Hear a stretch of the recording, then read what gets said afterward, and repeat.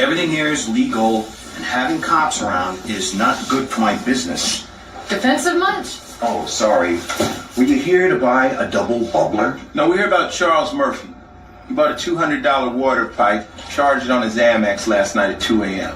Okay, is there a problem? That wasn't Charles Murphy, that was the guy who stole his credit. You remember the guy? 5'10", blonde hair, gay face. Gay face? Okay, you're gonna come down to the station with us and help us make a sketch. I can't just close my store. How about Fred? He looks like a retarded Gary Oldman. Looks like the maitre d' in a meth lab from the 70s, for Christ's sakes. Say that Carol Alt is currently a supermodel. She says she's a supermodel. Would it make her a supermodel that I don't know her? I wouldn't consider her a supermodel, Do you think she ever was a supermodel? Judging from the criterion used today of what a supermodel is. No.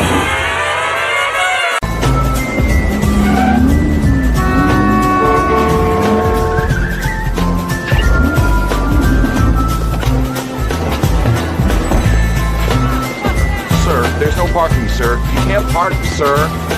You can't park.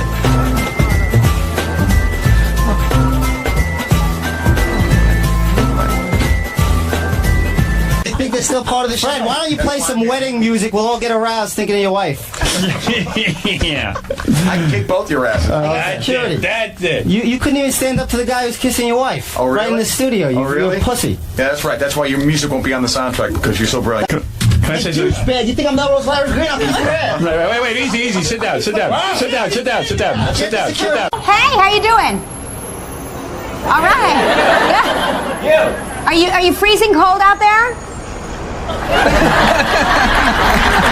Thank you, sir.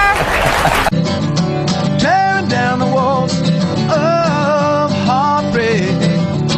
Tearing down the walls of my pride. Put down your guitar and listen now.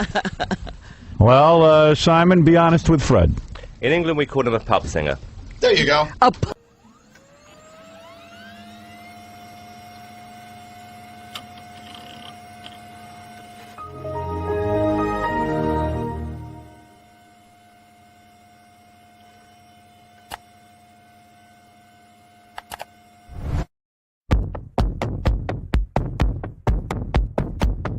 I could sit here and read live commercials and just make tons of money for the company.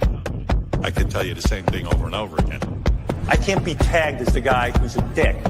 They must be so jealous of me. I'm so successful. And they're just kind of not. You know what I mean? I feel the jealousy. That's why I don't leave my house. Don't you also sort of harbor some resentment, even though it's not logical, but you resent your baby for being in the way of your career? Because we don't want the Japs anymore, man. Because I want respect.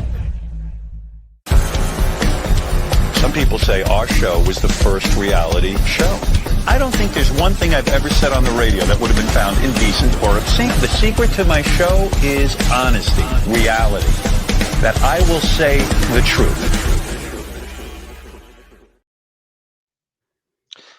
And even now, the Philharmonic is still grateful for my appearance and yours.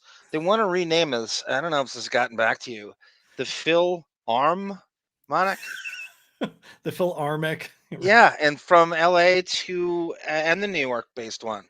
It's crazy. And there's no Steven Spielberg felt no more redemption from you, from Howard and Fred, I might add. Right. Goofing on his adopted ethnic kids. Black yeah, son. from your Jaws rendition and your relationship with the movie Jaws.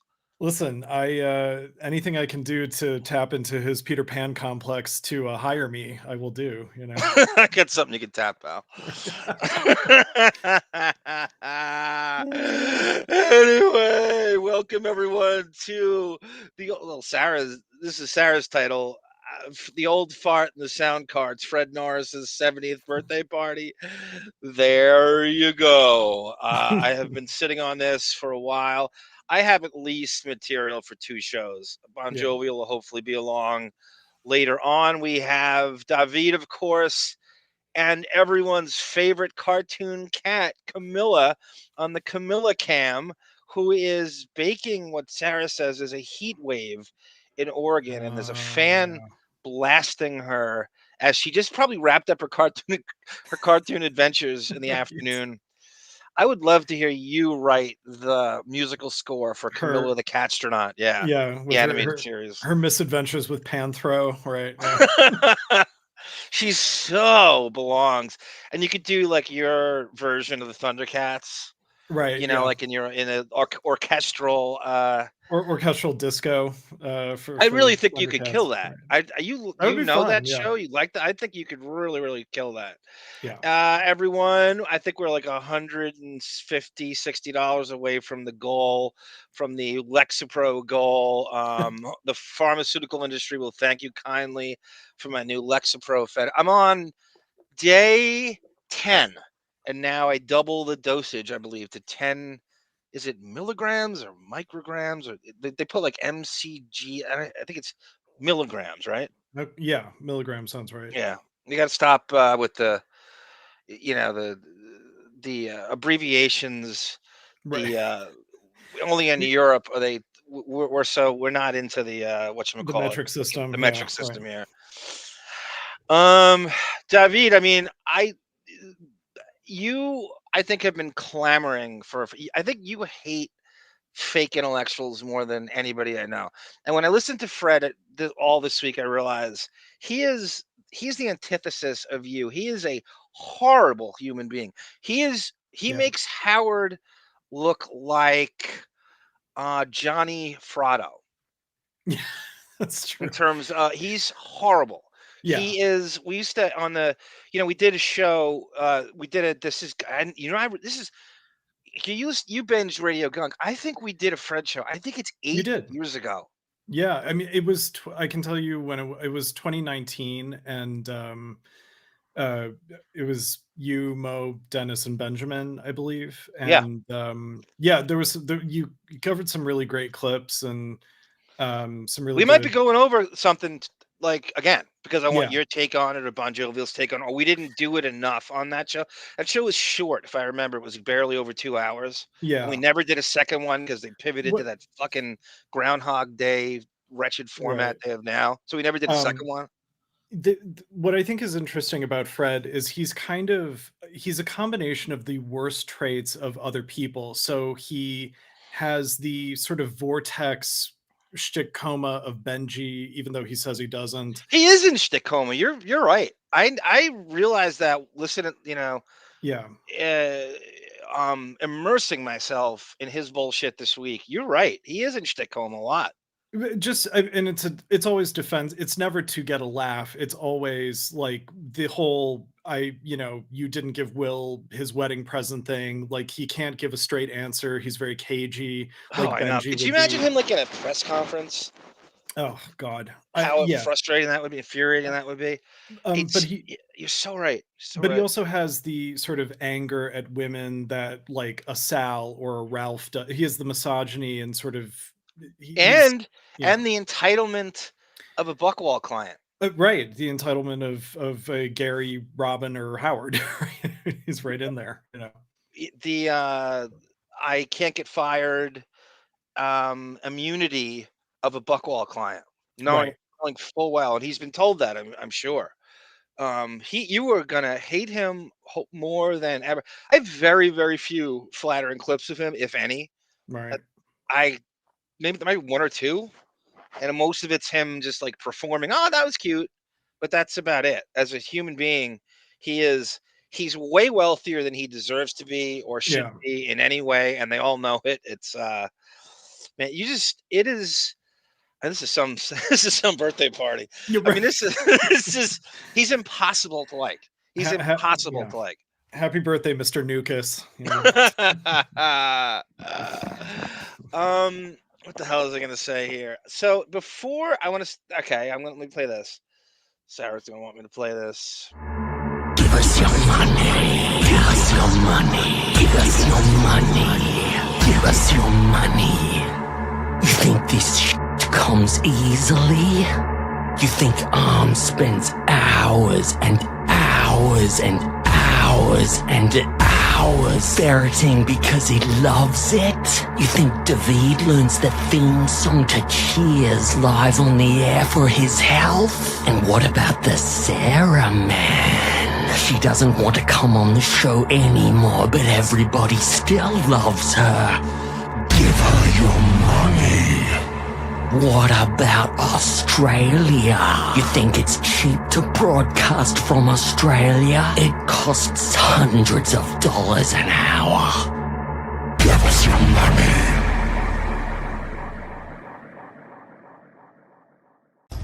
All the guys from my barbershop quartet are dead. What we got was an expensive boondoggle.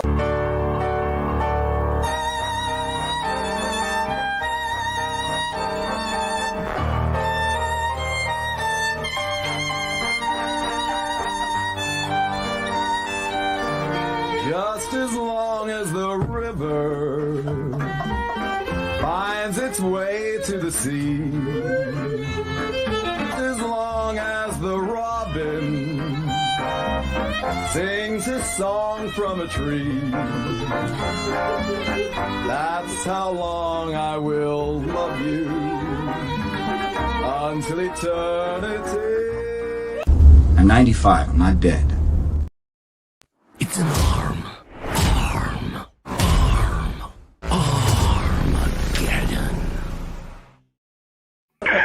Anyway.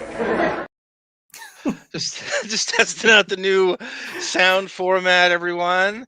That's the most pompous thing I've ever done. Welcome to... Go ahead, Debbie. I'm sorry. Oh, yeah, Fred deserves a test show from us. He doesn't even deserve to be on a real show that we do. This is Dr. Sarah Melvin. Have you ever thought about using that's a good idea, Melvin, with those. I've heard those with the voices that do that. That's a very good idea. Welcome, How's You Football, Crazy Robin. We love you too, Crazy Robin. Fred is not a member of the struggle. Fred does not deserve to have Crazy Alice as a super fan. He does not deserve it. I wouldn't use when he. Okay, I got you, Sarah. Fred Norris, favorite actor of Truck Drivers. How do you know it was real or staged? When Howard went through Fred's bag. Oh, that's a good one too. That's a really good one. Oh, I forgot about I think that. everything's staged, and I'll tell you why. The only non-Fred clip I have here is this one I found. I just don't want to lose it. Just want to get kind of warmed up before we dive into The Martian. Fred versus Johnny Mudman, Jason. I have that in my bag. Yeah. I'm not sure when we're going to get to it. We'll see how it rolls out. It is in my folder. I swear to you. Heat wave, making Connecticut's the word. Connecticut is Oh, God. the humidity there and where it's situated. I told the story, and I think it was Ferrall that verified it. I've never been more hot in my life on my way to my cousin's wedding in Maine. We stopped in Connecticut. It was like Danbury or some shit. And they Right. have every one of these towns has the one drag with all the fast food places. There's probably a mall, and stopped. My whole family drove in together. It's probably 4 or 5 of us. We got out. I went to Burger King because they were having the $1 chicken sandwich on the 4th of July weekend. I was going to buy like 10 of them. And so I'm walking. I see Burger King, like it's got to be an eighth of a mile, if that, across the street. I get out. I have shorts on, a very thin T-shirt. They go to Denny's.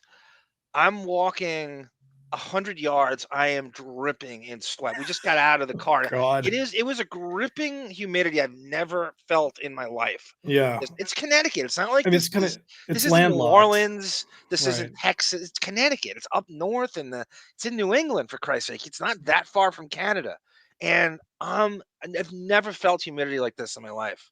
God, that's crazy. Yeah, I mean, it must be a kind of a landlocked thing where you just don't. It get is that landlocked. Yeah, I don't sea- even that know. sea They call it the breeze. Hartford Whalers.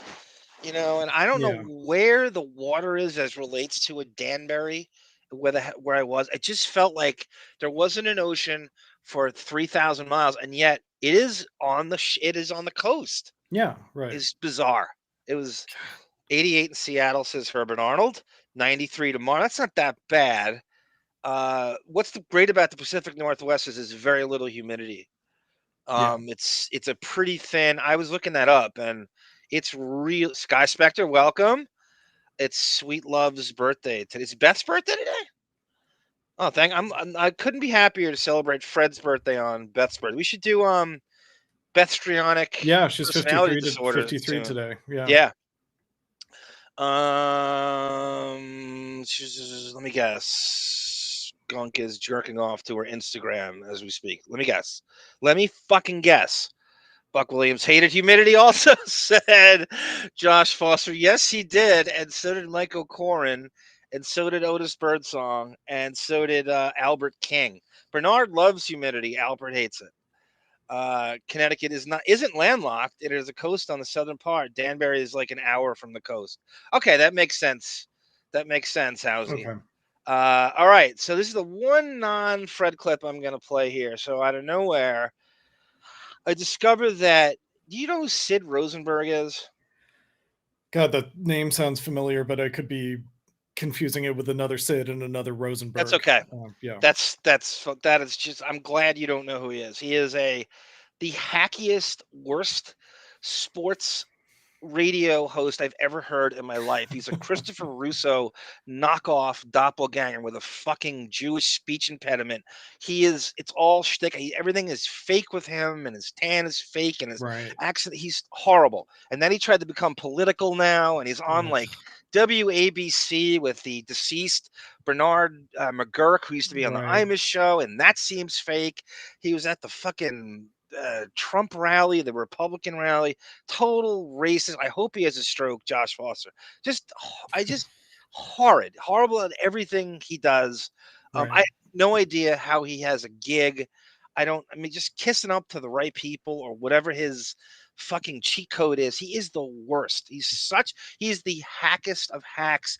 Anyway, he used to go on Howard's show a couple of times, but he was an Imus sports guy. And he comes on Howard under the auspices that I'm gonna shit on Imus for you while Howard was on Sirius. So now he's on this WABC, and he has turned on Howard probably for political reasons. Right. And this is what he says, and see if you can recognize who he's speaking to, because you can't see her. Okay. Lisa, do you think your old boss, I know he's making billions and billions and billions of dollars, and he's going to be number one all time and deserving of all that. But you think it's going to bother him when he finds out that he was number 22 in the Talkers magazine list, and I was 9 spots higher at number 13? No, but I'll tell you. Davyd, did they just reveal that they have access to ratings? I guess so. Or is that like a ambiguous ranking? Well, I'm number 9 in the is. Talkers magazine. Shouldn't that mean ratings, or is that ambiguous? Right. Is that like a someone's sort of adjudicating it for its quality based on their taste? And how would you do that? Right. So let's call it ratings. Did they have access to numbers and he called Howard 12th if you add Sirius in? And he claims to be ahead of him? Is that what we're to hear here? To me, it sounds more like a top 25 radio dude, like, because Albitron was their rating service, right? So Talkers to me seems like a fakey, American Film Institute's top 100 romantic comedies type of list. Is my opinion. I could be wrong. Okay, I don't know what they use, and I don't know who reads that stuff anymore, but he obviously does. He's just clinging to terrestrial radio. These guys. Some of these guys are still. I can't believe it even exists with all the commercials they have. And WABC must be a fucking ghost town at this point. I mean, I don't know. It's a strictly right wing, almost network in a way. It's like those, the AM right wing. Well, older and that people was what are how it made only listening to radio too. They're catering to a more conservative audience in older. I guess Hannity would be on in the afternoon. I don't know what their lineup is. But it's almost strictly political, and it goes back, and it's in New York, and I have no idea. I have no idea what they get out of. It must get good advertising, and they're still holding on to like the baby boomer, old money advertising demographic. Who's that fucking Dennis Prager? Like, yeah. If you listen to he can only go for like 7 minutes before he has to take a 4.5-minute commercial break to then go another 7 minutes to take a so it's just littered with advertising terrestrial radio now. I've heard a few of those shows on terrestrial chopped up, and they come out with like a podcast after it airs, and they cut the commercials, right? Right. It'll be 3 hours, a 3-hour show will turn into an hour and 38 minutes of content. And even when you listen to it as a podcast, it's still they're still going to a commercial, and yet there aren't commercials. Like it's unbelievable. It's still unlistenable, and there's no commercials because they're constantly going like Whoopi. Right, they'll leave the Whoopi Goldberg throw to camera, we'll be right back things. Yeah, but that's so insulting that it's like, oh, you can't accuse us of giving you like 50% content and 50% advertising. We went 8 minutes longer with the content, you know. Yeah. An hour 38 versus 3 hours. And that you could see what Howard's early battle. I mean, that was his true battle, was how can I broadcast something legible or straight through without. So one of the things I will always give Howard credit for is he got rid of the fucking top of the hour shit, the news reports, the traffic. He got rid of all that shit. So you could actually get into the flow of something. It was impossible to listen to those shows in the morning. It's just like, who's getting their traffic from a radio show? What are the chances they're reporting where you're going anyway? You know what I mean? Like, has the traffic on a radio show ever changed your commute has anyone ever changed their commute from traffic on a radio show? It goes to show you, I think, the sort of degradation of a medium like radio, where it's like before there was television, people are listening to radio. Like you could do more entertainment related stuff on radio before the advent of television. And now the television has robbed radio of, theater of the mind storytelling. They have to your phone has right, but even in the 60s and 70s and into the 80s, like I forgot about you in the 60s. Yes, exactly. When I got my AARP card in 1961. But my point is that like they have to replace it with just bullshit, like magazine type of information. It's not even entertainment. It's just if it's not advertising, it's just human interest and sort of public service announcements, because they have nothing else to fill it with. Look at San Francisco, Davyd, 66 and breezy. Oh, good Lord. Aren't you guys in LA hating? My cousin said it was 120 or something like a few years ago. And where I live in the San Fernando Valley is it got up to 118. Holy Christ. Sunday. Yeah, it's horrendous. But then if you go over to like Redondo Beach High School or Torrance High School, where they shot Beverly Hills 90210, we might do one of those this weekend, by the way. Oh, nice. It's probably 15 to 20 degrees cooler. Damn. So different. Sarah was saying where her parents were by the actual ocean, there was a 30-degree difference between where she is.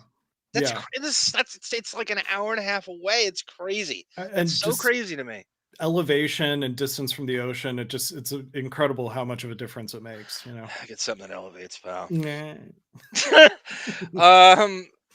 So Dave Sims, Dave Sims is a cornball. He really is that is the best word.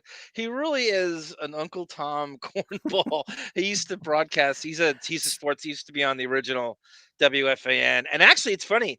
He was on WNBC, Dave Sims, after Howard doing a sports show. Was this Sid Rosenberg guy on terrestrial the same time Howard was on terrestrial? He was on WFAN. He was doing sports on Imus's show. Okay. So Imus would always have a sports guy, and they would do like a comedic sports segment. And it went like Don Criqui, and then Mike Breen, who's the quote unquote voice of the NBA. That's gone on a little too long. He needs to be dethroned.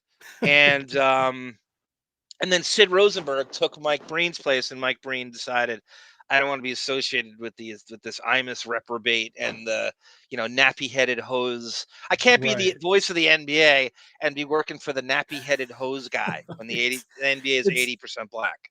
It's not even for like human decency reasons. It's just like, no, it doesn't work with the branding. Self-preservation. Yeah, he's a fucking suck-up company man. Right, There's no other way you could remain the Knicks announcer that long while everybody else in the entire organization gets fired all the time. Right. But he remains. Mike Breen and cockroaches Yeah. remain when everybody else gets fired, whether it's good coaches or player, somehow he remains. It makes me think he's a Buckwald client. Speaking of Fred, my father is 64 and he listens to terrestrial radio. That's interesting, Housey. I guess some people in New York still leave WFAN on. They just cannot stop that habit. Anyway, let's get back to Sid. Yeah. So Ben 4810 actually nailed it. This is fucking Lisa G. Lisa Glassberg is, I don't know if she's on every day. There's always a thing with Lisa G, how she will never work again. Like she keeps bouncing from one. After she left the Howard News thing, it was like she just could not land a gig in a tangible gig in any way. She will do anything. She will become anything. So now she's pretending she's right wing now. Is this what she's doing? I'm sure that's very genuine. I'm sure it's she went in there trying to be like fucking Megyn Kelly or something with a fake personality. I guarantee it. Well, She's yeah, such a and phony. I wonder if her gay bestie she did the cookie parties with like that turn in her. Oh yeah, good call. So anyway, this is them. So Howard comes up random with Sid, and here we go. At number 13? No, but I'll tell you why. Why? Because he has so much money in the bank, it doesn't matter to him. I know. I'd rather be 22 and have Howard's money. Do I think you're better than he is right now? Yes, I do. Oh my God. That's huge praise. No, it isn't. No, it isn't. The only thing, everyone's better than him. Lisa G would have a better show than he had. But what Lisa's doing there is, not only is she kissing his ass, but it's amazing to hear her turn on. Howard could hire her back in a second. She would retract that statement, and she has absolutely no integrity at all, or stands for nothing but herself and self-preservation. Yeah, I mean, this is the woman who like tried to copyright Lisa G as like no one else in the world can be Lisa Oh, G. that's right. She would try to. You couldn't use her likenesses. That's right. That's the picture thing. Yeah. Oh God, she was probably the most hated person to ever be on that show. Yeah, even I think copywriting the name, like no one else could in a professional capacity use the name Lisa G. I think she tried to do that. And I guarantee you could find 1,000 Lisa G's beforehand. Yes, and stuff of the Grateful Dead and Hines. There's John O'Reilly. Welcome, sir. Welcome, counselor.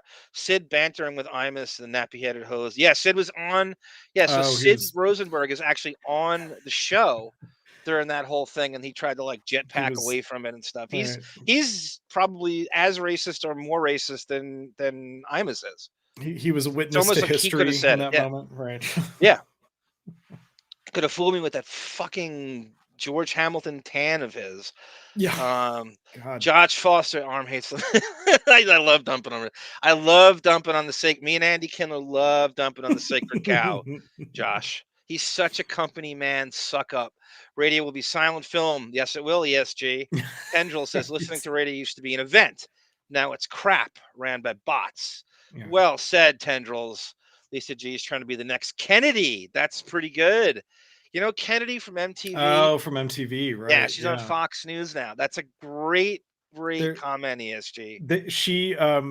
The Majority Report covered a clip. She interviewed Dennis Miller via satellite about the when Kathy Griffin did the beheading photo, and Dennis gave his 2 cents on it. I heard that.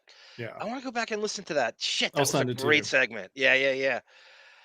Lisa G is a devout right winger for sure, says Crazy Robin. I never heard her politics come out on Howard's show. Again, surprising to me, just because it seemed like she was just kind of a flower childy kind of older lady, Jewish who had a bunch New Yorker, which who is had a bunch always left wing. Yeah. Yeah. I don't know. Trademarks are different than copyrights. Everyone on that show hated Lisa G. Yep. She I don't know if you did a most hated from the the early Sirius years, if you put like, Shuley and Lisa G, Penny and Crown and she might win. She Yeah. might win that.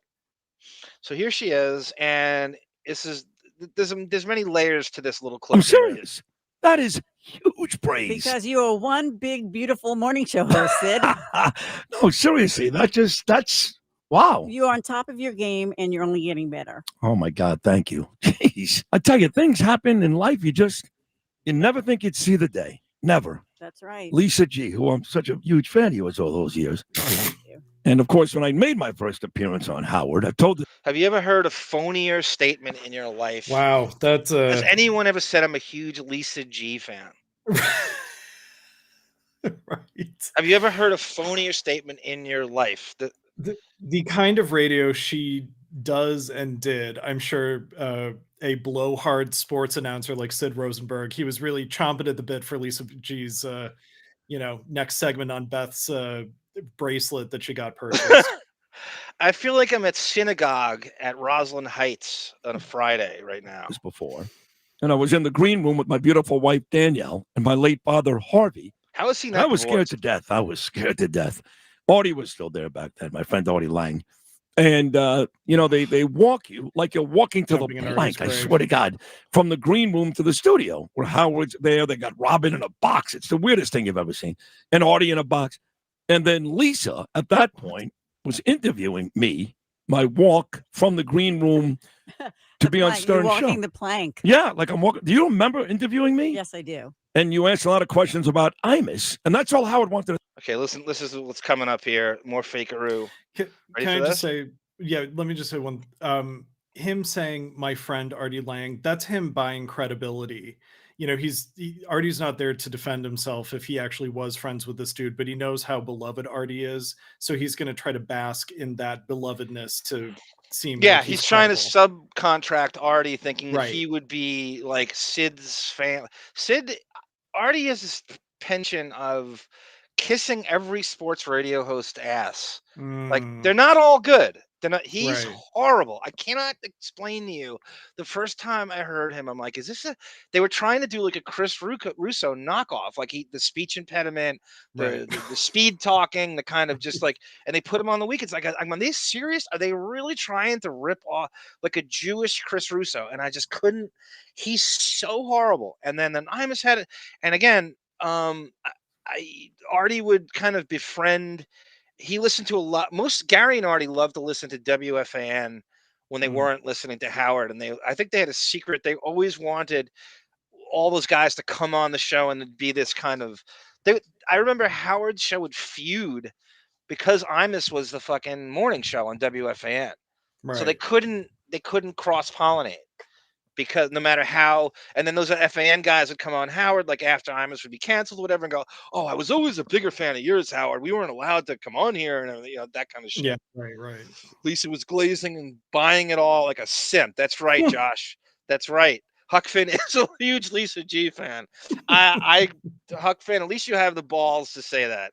I give you credit for owning that, because I know it's really genuine. It's Or he's definitely quoting Sid. I'm not sure. Yeah, whatever that is.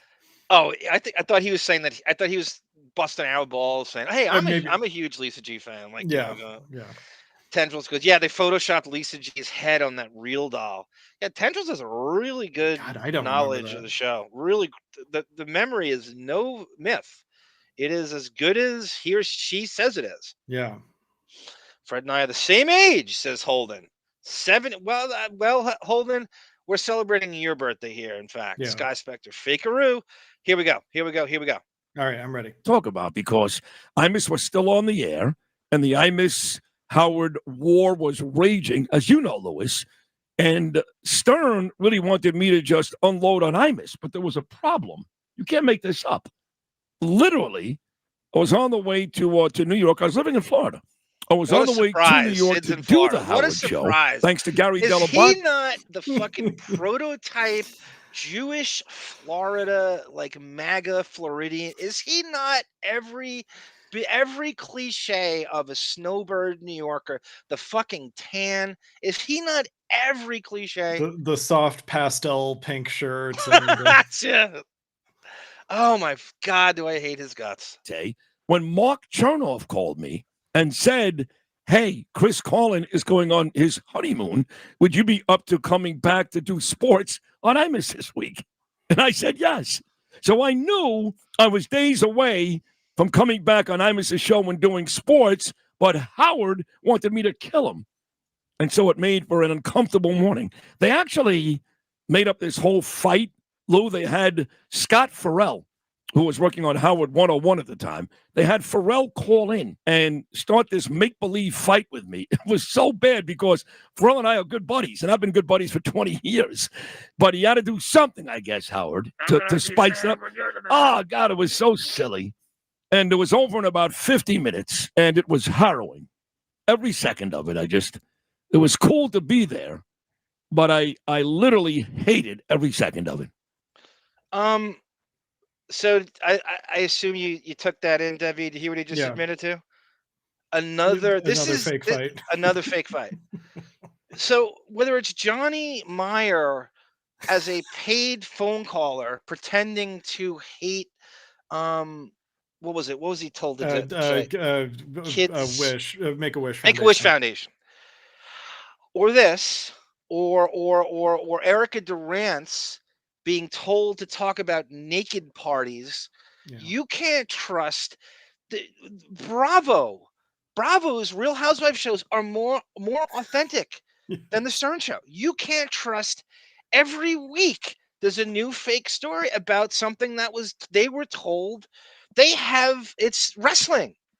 It's wrestling. You listening to the stuff, we think it's real. I'm still falling into the trap. Some of the stuff in here is clearly real. But it appears you can't trust anything on the show anymore. Yeah. Sports guys fight all the time. They were told to do it. Ferrall was on his network from, I don't know if you remember that, on Howard 101. Ferrall was on 8 to 12, just taking calls and having random interviews. It was for sports radio, it was pretty good because you could curse, you could say anything. I'm not a massive Ferrall fan. But you talk about saying whatever the hell you want on a sports show. Yeah, that was the one to do it on. I don't know who listened to it. I don't know how well it did. Right. Probably not too much, but and I wonder.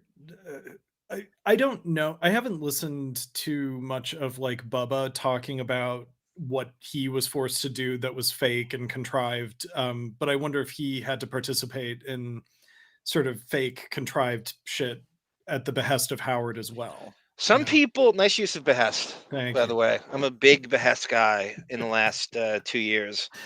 I promised myself last New Year's my resolution was I would use behest much, much more in my life. And it hasn't completely come to fruition, but thanks to you, maybe that is going to take this week. I'll reignite it for you. Reignite this. So virtuous with the flag pen. I call back its photographic memory I have, but it's photogenic as well. Photogenic, photographic. The United States of Israel, says J.D. Villataro. Sid should be on radio. Gunk, this is Brendan. Given the amount of times he incorrectly says literally, he really does. Literally. He did say literally like 100 times in that clip. Brendan's right. Do you remember that movie Jackie was in that like he was like the comedian for a bunch of mobsters and he sounds like one of the mobsters trying to do like a bad mob voice, you know? Yeah. That's a bad. Speaking of bad, we got a lot of Fred to go over with bad movies. Oh, true. Right. Tendrils, Tendrils is one of the biggest, after Davyd, one of the biggest sports fans that I know. Watches pro wrestling every week, like Sarah does. And you were right about the Prince Wrestling connection. I never realized it. Thank you, Tendrils. I'm very proud of that. I don't know how I knew that, but that's a Prince factoid I had known for years. Because Minnesota is really the capital of professional wrestling. It really is. All the great pro wrestling comes out of that area. And I just remember hearing Prince was a wrestling fan years ago and thinking, God is the strangest wrestling fan, thinking Prince and wrestling is not, the juxtaposition was bizarre. And I'd heard he had a wrestling ring in his It might have been like a Mike Walker gossip game that I heard that in his. Go ahead. No, sorry. No, do you want to hear another weird one? So the film composer John Williams, who, this elderly kind of, mild-mannered Your guy, mentor. my mentor. When I Kobe call him Bryant, Hot Rod, by the way. Was really communicative and good friends with Kobe Bryant toward the end of Kobe's life. Didn't know that. I never would have known that. Kobe Bryant was kind of a Hollywood groupie. Yeah, and he said so. I went to. I'm sorry, I'm going to name drop here, but I went to John Williams American Film Institute tribute thing at the Dolby Center, and Kobe Bryant spoke. This was probably 8 years ago. That's crazy. And he said he talked to John Williams on the phone like every 2 weeks or something. They would have just a phone conversation. And John scored a animated basketball related short that Kobe was involved in, and so, but it's just the most unlikely friendship. It's so interesting. He said if you ever animated a female in that, I would love to rape her in Denver. Look at the Camilla cam. We got a. Is she back? Well, she's just moving. There's look a toy. At that cat. She even look at the charisma when she sleeps. Look at all her toys and stuffed animals. Yeah, it truly is a cartoon room. Look at no cat has ever been treated better. Look at her. She is the sun is her Superman battery. I think Sarah put the A&W root beer teddy bear into frame. I love that teddy bear. Yeah, that is a very that's such a Davyd-esque Cleveland Browns look. Look, there she is. Oh, there we go. The head move. She heard us. Camilla's got strong, and she knows they're about to go to Fred. She's got strong opinions on Fred. Yeah, she is Camilla is a queen, Crazy Robin. When Kobe Bryant passed away, tons of tributes popped up on Melrose Avenue. Most of them are still there. It's like a fucking River Phoenix. Yeah. At the time, I wish that turned into this really bizarre relationship with you and Kobe Bryant become like fast friends from that and stuff. That's why I wish he stayed with the Charlotte Hornets, so he had no relationship with Hollywood. It would be so funny to see him play on the Hornets and not have anything to do with that LA market with Kimmel and people. Yeah, right. Yeah. Prince had a Coco Beware documentary go at the time of his death too. Brendan and Coco Beware. I gotta watch that, Brendan. Behooves and behest. Huck Finn, you're right. Those two words. Yes. Kayfab. Yes, that's a word that I didn't. I was a huge wrestling fan, and I didn't know kayfab until like 10 years ago. I don't know if it just was recently created, like in the last 15 years. It means I'm not the Stern Show's fake, storylines. Right, it's fake kayfab. It's the soap opera component of the Stern Show. Right. Okay. I always say to people, one of my mantras in life is, someone who treats the lowest in the totem pole among us, and how you treat them, and how you nobody treats them worse than one Fred Norris. And it comes in spades. This is Fred with an intern who roomed with Stuttering John at NYU named Mitch Fatel, who became a kind of like a moderately successful comedian. I don't know where you would have seen him on. He actually did Leno correspondence work a little bit. I remember living in New York, and I would read, before the internet was rocking and rolling, I would read New York Magazine and Time Out New York and The Village Voice, and his name would appear in a lot of those stand-up venues. Comedy Cellar, Comic Strip, Stand Up New York, that stuff like the Catch a Rising Star and the Improv aren't around then anymore, so they were all gone. So the new places had cropped up, and his name would appear alongside like Dave Attell and Daryl Hammond, and remember, speaking of Jaws, did you ever hear Daryl Hammond's Richard Dreyfuss impression? Show. Oh gosh, you did one. I'm sure. Daryl Hammond does. Yeah. Oh, sorry. Go ahead. Daryl Hammond's a great impressionist. He's very, very good, and there's a lot of good impression. He's the guy who should no one should be allowed to do a Richard Dreyfuss impression after he did it. It couldn't be. And this it's nobody thought to do it, and I guess he did it. And I don't know why, but I remember because we were talking about Jaws before, and it went. So I don't know why I remember this. I had it on VHS, and I just listened to it like 100 times, and it went. He goes, global warming. What we are dealing with here isn't just a problem, okay?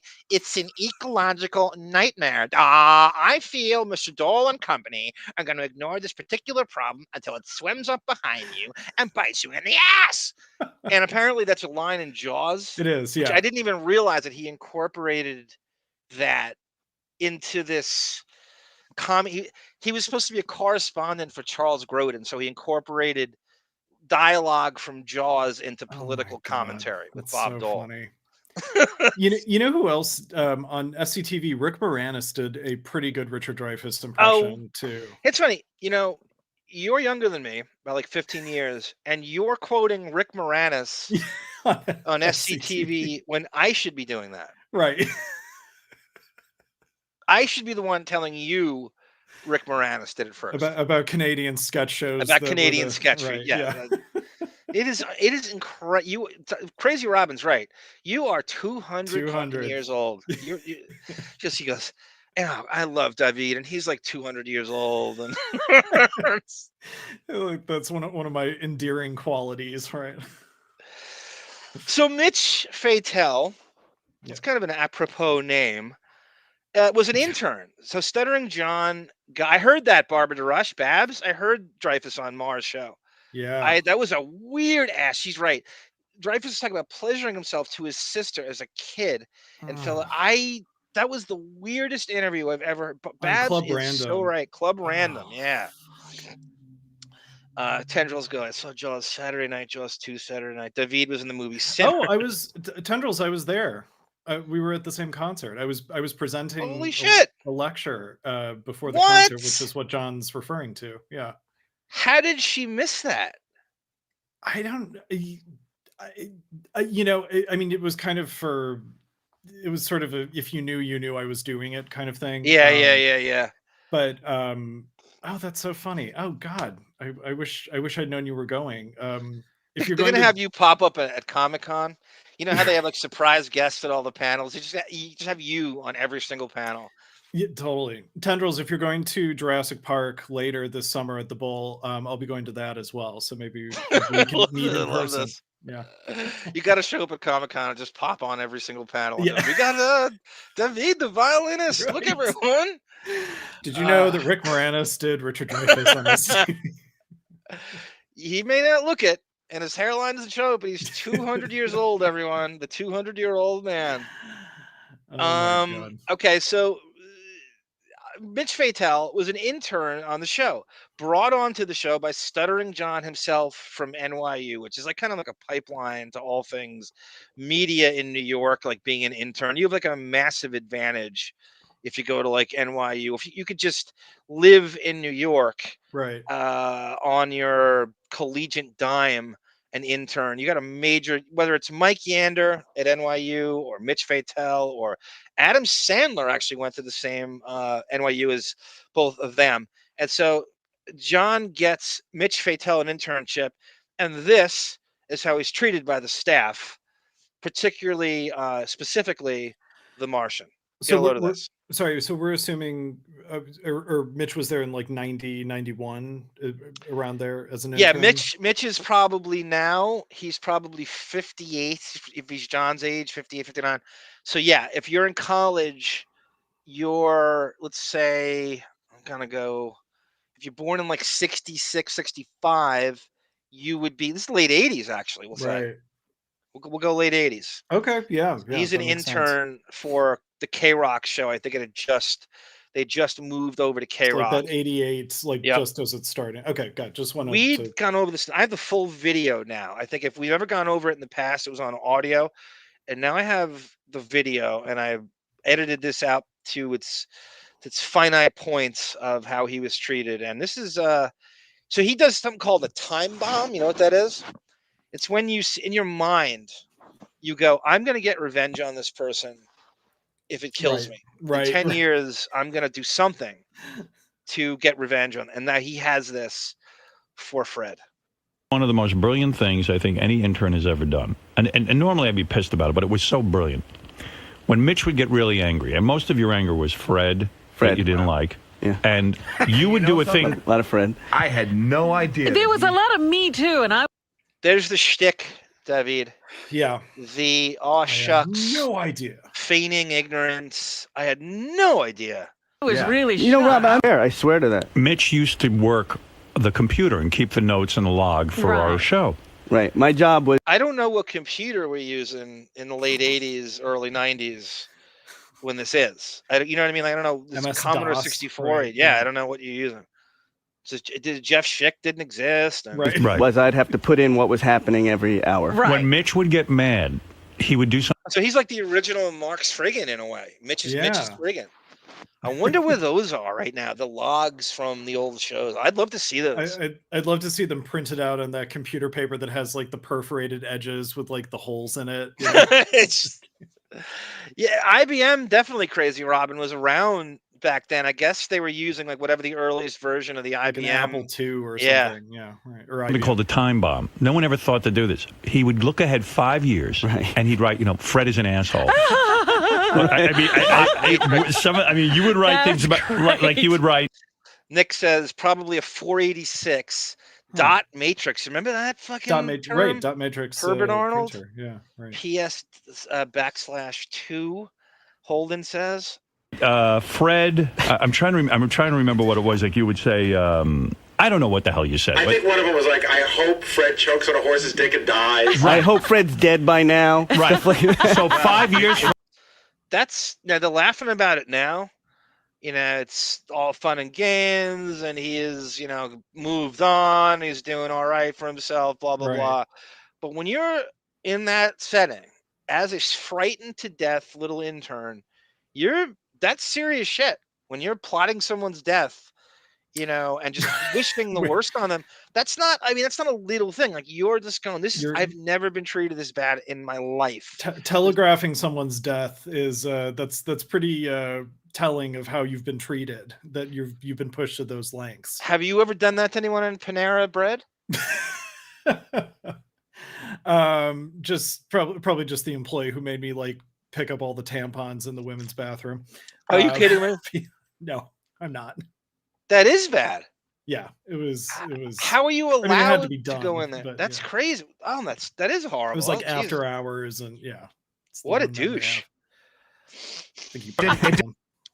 Davyd starred with Edward G. Robinson since Crazy Robin. Remember the folks prior to Born Next to and sharing bassinets with Vlad. Didn't happen, Mitch. But I'm sorry now. I'll tell you why I was upset. I realized it, and it's like, and now that I've gotten a little older, I realize that I was the lowest on the totem pole, and everybody else's job was to shit on the intern at that point. Because now I do it to people. Well, that who was are, part of the resume, wasn't it? Yeah, and now Fred is rough on the intern. I've gotten better. I really. I don't know why. No, it's not a hazing. You never had to go through that. They're not getting paid anything. You're not guaranteeing them a job. It's not their right to get shit on. It's not the way it goes. It's not the way it is. Like I was saying earlier, how Fred has a little bit of all the qualities of everybody else. He also has the kind of background of being groomed by Howard, just like Ralph was. Yeah.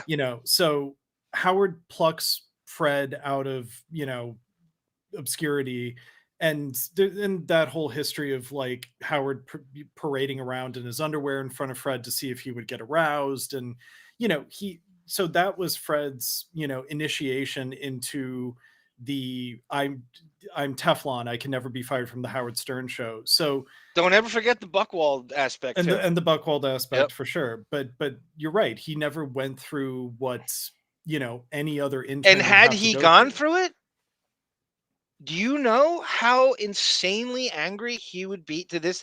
And then he would justify it. Oh, you don't treat people like that. It would not be the same thing. It would not be. Yeah. It'd be such a double standard. You can't treat me like that, but I can treat Mitch Fatel or anybody. God knows who else has these stories. We have that whole Brandano intern show library, Right. and I wonder what I've missed. But back then, and I think he's also. You could tell by the fucking Fred's Money how ridiculously high. By the way, that show's definitely fixed. That game show is definitely fixed. If Sid Rosenberg is told to tell the story about Ferrall, obviously Fred's Money's fixed, as I've always suspected for years. He's not. you're just this frightened little kid. He can't empathize. It's one of the true signs of like a sociopath is just like maybe the first sign. You have no empathy at all. You just don't relate to anything, and they call him a Martian for a reason. And you just, you don't relate to anything. You just can't put yourself in anyone else's shoes, Right. but your own. And if this were him, you would never have heard the end of it. This is not small stuff, and he's trying to marginalize it here. But Mitch is he keeps going. You used to shit on the interns. You know something? I don't either, but that's 20 years ago, and I'm hoping that I've. There is no way you don't remember that. If you shit on, you would know. You would remember. There's no way he doesn't remember that. If you remember that Amanda Peet was allegedly a bitch to you on a movie that you had one scene in from 12 years ago, then you remember being an asshole to the interns. Or the vice president of Uganda in 1976, which you claim from fucking. Which is Kamala, the wrestler. Well, also, if you have such a great general knowledge of things, that involves having a memory. So your only memory is for Wikipedia level questions about different factoids, and you don't have any personal memories. I don't buy that. I don't buy it. Fred is as big a liar as Howard is, as you'll come to find out. There's no question. Welcome, Tata Toothy. Unhappy birthday to the Martian. It isn't about hazing tendrils. You're right. It is a friggin' power trip. Yes. Yes. That's Yes. exactly Yes. right. Julie Bowen, I have in here. Tata Toothy, I have in my folder. I'm gonna play a little King Norris Tata Toothy, I think, at some point. Tendrils is right, because even when they graduate from being interns and they become like a Ganji or something, they're still shit on. There is no point. I mean, Howard is the, he kicks down and the abuse kicked down. It's a tumbling rock of abuse, and there's a very clear hierarchy on that show.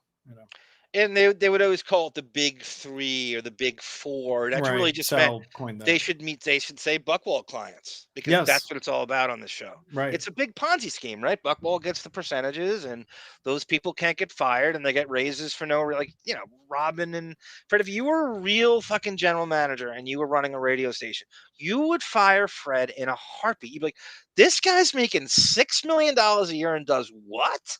Yeah. And I don't have an afternoon show?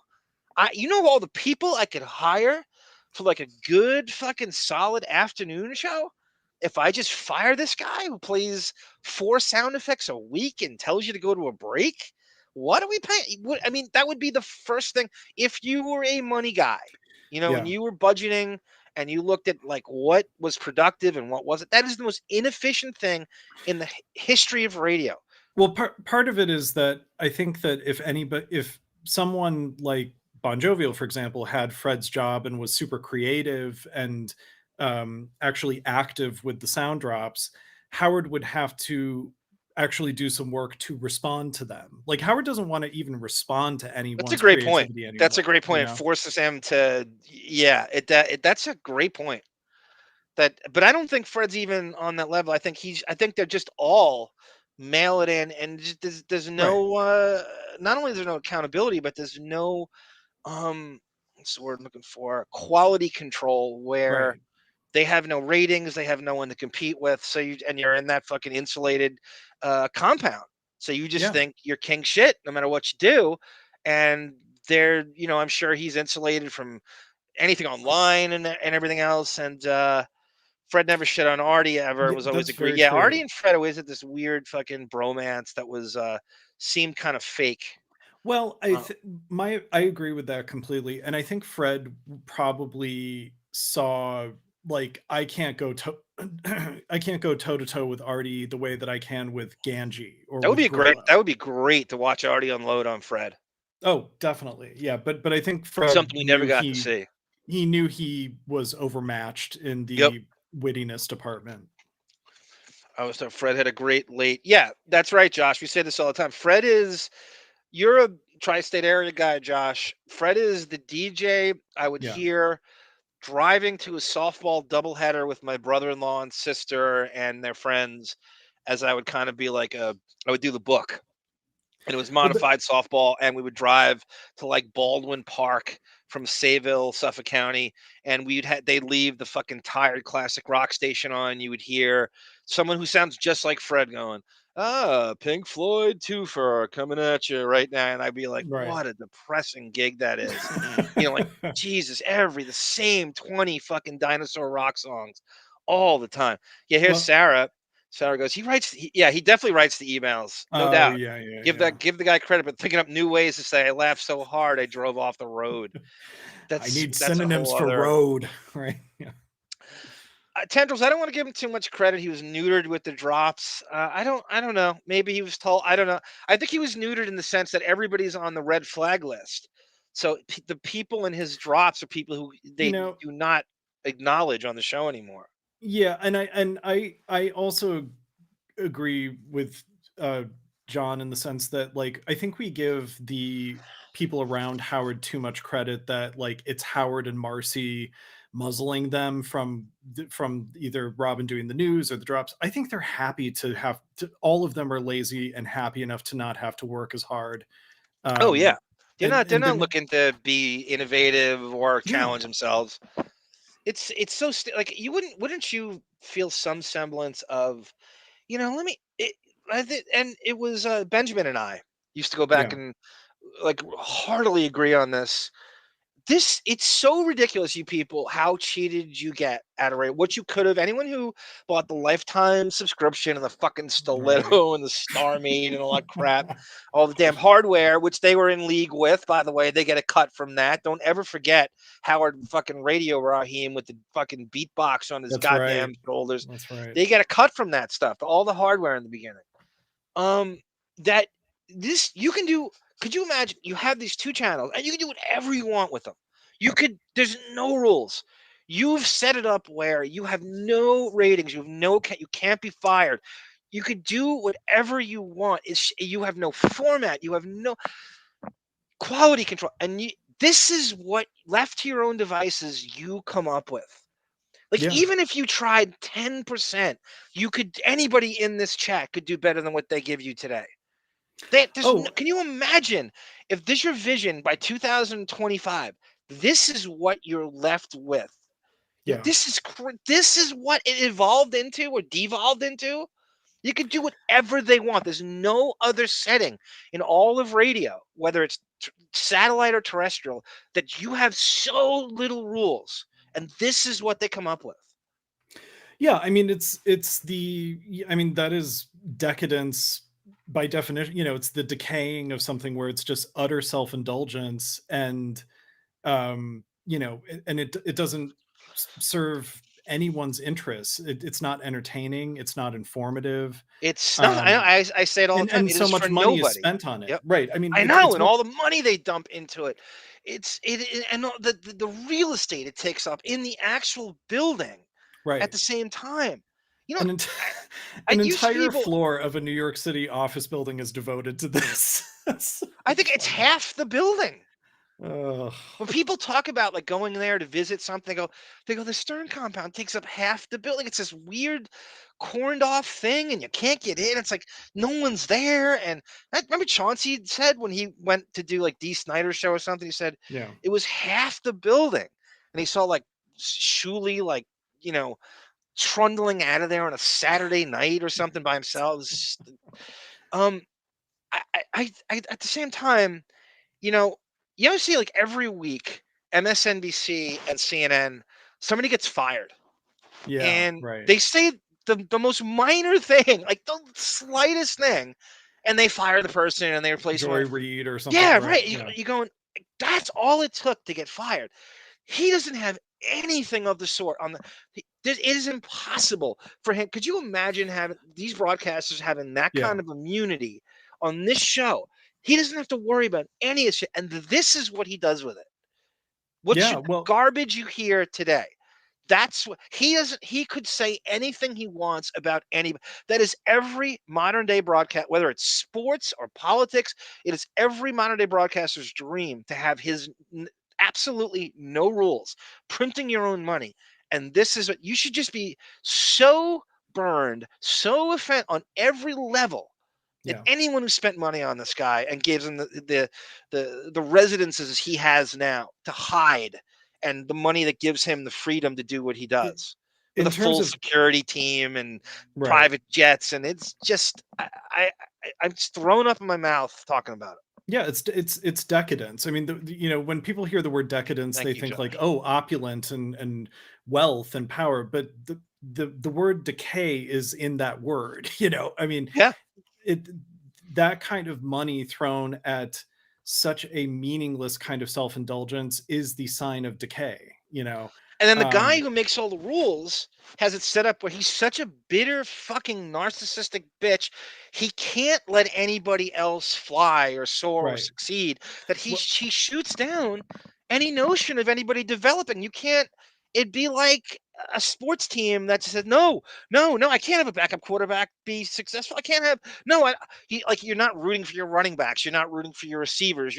It's only you, and you don't want Yeah. anything around you to. You refuse to. It's like an athlete who takes up the entire salary cap, and the team is hamstrung for years and years and years.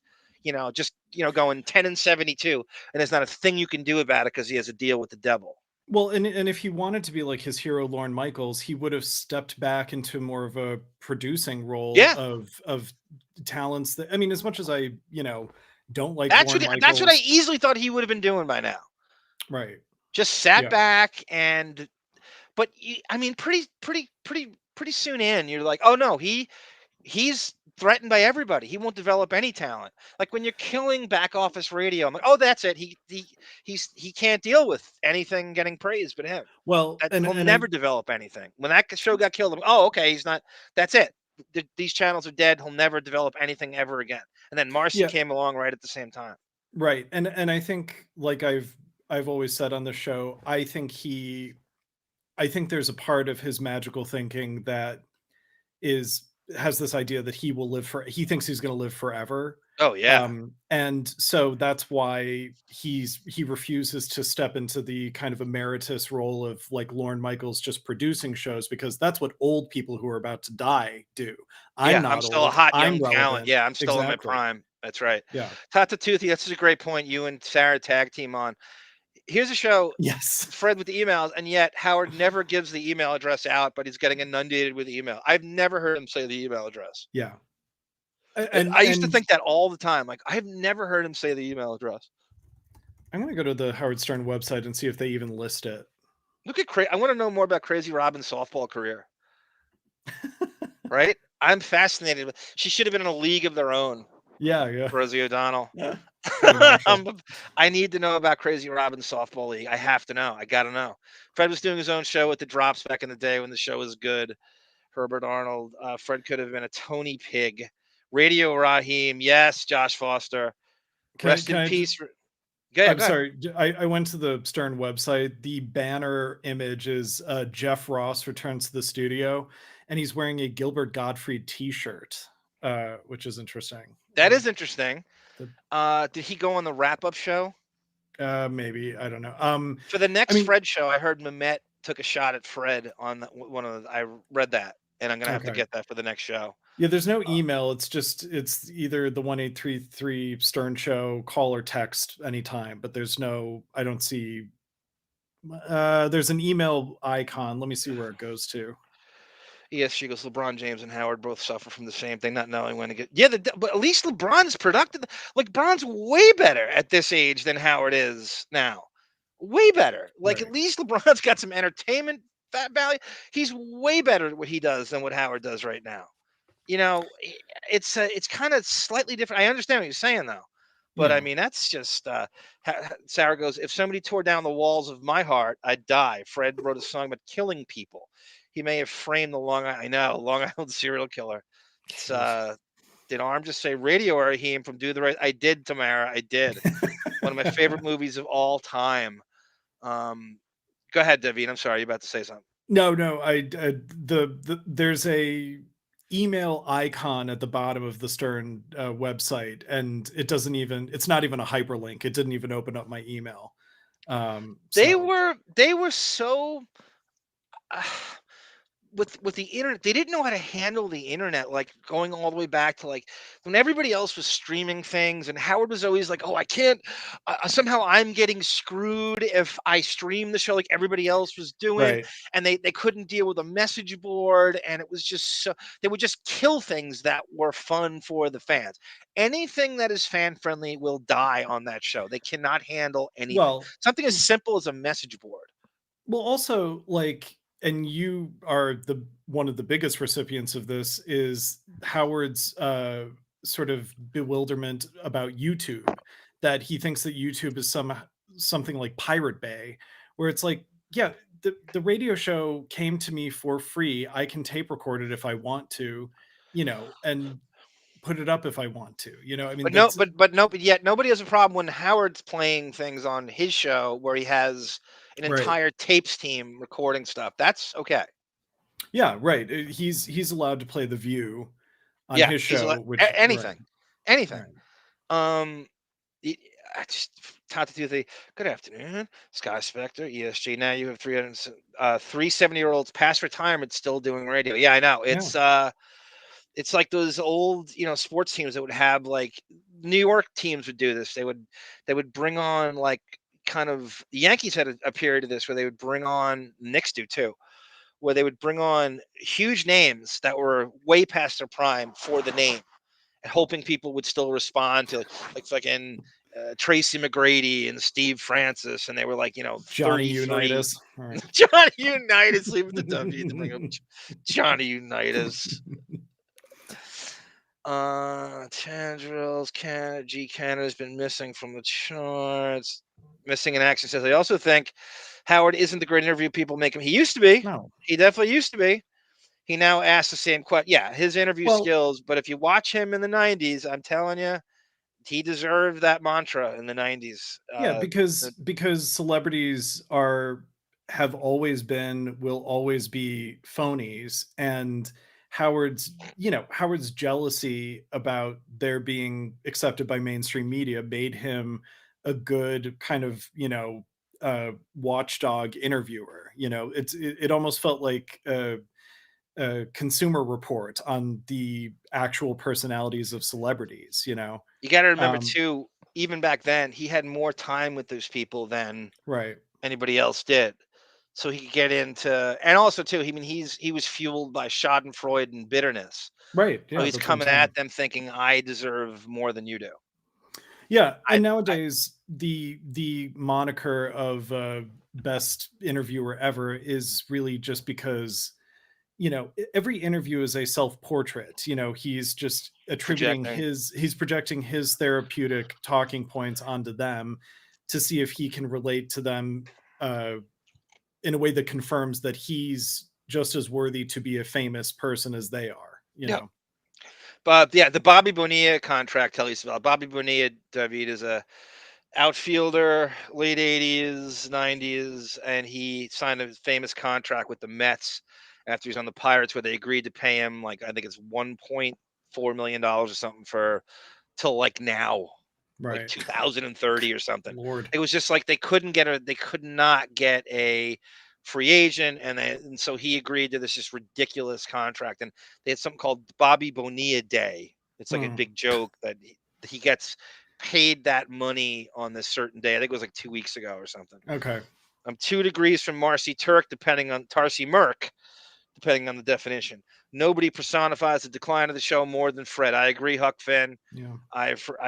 I never thought he was that smart. I never thought he was that talented, really.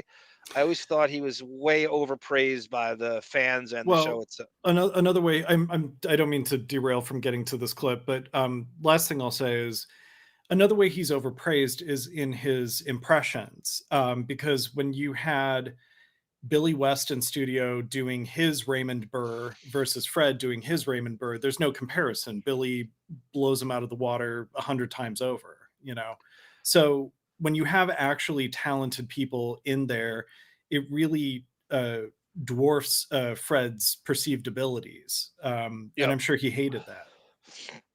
Because Howard's actually he's productive as Bronny James right now. It's LeBron's son. He's the Lily Rose Depp of the NBA. Right. Jackie, they were Jackie's questions, Telly. Yeah, you don't realize how important. Sarah loves Jackie, by the way. Yeah. I agree with Jackie's stamp is missing from this show. I think more than anything, I realize it more and more. Rusty stuff, Brendan. Can I just? That's interesting. Like Jackie really infused the show with his sensibilities in an all-over way, where Artie always felt, and I love Artie, but Artie always felt like he's off to the side of the Stern show. Like he's kind of the Mystery Science Theater 3000 commentary track to the horrible show that is the Howard Stern show without Jackie's sensibilities. But Jackie sort of like is in everything that you hear, and so it really was his doing that the show was as good as it was. I want to remind everybody, if you could donate to the cause, I think I'm $150 away from my Lexapro. Give us your money. Give us your money. Give us your money. Give us your money. You think this shit comes easily? You think Arm spends hours and hours and hours and hours ferreting because he loves it? You think Davyd learns the theme song to Cheers live on the air for his health? And what about the Sarah man? She doesn't want to come on the show anymore, but everybody still loves her. Give her your money. What about Australia? You think it's cheap to broadcast from Australia? It costs hundreds of dollars an hour. Give us your money. God, Tata Toothy, Deshaun Watson might be a better than any. That's crazy. Your Cleveland Browns, Davyd, signed the Houston Texans quarterback, this ridiculous trade, and he has probably the worst contract in the history of sports. That might be the best comparison to Howard, Tata Toothy. That's really good, and it hits nobody harder than Sarah and Davyd. Yes. I agree, MIA. I agree. Maybe Jim Florentine was Fred did Ronnie pretty well for a while, but they're few and far between for the money he makes and the praise he gets. And my issue with like Fred's Ronnie impression, for example, is that it's only shouting out the C word, which Ronnie does not do. Like if you really think about it, Ronnie doesn't use the C word that much. Fred might curse more than Ronnie does when you hear this. In fact, Howard yells at Fred in one of these clips for cursing too much. Right, because Fred is using the Ronnie impression to like purge his hatred of women, and so he visits things on that impression that Ronnie doesn't do, in my opinion. Yes. Okay, let me get back to this. This is again Mitch Fatel, former intern. We'll get through this. Ridiculously abused by Fred, and he tells us that he's here to seek revenge in 2006. I want to say almost probably 15 years later. I even had to go to Fred. I think it was over you. And it was about somebody totally different. Yeah, Fred was doing something. But it's like, on one hand, I felt like he deserved it. I probably acted badly with him. But Mitch, I always liked Mitch. Well, I did like Fred. But I guess I wasn't goofing. I think the reason why I think the time bombs happened, and I'm sure you can relate to this. The time bombs happened because, of course, as an intern, I wanted it to be more than just clean your potatoes. So I used to try Mitch used to clean my potatoes. Right. And I always did a good job on that. I prided myself on it. Thank you, Tamara. I disagree with the commercial. What commercial? Arm loves cheap. Just deep diving into a subject. What commercial? What does she mean by that? The money thing, like Bon is, requesting money because you won't do this stuff unless you get paid. And yeah. I'm such a grifter. You're doing it for the love of the game. Yes. Thank you for interpreting that. I knew if it was coming from Tam Friend, you knew it was a sweet compliment. She's one of the great souls in our midst, as everyone is. She is the eighth wonder of the world of Dallas. Her and Jasmine Crockett are everything right with Dallas and Mark. Also, our chat is entirely Jeff Schick that they could name off all these 1980s computers. I couldn't believe that either. I feel like more cheated from the computer than I ever was, despite my father working at IBM. I'm like, everybody had a goddamn PC except me. Yeah. You were one of the best. I remember you used to say nice potatoes, and my whole day would be made. Nice potatoes today, Mitch. And Now I'd you're be banging 19-year-olds. Yeah, Look at that. And my dad would be like, I heard your potatoes were good today. That was my one job, so I wanted to do it good. So the thing that happened with Fred, just that I thought I would clear up, was when we had Milton Berle on, and Milton Berle was a big guest for us at the time. Now you're banging 19 years. Why is that the badge of pedophile honor on this show? Like, what? It's like saying if I could go younger, I would. What is that? So it's just the creepiest fucking compliment ever to say that. What does that mean? I'm going to compliment you on banging 19-year-olds, but if it's 2 years younger than that, AA, I'm going to distance myself from you, you know. And they're all you know, the creeper level on this show is so, they're either sex pests. Yeah. The one thing I'm going to give Fred, this is the only compliment you're probably going to hear this time. He's the only one on the show, as I know, in that the sort of bulk of the cast and staff that isn't a sex pest. Yeah. I agree. He's the only one that you probably can't bring up on sexual harassment charges on the show, including Howard, who you very much could. Oh, definitely. I mean, yeah, and you know, I remember.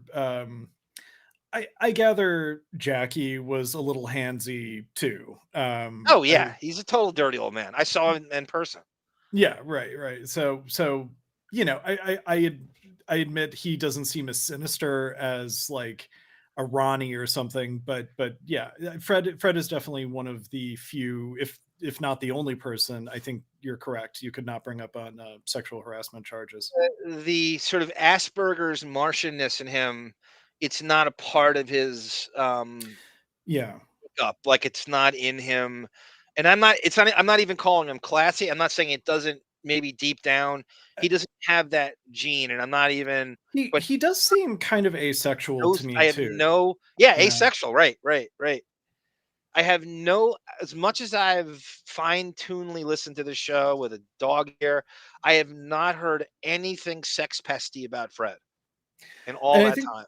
And I think that's what makes it so easy for him to be sanctimonious. Be sanctimonious with women in particular, whether it's Carol Alt or Julie Bowman. Oh, they're both coming up on the show. That there's not even a, you know, I made overtures to this woman and she rebuffed me, and so now I'm going to treat her shitty. He just treats them shitty out of the gate because he wasn't even interested in the first place, you know. Yeah. In trying to, you know, be charming. It's easy to be when you're Morrissey, basically. It's easy to not be sex fest when you're not interested. Right, exactly. Such a sad commentary. Josh, in college, I worked at a park in Queens. I had to ump a women's softball game. Outfield beats runner slides, and a tag called safe. The entire fielding team surrounding me, screaming.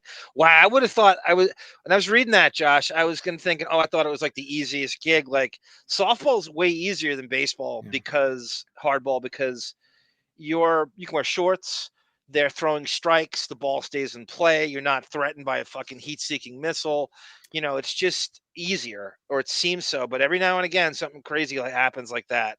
And then when it all goes down, that's a really funny scenario. But, oh, God, Sarah, I'm working at IBM, farting in the bathtub. Oh, it's my dad. That's some homage. Now bring the computer into the bathtub while you fart. That was the hardest I think I've ever heard Sarah laugh on the Deppening, is when you were describing that to her. You'd be off in the background, and the acoustics are so bad in that house, you would just hear, right. And the tubbing would just be this fucking depth charger coming from after a steak meal, which is like automatic flatulence. Oh, Jesus Christ! And then you would just not bring it up. Like everybody heard it, and you would just sort of bring it up. And that's a repressed Catholic family for you. Yeah. You could hear him sinking into the water after he did it in shame. You could hear the water, yeah. JD is the biggest sex pest missing in action. We're gonna do he's going to something bring with that him show very down. soon. We're Yeah. gonna do something with him very, very, very soon. I I'm actually sure he has had a it. clip for the last cleaning out the computer of Scott the engineer's intern telling a full play-by-play of JD being a sex pest behind the scenes, Yeah. DMing her, texting her, all this really, really creepy shit that would get anybody fired in 2 seconds, unless you're Howard's fucking nerd boy favorite on that Well, show. but by the way, just when you were talking about how nobody gets fired from that show, it reminded me of like it took Worldwide Pants not producing the Late Show for Vinny Favale to get fired. You know, once Yeah. he wasn't under the aegis of that company and Colbert took over, they got rid of him. Nice use of Aegis. Thank you. You're so right. Letterman and Howard have so many similarities in that way. I think the way they set up like 112 in Buckwall, that going to maintain this unaccountability the way like Letterman didn't get whacked from CBS Right. because Worldwide Pants owned that show, and it set up this whole, you always have to trace it back to, and you just brought up, Burnett and that Ed show and Yeah, stuff. right. And it's like, yeah, as soon as Everybody Loves Raymond was a hit, Letterman couldn't get fired because Worldwide. I wonder what Letterman made off the Raymond show. I probably There's more no than way he to look made it off up, but I his- just wonder because it was his production company that was under the. Well, that's the thing is like Letterman, I know he's an insecure prick as well, but he allowed a super successful sitcom, probably more viewed than his late night show, to. Oh, you talking about Raymond? I'm talking about Raymond. Yeah. Oh, it may. I think it had 20 times the viewers Letterman had. Yeah. But my point is that Howard would feel threatened by that and cut it off. It's like Yeah, even though it's he a would never. cash That's right. cow. Howard would never allow that to flourish and fly. And even if he made money off it, he Right. actually is more. The money is. It's the only time money is meaningless to him is when he's marginalized Yes. by something that looks more successful than him. But he's always been so wealthy that it hadn't mattered. Right. That he doesn't need that other stream. He never needed the second gig. It was always like, and if he did get it, it was the laziest thing imaginable, like the Yeah. CBS show or.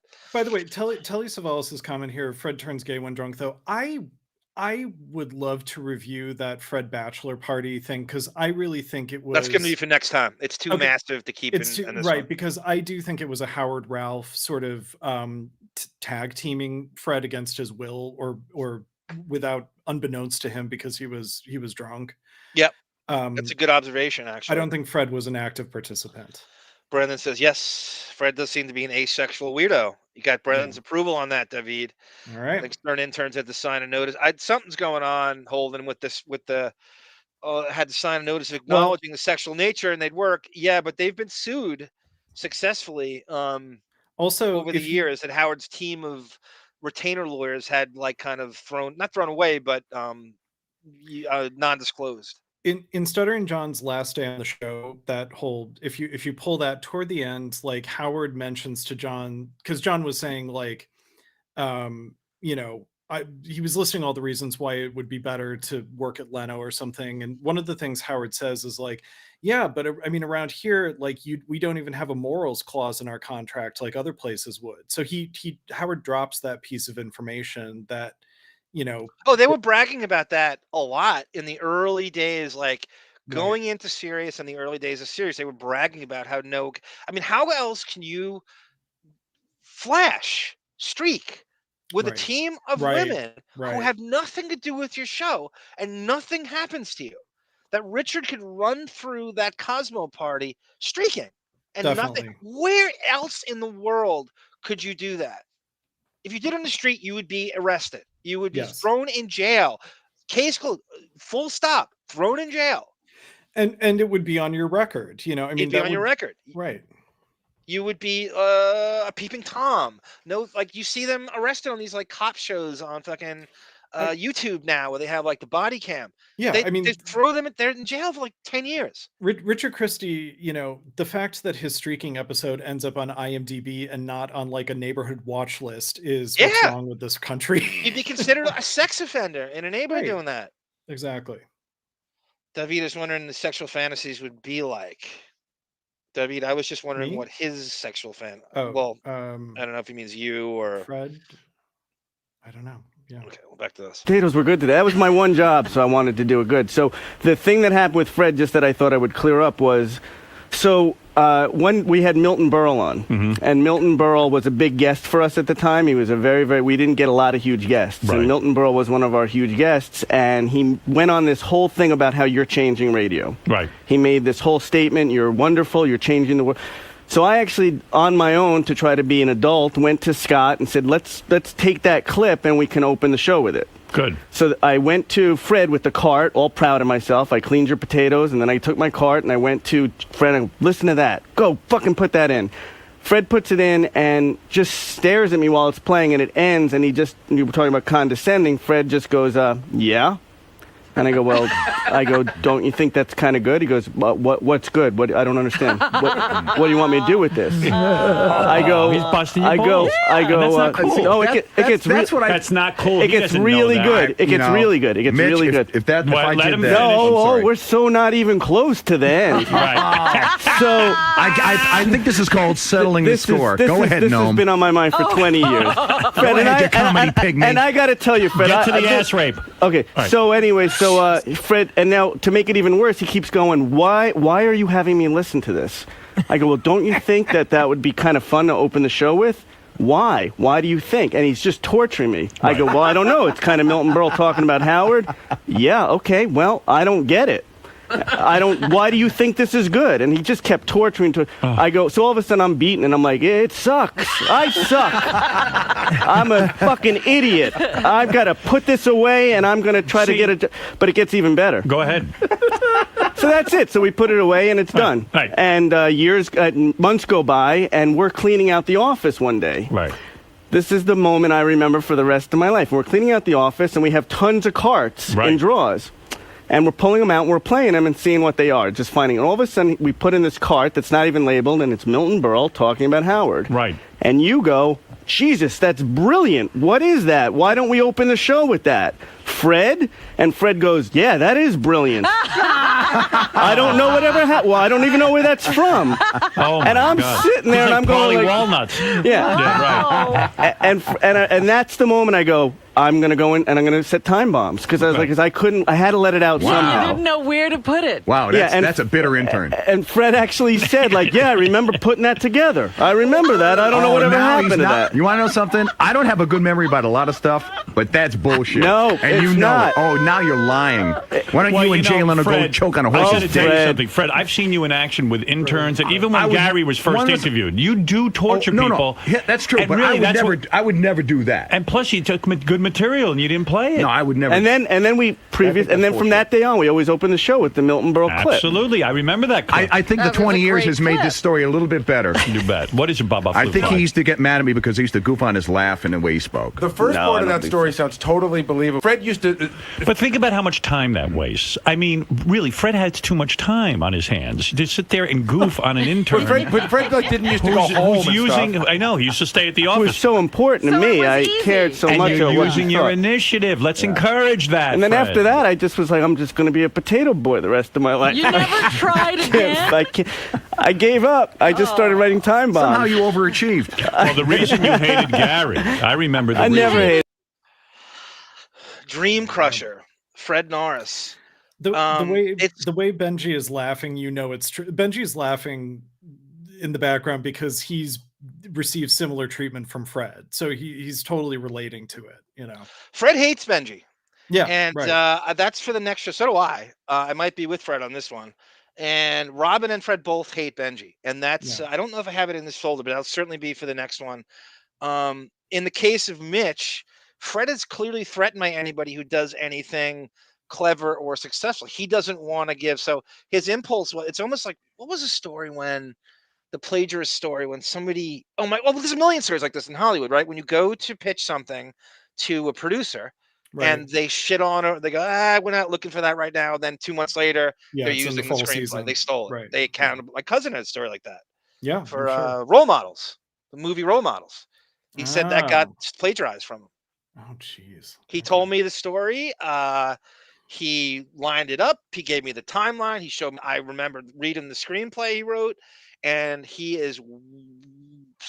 I believe every word he said that it got stolen from him. Yeah, Not out of any like familial bias. There's no he would never. The guy would never accuse someone of that unless it were true. Right. Yeah. No, I believe that. Yeah. I mean, it sounds like Fred. Again, everybody seems to adopt something from Howard, where it's like he can't have an intern looking more creative than him, in the same way Howard can't have Jason and Will doing back office radio in a more compelling style than he does his own radio show. Even if it's something innocuous, like just a little clip in the beginning, like see the montage I made in the beginning of the show. Yeah, that's just as good as what that is. Yeah. And I don't sit there going, "Oh, what a I don't think jerking off to it." Like, just found a clip of Fred on Law and Order and put a little montage together. It's not rocket science. Anyone in this chat can do that. And I wouldn't sit there and like going, "Oh, if you sent me something, oh God, that's David's idea. I can't use it. He'll get credit for it." Right. It's so stupid. It's so innocuous. Yeah, no, it's and it's funny because it sounds like Mitch is the kind of employee who would have, like, when we were doing the Prince shows and I was complaining about how the first time, the second time they had Carmen Electra on, she was denying that she had sex with Prince. And it's like an intern should put in the computer, like, let's go back and find what she said in the previous interview. Immediately. Like, with let's all be prepared on the show. It should be nothing to go back to that.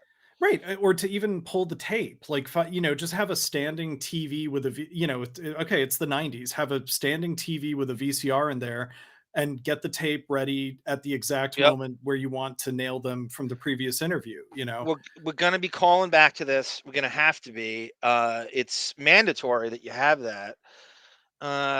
Tamara says, basically, Fred becomes his father with his anger. Yeah, it's blaming his dad, and there's actually his mysterious abused childhood. There's a clip in this folder, and I don't know if we'll get to it today, of Fred's father dying in 04, 05. And then Sal does Fred's job for him pretty easily. And Sal's basically filling in for Fred, and Howard makes pretend that Fred could the only one that could do it. Fred comes back and Sal's like, "Oh God, thank God you're back, Fred." And you didn't. Sal was actually innovative with drops and stuff. Yeah, and I remember doing those. Fred's father died. Howard didn't go to the funeral, of course, and it was he didn't tell anybody on the show. It's just bizarre. It's just all just bizarre clip, and I don't know. I'm sure Fred has. Melodramatic parent stories, as everybody does from that generation, it seems like, even if they're embellished. And here comes Gary. That's right, MIA. I think he's mad at him. Yeah, he didn't like Gary either, but it wasn't on the level of Fred. The next thing, and I'll say it again, you can judge any human being by how they treat the lowest on the totem pole among them, whether it's at the office or someone who's working for you, like a cleaning lady. Right. So Fred's late, and he comes in, and he blames the, quote, stupid cleaning lady. He throws the cleaning woman under the bus. In this age of All right, here's Fred. Deportation America, I would love for cleaning staff and cleaning people and anybody who has a cleaning business or just anyone to just go on strike. I would love to see the elite, Howard and Fred. And I think one of the signs of the apocalypse is the fact that Fred Norris even has a cleaning lady. I know. That he can even hire someone to do that. That he even has staff. That he even has staff. One of the true signs of the apocalypse, that this nothing that you wouldn't know if he was off the show for 6 months, you wouldn't even know it, has a cleaning one. And I would love for all cleaning ladies and cleaning staffs and cleaning services to go on strike and watch these people have to clean their own. I would love to watch Howard and Fred to have to actually clean their own fucking places. I would You'll love be on to time now, fuckface. Yeah. So he throws this cleaning woman, who's probably the sweetest woman in the world, probably works her ass off all day. Yeah. And probably runs to the next gig and to the next gig after that all day. Who knows what she's supporting? And he throws her under the bus on this radio show. I mean, let's be honest. What she does is not nearly as physically taxing as pushing buttons on a profit system for 4 hours. This pissed me off so much. This is like a subtle clip that I found, like, kind of on my own, just kind of, looking for something else. This is not this is not a household stirring clip that a lot of people know, really. We might have played it years ago, but it so bears repeating. Listen to this shit. This guy is the worst human being on the face of the earth. Here's Fred. Oh, Fred, what happened? You to drop by. What happened? What happened, Fred? We missed you, oddly enough. And to miss What are you upset about? What happened? Being late. Oh. One. Go ahead, calm yourself down. And two? And two, the stupid cleaning lady who adjusted both alarms on my alarm clocks so that it wouldn't go off when it was supposed to. Oh. The stupid cleaning lady. See, I'm staying... By the way, have you ever had a smart cleaning lady? Well, there's a few out there. That's why she's a cleaning lady. I hate Howard just as much with that comment. Oof. You're not born on fucking third base.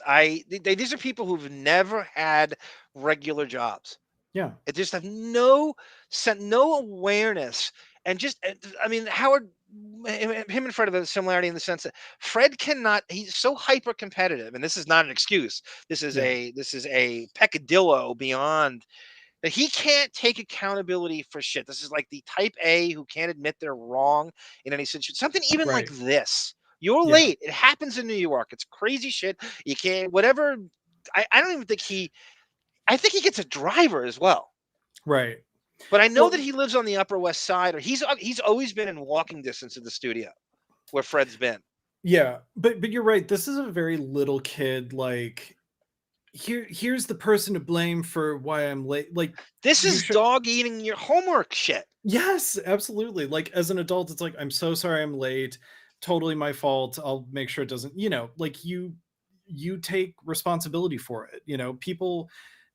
People are late once in a while, and if you take responsibility for it, they won't care if you're late again in a couple months, And Howard's going to turn it into a bit. And he's going to turn it into a bit. Well, yeah, and he's going to show off his elitism as well. I mean, we're listening to a man, Howard Stern, whose father gave him, like, he had a gas card that he probably used for food. And, I mean, he was given everything by his parents, where he never had to prove if he was smart or stupid on a job, No. And I will go on record as saying the cleaning woman and the cleaning, anybody who does that, or cleaning services, or has your own, is far more productive to society than Fred Norris will ever be on his best day. He means nothing to no one, and if he was off this show for a year, you wouldn't know it. Yes, exactly right. And it's just the worst human beings. That's this whole exchange. Right. I mean, here's Artie coming from pretty humble, like, his mom was like a secretary, his dad was like a laborer and shit, and he's just sitting there going along. I know that pisses Artie off, who has a kind of like a blue collar, not fetish. And I remember during the 2008 or 2007 writer's strike, like, Artie went down to picket, and I'm sure Howard didn't, on behalf of, Will Murray or Fred Norris. No. Well, the Writers Guild means nothing. I know they're not signatory. There's nothing. Yeah, they don't care about. You remember when the during that writer's strike, they wouldn't even bring it up. Right. On this current shit show, they were dancing around. It was a really big deal, and they wouldn't bring it up because it was bringing attention to how little rights how little labor rights they had. But they break all the time. What I loved Howard did was I remember, like, Eric the Midget or someone called in and was like, aren't you guys going on strike too for the writer's strike? And Howard said, like, no, the Writers Guild won't have me. Like, there's like, the Writers Guild fucking cares about, like, the quality of your writing. They'll take anybody, they want it. Howard spinning it that way was hilarious. I would love to do one. Trading Places is one of the best movies of all time. And I realize this today more and more and more.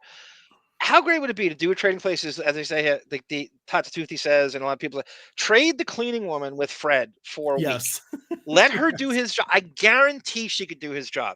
I guarantee if you sat her down, she'd be so gung-ho and probably so just like game for anything. Like, oh, here are these sound effects. When I say something, you're going to hit this button and it's going to come on. I guarantee she would be better at Fred's job than he would cleaning. I guarantee anyone could do that. That would be the ultimate Trading Places like sequel. Absolutely. Yeah.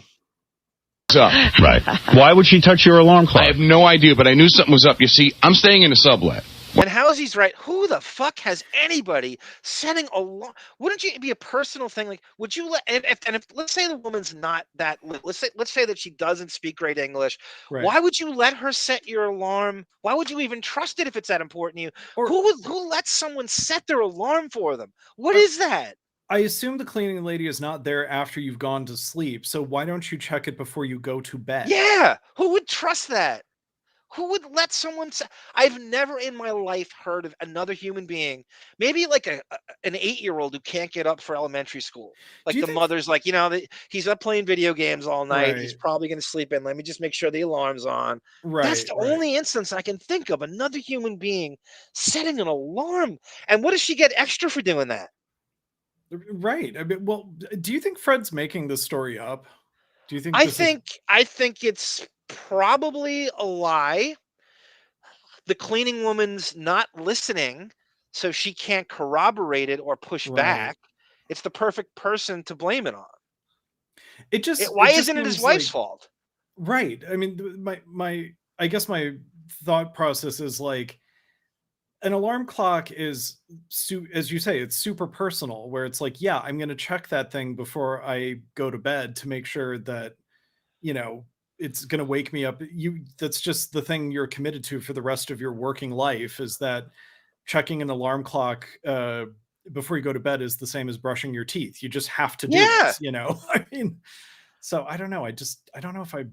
And then he's been doing this show for like decades. Right. You don't have like Kramer an internal alarm clock by now? Yeah, your circadian rhythms aren't on. Are you not schedule getting by up? now?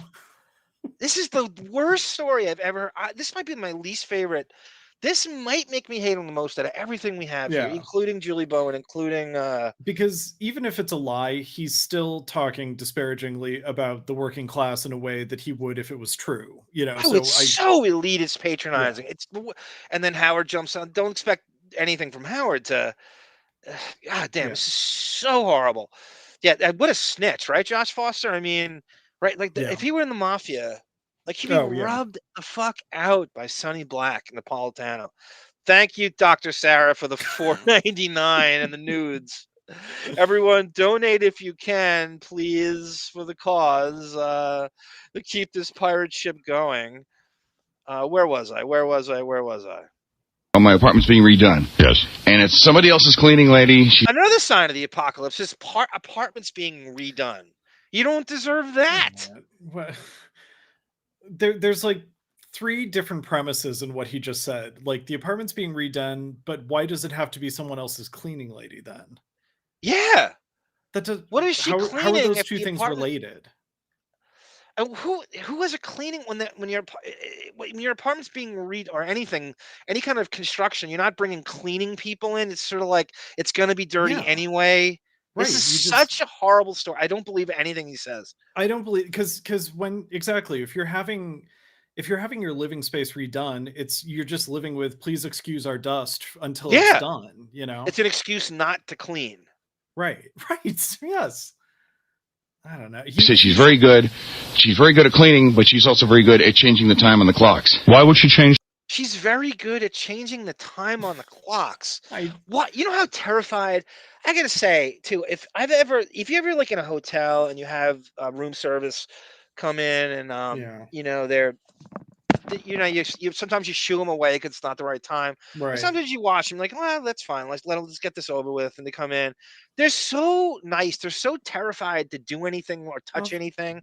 There's no way a cleaning woman would take the hubris or the leap to go touch your fucking alarm clock. Especially if it was one you didn't know. This is a different. They would be one terrified. They wouldn't get, and they work on referrals a lot of times that you're going to recommend them just from friend of yours and stuff. That she would be terrified that you would tell a story. Oh, this woman, she goes through my fridge, she goes through my wallet, she sets my alarm clock. Right. She's like, who? They would never do that. No, the more he talks, the more rope he's giving himself to hang himself. This is not ridiculous. A true story. Time on the clock. I have no idea. When I woke up this morning, it was 6 o'clock on the nose. Wow. You're not going to fire her, are you? Well, I'm not going to be staying there for much longer. if I did have her, I would fire her. But she said, "I know like Fred. I want him late. I knew something was I don't." Well, Howard, that's a great Asian impression of an Hispanic woman. Right. What a gifted mimic he is. God, the accents are crazy. I know a guy who would be late to his own funeral. That's right, Brendan. I believe the cleaning woman changed the time. What did she do? I mean, you have those automatic alarm clocks that go off. I have a little travel alarm as my backup, and I have like a. And he has multiple alarms, and this cleaning woman is taking it upon herself to go through multiple alarms and change the time to sabotage him. What time? What did she set it towards? Honduran time? Like, why would you even change it? To Fred what time? Fred is telling two different fables here. He's telling one fable that makes him look overly responsible by having multiple alarm clocks, and he's telling the fable of how this evil cleaning person sort of dismantled his over preparation to wake up in the morning. I mean, they're all. I mean, they gotta be. They're all sitting in the background. I mean, Artie's got to be like, what is this? Artie never argues with Fred. He's got to be like, what is this shit? Todd the Tooth goes, hey, Fred, why aren't you playing the Salma Hayek chicken sound effects now? Isn't that a perfect time for it? Yeah, right. Why would she change that? How could she change both? Well, all I know is you mean she went over to the clocks and changed them? Somehow. Hey, Fred, can I ask you a question? Go ahead, John. John, stuttering John. Hopefully he's defending his Hispanic brother, his half Hispanic brother. Right. Let's see if John does. Yeah, I forget this clip. Go ahead, John. Every time King of late. Don't you push the button and see what time the alarm's set for, though? Right. I mean, everybody, isn't that natural? You know what it is? You don't assume that it's going to be changed because I'm the only one there. I don't know what happened, but I'm not blaming the cleaning woman. No. All right. I'm not buying Ultimately, it is my fault, but you know what's funny? And I'm sorry. You know? No, I don't think you think it's your fault. Yeah. I don't think he doesn't. If you notice, Fred doesn't take blame for anything. He might be less accountable than Howard is. Yeah, because Howard didn't buy his story. Now Fred is going to do the virtuous path of taking ownership of his fuck up. You know, if Howard bought the story, then he's off scot-free and he can just, absolve himself of guilt. Yep. PC23 goes, hey, hardcore fan here from, he's a perfect year. That's exactly my time. We have a lot of similarities. That's a good range. From the Steelers to our Stern timeline is exactly the same. That's when I tapped out. Damn, it's the same years too. I started like 91, 92. Yeah. The one thing I hated about Fred was that he was portrayed as the maniac tough guy who wasn't afraid to fight anyone. Yeah. Even in my opening PC23, the Jesus twins intimidated him. He sat there and did nothing. He wouldn't even restrain like Artie from charging at fucking Teddy. Right. Well, in that Jesus Twins clip, what was that whack Packer's name that was sitting next to them? Crackhead Bob. Crackhead Bob pulls his arm out and just swipes. Right. That's away. Crackhead Bob saves the day in that clip, not Fred. And it didn't take much. They're like 250 pounds combined. He just puts his fucking crackhead central isolate fucking grandmother arm and then swipes them back. This like Lenny from Of Mice and Men. Someone always says, hey, my homework got eaten by the dog. Right. Oh, there you go, Howard. I swear to you, I once did homework with my daughter, Ashley. The dog. We brought that up, MIA. The Sal thing. I actually have that here with when that was Fred's father died. And he didn't tell anyone. And I had that somewhere in here. I'm dying to hear this. Actually jumped up on the table and ripped up all the papers. This is when she was a puppy. Uh-huh. And got a hold of, and that's when they go through that teething stage. Right. And I went, oh my God, the dog ate your homework. Brendan, right? Who was the cleaning lady? Andy Merton's mom? Joyce Mertens eating fucking blueberry muffins at 2 p.m. after we watched Remote Control? Jesus Christ, you're so right, Brendan. Brendan has to send me a copy of. Brendan has to send me a copy of all your yearbooks so I know who you're talking about. Yeah, he's let's say my graduating class is like 330 people. Yeah. He's mentioned probably 270 people so far. I think he's got like 30 more people. I don't think we've heard Rob Schindler or some shit like that. Chris Mays. Okay, that's it for that. Again, it's hard to beat that. It's hard to beat that of Fred's hideousness. A rare Howard Ashley story out of it too. Yeah, I know. That was when he could still talk about his kids. All right. You want to do? We bringing her up a lot. You want to bring up Julie Bowen? Sure. All right, Julie Bowen is an actress. She did the show. You'd know her from Modern Family. She is also an Ivy League graduate. She was on the show called Ed, and she's in there promote and play Wins Fred's Money, which I believe is, for years, I've felt is fixed. It's not hard to think. He basically has to go second. He never goes first, so it allows him to be in the quote-unquote soundproof booth. This is stolen from Ben Stein's Money, by the way, with his headphones on, and he's overacting that he can't hear anything she's saying. Who do you think writes the fucking questions for this? What egghead, what encyclopedic egghead is writing the questions for you? Who on this staff is capable of writing these, like, Trebek-level questions? Yeah, these Trivial Pursuit questions, right? What do you think happens? He emails Gary in the middle of the night with his own questions for himself, and then Gary sets him up like Fred. Anyone who thinks this is real, and we've heard him, like, how many times he would answer the question before, like, the question was even, like, anything substantial was delivered in the question, he would answer it would say something like, this Toronto Blue, George Bell. And like, I didn't say anything. He doesn't even do his own con good. Like, yeah. So Julie Bowen comes in, and Fred plays her and wins Fred money, and he is awful to. He is just wretchedly awful to her. She couldn't be nicer. She couldn't be more humble. She's a big fan of the show. She actually says here that on Ed, they wrote a part for Artie and Gary, and they both blew them off. How much you want to bet? You actually told me. You actually should. We figured out before we went on here that it's actually Letterman's production company that did Ed.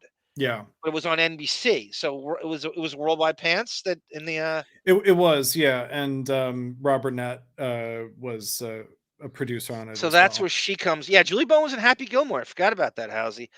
So she comes in here, and this is just the worst. Who is Artie's that? available. Artie, we wrote a part for you, Artie. She's got the yoga arms and everything here. And you never showed up. Or Baba Booey. You're kidding me. Really? Who was Artie's that? available. Artie, we wrote a part for you, Artie, and you never showed up. Or Baba Booey. You're kidding me. Really? Both of you. Gary and Artie were both written into scripts, and neither one of them showed. So Julie is going to play Win Fred's Money. Don't gloss over that, Howard. What do you gloss? I'll tell you why it's glossing over, because he's the reason it got killed, I bet. Yeah, it could be. She goes. She says to him, "Artie and Gary got parts wrote." It was on NBC. Yeah, definitely. He definitely killed he that. just glosses over it. That is a telltale sign that Howard had it killed. We've already heard that Howard had Artie's audition for the Kilborn show killed. Would that surprise you that that's the case here? Well, and this is what, 2004? This is 2003. 2003. So we're right in the heat of the meat of I'm a Celebrity, Get Me Out of Here shenanigans too. Yep. So like Howard is already seeing his, whether it's Scott Einziger or any of these people like are flying the nest, and I'm sure he's feeling extra territorial about his people. So I'm sure he killed it. What we know now, there's no doubt. There's no doubt. I have no doubt making that leap. How's he flip goes arm? I never thought about it until you brought it up. The fact that Fred always goes second. There's no, I dare you. You can listen to go back. I dare you. Try to find me one instance of when he goes first. He always goes second. But it's not. But why? Why does he have to go second? Right. But by the way, just sort of related to this, as you say, and you're right, it's a ripoff of Win Ben Stein's Money. I mean, down to the title and everything. But Howard was going to complain about who the sixth grader show and all the game show he claims are ripped off of this show and stuff. And right. I was about to say, like, he pulled the clip of like Kimmel doing bingo on his show in the early days, and Ralph calling in to say like, oh, they did bingo like you did, and Kimmel writes a rebuttal letter like, you did not fucking invent yes bingo. I love that. Said we played that on. Yes, Ralph was monitoring Kimmel's show every night, accusing him of stealing from. That's a great clip. I love that. You're right. We should go down that road some other time. Wasn't Kimmel involved with Win Ben Stein's Money too? He's the host. That's right. Ben Stein, they were co-hosts. So like Ben would play and Kimmel was the host. And that's how that's the first gig he ever had that wasn't radio. For Ralph to monitor late night or Jimmy Kimmel Live is the wrong person to attack for stealing Because concepts. you stole didn't Kimmel say to them you stole Ben Stein's money from us? I think he did. That sounds correct. Yeah. Yeah, Artie and Meet your Pellel heroes. is right. They were never even notified Mm-hmm. about this about Right. doing a cameo on Ed. I guarantee they weren't even notified. They don't say shit. Artie and Gary don't say shit, and then Howard shuts her down and then doesn't follow up at all. There's no question he had it killed. Well, but I also wonder if you found the audio only version of this, because that looked like a Howard TV cut to me. So That was a weird edit. You're right. So I should go see if they I'm cut just it from the. curious. That's a great. Well, I found so many instances of that. That hair clip I found. You remember from the fucking reveal? The Look at the Camilla cam. oh shit, she's up. No, so we've got a sign this is from Fred sucks. with the Camilla Toys R spelled- Us yes. backwards R. Look, Yeah. Camilla spelt the R wrong. She inverted the R. Oh, that cartoon cat. Look at her toys. Look at that cartoon cat. She is such a cutie. And look at the stuffed animal in play. Look at that room. Oh my God, I'm so nervous. She went to Brown University. She's a smart woman. Oh. Magna cum laude. Magna cum laude. Magna cum laude.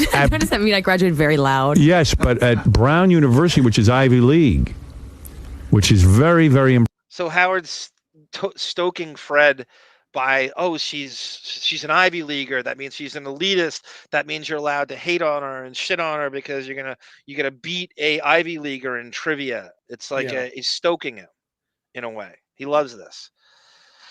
Modern Family is a very good show, and it really, did the kind of single cam thing, like where it respects the audience enough to laugh when it feels like it. It really feels like the Larry Sanders Show kind of put that on the map, that format for the comedy.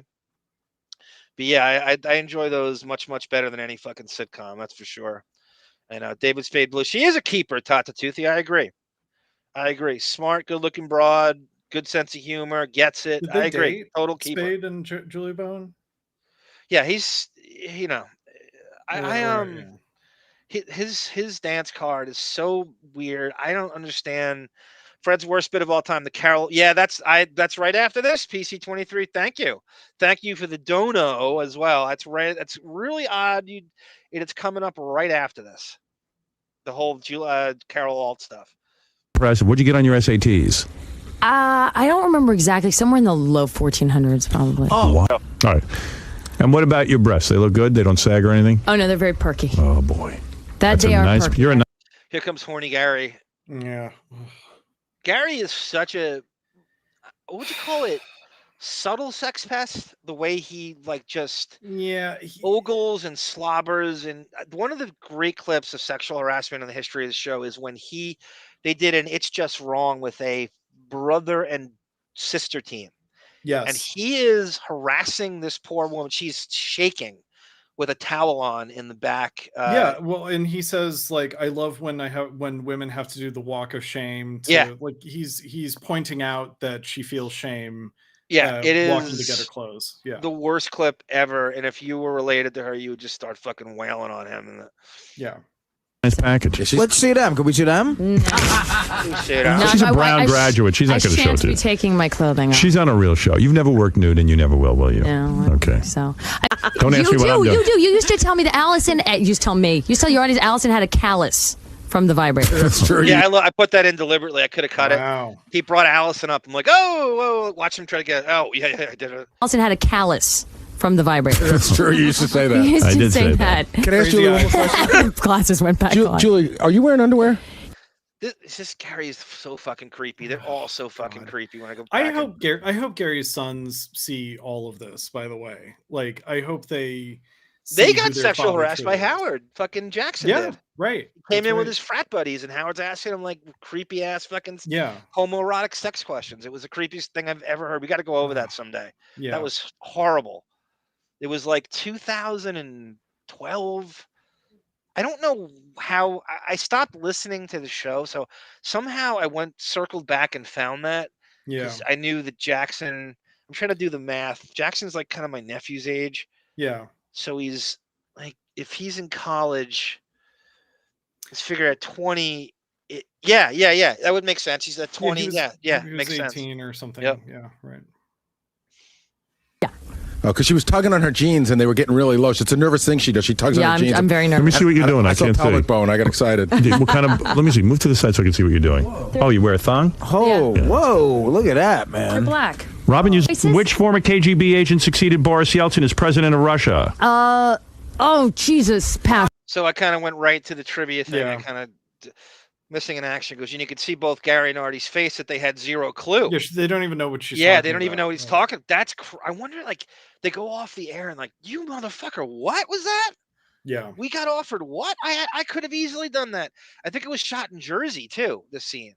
You know, I wonder, because I've never heard this setup before. Well, it was where through she- Burnett, right? So Howard has that fucking relationship with the Letterman people. He can Right. get whatever he wants.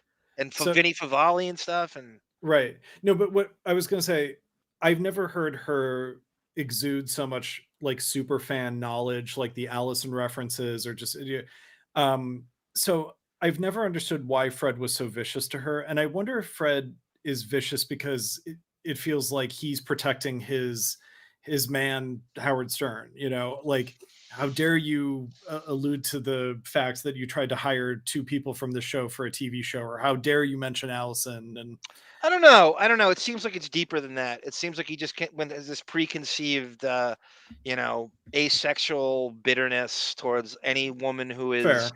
She's got the career that Allison, his wife, Furman Norris, Right. wishes she had.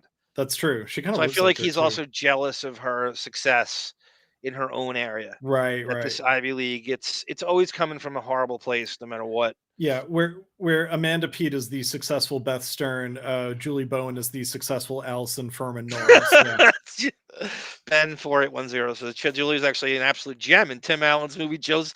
This show, we could do this show for 20 years, and I never thought we'd get a Joe Somebody reference. I also Good that someone Lord. was brilliant in it. Someone was brilliant in Joe Somebody, because Tim Allen wasn't. Right. A tribute. Whoa, screw me. Okay. All right. No problem. Come over and take a seat now. Don't give away. You've got three right. Win Mel Karmazin's money. That's really funny. Tata Toothy. That would be such a funny name for a show. In 1 minute, don't say a word yet. Balloon airship is named for the German count who I invented want you it. to really watch this clip. I deliberately put this. So Fred, this is more proof I have that it's fixed. He walks in on her getting the answers. And then Howard's like, whoa. Howard gets rattled. Like, what are you doing? Whoa, get out of here. Get out. And he just tries to gloss over it. But this is really telling. This is really strange. Watch this. Right. Oh, dear. In 1 minute, don't say a word yet. Balloon airship is named for the German count who invented it. That was Zeppelin, yeah. What? Oh, Fred, going back in the room. I didn't want him in here. No. Okay, I'm going to walk in there now. What the fuck? So is he just lurking at the door listening? This is like the 30th time he's done this show at least. He's lurking right at the doorway and walks in, somehow not knowing and just hearing every bit of what she just did. He couldn't. That was 30 seconds ago. He's clearly in the doorway listening to the questions. Yeah. Well, also, isn't the show playing on a PA system in the hallway too? Yeah, it's all for the guests to hear and stuff. They all hear it. So where are they putting him? I have no idea, and they don't show him in the soundproof thing. And look at this. This is so ridiculous. That you think Don't give away. You've got three right. Oh, dear. In 1 minute, don't say a word yet. Balloon airship is named for the German. That's such a Fred question too. German and Zeppelin and the word. He thinks he's That's such a Fred question. Yeah.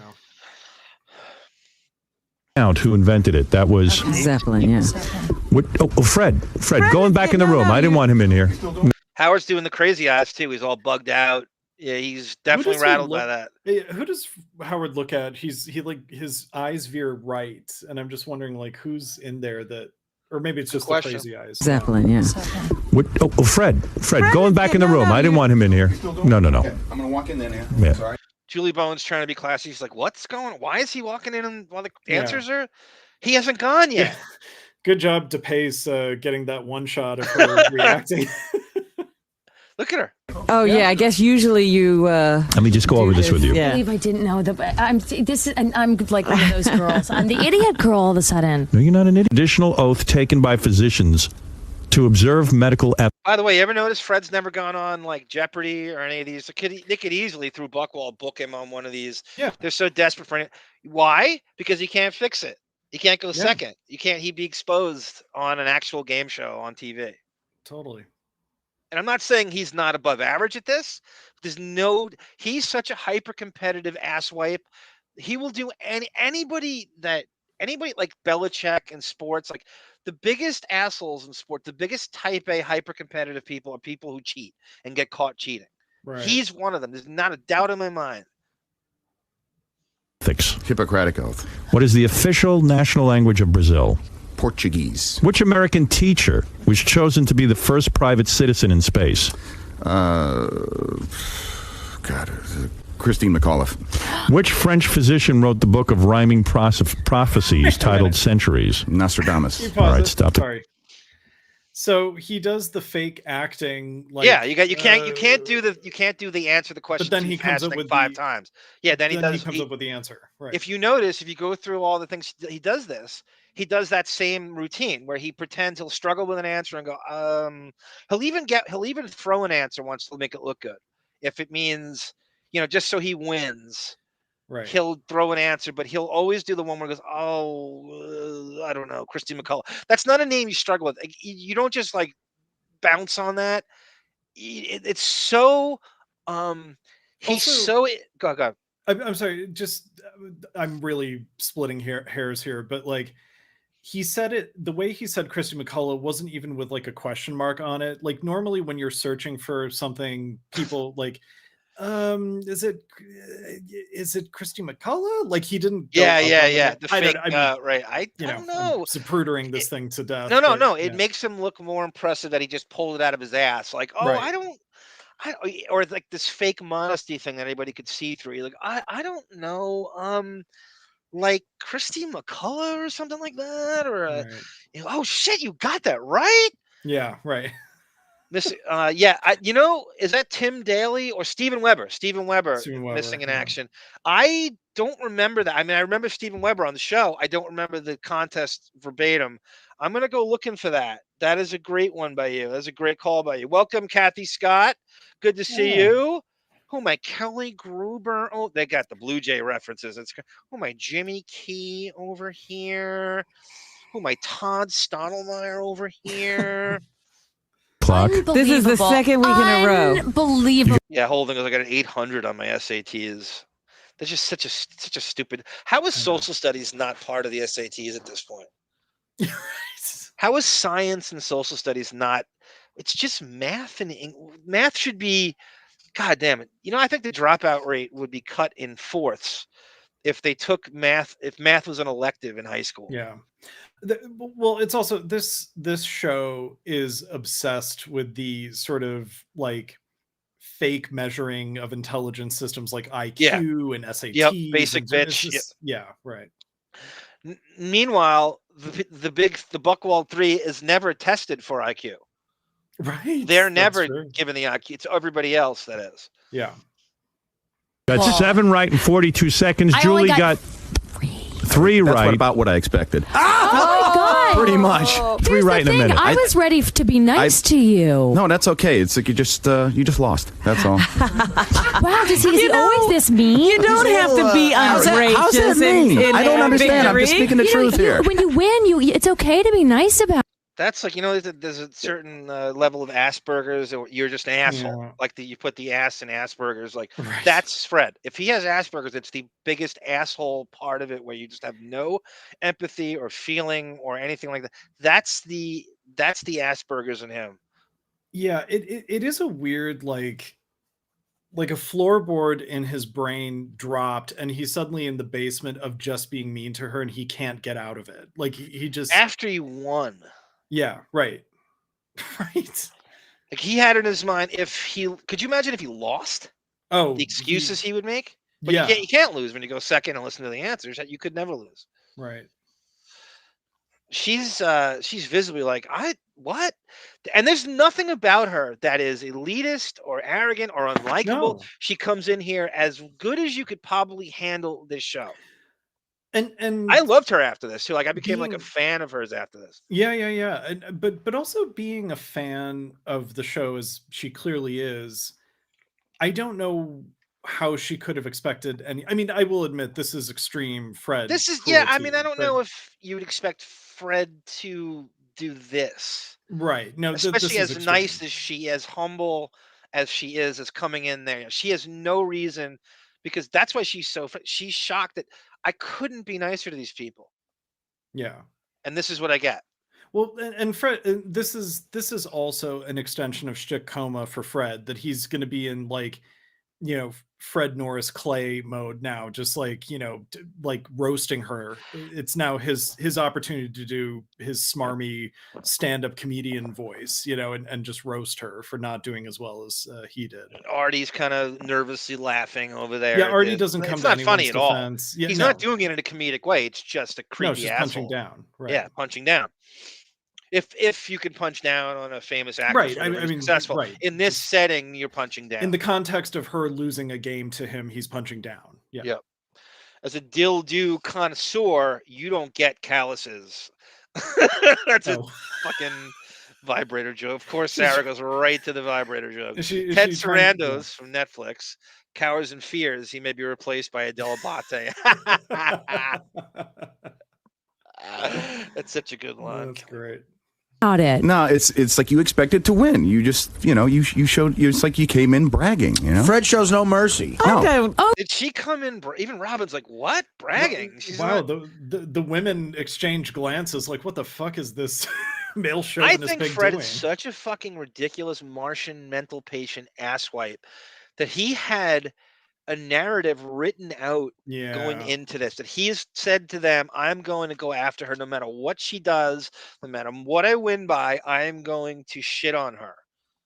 And I've already memorized the script. He's memorized it, yes. You know, she came in here entitled, so even if she didn't act entitled in real life, that's the script that I memorized, so that's what I'm sticking to. Fred is an ass. That's why. Yes, Pillow. Fred has the social awareness of roadkill, says Pillow. Fred had to settle for a dial-a-date bride, and he may as well have one ship from the fucking Philippines. A date who probably wanted to get with Howard. Let's be honest. Welcome, A. Smith. Thank you, sir, for your donations. Even when we're not on, you are one of the biggest mentions on the face of the earth, and I am proud to call you a friend from Arizona. By the way, A. Smith, I have a question for you. It's been bothering me for a really, really, really long time as a Major League Baseball, NBA, and NFL hat collector extraordinaire now. How many different hats do the Arizona Diamondbacks wear in a 162 game? The Arizona Diamondbacks change hats and uniforms more often than Paul McCartney gets a tribute show on PBS. Right. If you could, sir, over the course of 162, does any team in Major League Baseball history change uniforms more and hats than the Arizona Diamondbacks? I honestly do not know what their default hat is. I think I have 10 different Diamondbacks hats, the best two-tone versions that I can find. And some of them are they change colors, they change insignias. It's the snake, it's the A, nobody, you'll never convince me that any team more than the Arizona Diamondbacks change uniform. It is crazy. Over 162, I bet you they change uniforms and hats 324 times. Wow. And I'm asking someone who lives in Arizona to corroborate that. Led Zeppelin, Jason. Shows no mercy. I don't think she did that. Well, sir. Well, Fred, you've proven yourself again to be I may a sore winner. may be a bastard, but I'm smart. Right, and you're smart. You're smarter than any Brown University graduate. Apparently so. Oh, my. Fred Norris wins. Fred went to Western Kentucky University, Western Connecticut University. Right. Julie's got to I wish I could talk to her and show her this clip and show her the Fred cheating and stuff. Like Pat Borders. They have the Blue Jays references are crazy. Oh my God. Again, Julie. Yes. You are lovely. Say about that. It took balls to play Fred. Ugh, I didn't know he was so mean. You know what? If I had known that, Yeah, I wasn't arrogant. He's mean. He does not play well with others. He's not a good separate. Gotta be ready to answer. Sarah said, I had a crush on E-Show Fred. I deserve your shame. You do deserve our shame. But she's not alone. There was a lot of people that would latch on to Fred because he didn't do anything. He didn't say anything. Yeah. And he would just he was almost like a field goal kicker where he would do one little thing and he would get all this praise and never have to bring it. I was always amazed that when Artie left the show that Fred had no responsibility. He did not take it upon himself at all to step it up verbally to try to fill in those fucking blanks. And I'm like, oh, this guy's meaningless. If he can't bring it when Artie got fired, he's just, there's nothing to this. There's nothing to this guy.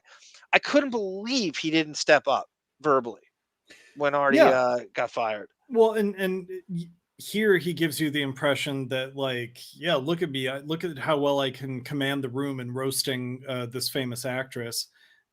He's not even roasting her. It's not clever. It's not anything. It's just a fucking asshole. He's delivering it with the cadence as if he knows he's,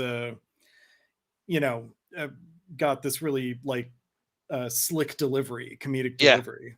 I love how he used to retreat back to his fucking cubby hole like it matters that he sits there and shit. I know. Look at Julie Bowen's arm. Look at those triceps. Look at those fucking Madonna yoga arms. Yeah. Angela Bassett and Stella got her groove back. Look at those triceps. And she's flexing too. She's wearing the questions. Not a good winner. Did you study for this? Or? No, I didn't study. I mean, really, Fred. You got to understand that guys like us tend to have some anger. Exactly. She's pretty, so she doesn't have to know anything. Guys like me sit at home and read. So there you go. That is horrible. We used to say we did the first Fred show. I called it Fred's just like a reprobate who read an encyclopedia, and Benjamin called him just a big dumb guy, just a big fucking dumb guy who's like a fake trivia savant. Fred was Robin's pick on the Millionaire show. When you remember, they used to call in and I phone a friend kind of thing. And did he fuck that up? Oh, I have that somewhere. Yeah, maybe Fred felt insecure. She was clearly smart. She's definitely smarter than him in the ways to count. He took it out on her. Yep. MIA. You are really a horrible person, Fred. Yes, I am. You're a horrible and you're a loser. Man. You're a terrible man. Oh my goodness. And you're a terrible loser. Oh my goodness. You know what? He's a woman hater. He's still got to be Fred. That's what you have to remember. He's still got to be Fred. I saw your. What that, Davyd? I was like, Howard, do you want to weigh in here with anything? No, I know. It's your I know. show. Just let him go. Yeah. Movie. What movie? Old School. Oh, right. Well, it's now not she's my trying movie. to suck up to you. There you go. I think you're a great winner. You know what? Do you read a lot? Is that it? I actually do read a lot, but apparently not about Nostradamus. You don't read enough. She just knows Italian. That's pretty much it. Fred's all Italian. Do you know Italian? Mm-hmm. You do. Should I swear at him in Italian? Just speak to him in Italian. Vattene, ma che cazzo stai facendo? Sei veramente un Wow. uomo. Okay, Artie. So terribly. He's so mean. Why? I never thought Fred was mean. He's. Oh, there's your Ganji clip, Davyd. I got your Ganji in here. You got your Mike Ganji. Go. We have this thing going on this show is that I have to have one Mike Ganji clip per show. For me to Thank jerk you, off Rodney. to. Thank you, Rodney. Where is Rodney? Down here. Okay. He writes, wailing my donations. My account remains banned. No, you're not banned. What are you talking about? Pistols at noon. Oh, I don't know what that is. What is it? What are you, fucking Jonah Hex with pistols at noon? Jesus. Thank you, Rodney. Thank you, Rodney. Where are we? Mean. Why? I never thought Fred was mean. He's mean. What was he saying to you? And that I was stupid and that he never expected me to do very well and that I came in with an arrogant attitude. No. I think not. So what's your opinion of Fred? I'm not a fan of Fred right now. I'm very bummed out. I'm a little upset. I think he's a very sore loser. Are you upset at how you did it or are you upset at Fred's attitude? A little, but I could have laughed at how I did. I mean, really, I love that Casey Armstrong cameo walking behind. There's always one person you could... Hello, I'm just going to sashay across the hall here. Sorry. It's a trivia game, but Fred was really nasty. He's not... What happened? He wants to win. He wants to win. It doesn't matter whether you're a cute chick or some loser. I know, but he can't win enough. Well... Gary going to bat for Fred. Gary's trying to do fucking damage control for Fred. Yes. I want to. There's nothing at stake. There's nothing important about this. He wants to win so bad. This. It's not a virtue. It's not anything. Maybe that's it. Maybe that this is the one. This is the place where he is master of his domain and win Fred's money, and nowhere else can he, rub it in someone's face that he got something over someone else. So he's just going to take advantage of it every time it happens. No doubt, Gwen Stefani. Tamara goes, yeah, dude, I never knew about Fred writing. Yeah, it just hit me doing it this week, Tamfran.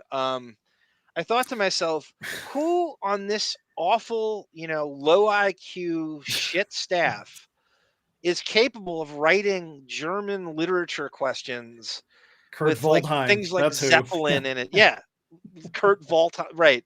Kurt Waldheim questions, and then it hit me. I'm like, oh, so then I realized the protocol on the show and how it goes is they would email each other at night with various talking points or material and Fred would email Gary, whether it was him faking writing his own emails or shit that he would quote unquote write. And so I have no doubt Fred would write the actual trivia questions and email them to Gary, and they act like he has no idea about them. And then he would answer his own questions. And then, like Davyd said, you do this acting thing where you get one wrong here and there, or maybe to make it look good. It's like when you ever get cheat on a test and you get the answers and you have to get a few wrong to make it look good. Right. So you're not going to get 100. You're going to get a 94. Make it look good. Yeah. Because you don't want them to know that you have the answers. That's what he does. It's just very obvious. Yeah. Okay, you asked for it. You got it. You think that was bad? Here is supermodel extraordinaire Carol Alt in her first appearance on the show. This is Fred at his absolute. This might even be worse than Julie Bowen. And to be this, like, who he thinks he's this super intellectual, this trivia savant. He's obsessed with the food chain, calling whether you deserve to be called a supermodel, and he's memorizing models. It's the dumbest. It's worse than any nerd thing I could think of. Like when someone is a comic book geek or this is far more embarrassing than anything you could geek out over that you would be embarrassed. This is the worst. This is, go ahead, Davyd. Just the notion, at least with comic books and Marvel movies and whatever else. I've always said you're a supermodel. There's some element of like you're a fan of storytelling or stories or art or something There's like that. There's a lot of intellectual bends to it. It depends what you do with it. Absolutely. The comic book culture, you could totally chalk it. There's brilliantly talented people doing that work. Right. And it depends how you use it. To have that nerdy sort of list making mentality with a group of women who are basically all biological freaks and how good they look. It's not skill or talent. Oh, you're born on third base beyond. There's nothing you can do to cultivate that. You are, and it's you basically getting these jobs in your fucking teens. Yeah, no doubt. It's got nothing to do with anything. So to cultivate your nerdiness, you want a genetic hand. You won the genetic lottery. You won a genetic lottery. And for someone like Fred to think that none of these women would have me. So what I'm going to do is I'm going to become Mr. Blackswell, and and I'm going to be an aficionado on this because I have no shot of being in their orbit. Exactly. So I'm going to rank them as a way of compensating for the fact that I'm mad that they would never have me in any way, shape, or form. Yeah. Brilliant analysis, sir. I agree with every word. Sarah says, shockingly, I got an almost perfect score on the English side of the SATs. That's kind of me. I'm really good at basic math, but when we got into that fucking calculus shit, my brain shut off. That's great, Sarah. I would love to know what that score was. That's does not surprise me at all. I've never seen her make a spelling error in my life. Model, I still think you're a supermodel. I think you look I beautiful. read that the word was coined for her, regardless of what Fred says. Fred, tell Carol what you found on the internet. No, I found. Who's Fred? Is there a Fred here? Fred, you know about There it. is. Yes. Well, I looked for you on the internet, Carol. I couldn't find one mention of you. Oh, come on. She's done over 20 movies. In Italy. Anybody. No, more than Italy. The pizza man could get come on. Why are you putting her down? I'm not. She goes, Fred who? She just can't deal with Fred. Before look at Camilla. Camilla got back. She knew that she wanted to see the Carol Alt segment so bad. She's on the catwalk. Look at her. She went back. What was that cameo appearance? She's like, hell no. Hello, I'm still here. Okay, goodbye. Before I forget, and I just want to let it known that I know this, and I just can't remember what I did with the clip because I know I got it for an old gunk at some point, and it could have been on the wrap-up show. A caller called in. Fred was possibly on the wrap-up show. This could have been on the regular show, and they said, "Oh, Fred, your whole Carol Alt thing. Is Beth a supermodel?" And so cornered him with the Beth stuff, and he's like, "How is Beth a supermodel and Carol Alt's not? Explain to me that. Would you call Beth a super?" And Fred's like, "I'm gonna. Well, she was. He did. Well, she was in Europe, and she was trying to like." The TV credits that Howard got her, trying to use that as like it was great. It was great. I can't find it. I'm still looking for it. I mean, Carol Alt never did FHM. You know, how can we claim she's? You could, God, if that caller, man, I would love to find some of these good callers like back in the day. If they never surface it, they all just vanish. Like I wish, like in this chat, go, hey, that was me. Like somebody just pops up in the chat, going, someone's gonna do it now, because I said that. Right. Yeah. Because despite my plaintiff wailing and donations, my account remains banned. I'll work on that, Rodney. Jonah Hex. I will work on that. I don't know. Oh, there he is again. I don't know whether or not to mock Arm for his inability to discern. Okay, you should mock it. Again, I don't know. Lefty, communist, smart, classic Sal Linsky, commie, gaslighting. Yes, I am as commie as fucking Colossus from the X-Men. Yes, Rodney. Yes. You can't handle the truth. No, tell the truth. No, Fred, you just happen to be internet illiterate. I'm only on 350,000, the highest celebrity ever. Is that in this country? Yes, darling. I didn't find it. I was on AOL. I couldn't find it. Oh, you're on AOL. Yeah, I'm on AOL. But AOL isn't. It's not the internet. That's not the internet. Well, it's the same thing. It's No, like it isn't. AOL, and I went AOL net, and then I went for the overall internet search, and I found I think maybe one mention. Oh my God, she's done. How many models have done over 20 movies? Thank you. What did you say about Joni and the river dance on the keyboard? You could see Fred's like limited computer skills, and all he does, if you could do like an internet search, like, find someone's history, you just see Carol Alt for like, 3 weeks straight, and that's all he does, fucking use. And if you're Howard, you're going, you're supposed to be my head writer, and all you're doing is looking up Carol Alt. Howard's like Shelley Duvall discovering Jack Nicholson's all work and no play. That's all we've discovered with him so far. Like every time he's like, you just waste. He has insane amounts of free time. He has insane amounts of time that he doesn't deserve to waste. Well, in the Mitch Fatel clip, like that, Howard says that. I laughed for the first time in years at something Howard said, where it's like Fred has to. Oh, Camilla. Oh, Camilla's back. Yep. I laughed at something Howard said where it's like Fred has too much time on his hands if he's like doing passive aggressive shtick with the interns to try to like play with their heads, Yeah. And he does. It's true. He has way too much time. Especially the Mitch Fatel stuff. That's like you're sitting thinking of head games and stuff. You just wouldn't even like if you really had a stressful job, you wouldn't have, like you said, you wouldn't have time to think of any of that shit. Yeah. It was the hillbilly thing. Look at the Camilla cams. I guess Sarah moved it. This bed is never ending too. This bed is bigger than Howard's 17 Squabble Lane. Look at this. It's sprawling. It's 1,001 Nights palace for Camilla. Her bed is bigger than all the beds I've had combined in my life. This is like a fucking Tom Chiusano Craftmatic adjustable bed commercial. This is a King Norris size bed. Yeah! Line of the night, Davyd. I've done 45, Fred. 45? And in American He's listed suits. 9. He's listed 12 of Fred, them. why are And you being nobody's like heard of this? one. This is crazy. Little diversion really quick. Thank you, A. Smith. He says, okay. However, in terms of officially designated on-field hats available to the Arizona Diamondbacks players in a given season, teams are limited to a home and away, 2 alternate. God, A. Smith, if you're right, that's just, there's no way the Diamondbacks don't defy that every game. I cannot understand. Again, here's again with the corresponding hats. Therefore, a typical diamond. I never heard you say therefore. Did you copy and paste this, A. Smith? With a typical Diamondback season would involve 5 different hat styles available to a player at home and away, and 2 alternate hats, and they use every fucking one of them. And a City Connect hat. Oh my God, City Connect hat. Calamity Jane. That's Rodney. Jason. Thunder in Paradise had 3. Yeah, Thunder in Paradise. Who was in that? I'm turning off his microphone. He's being ridiculous. I wanted to ask.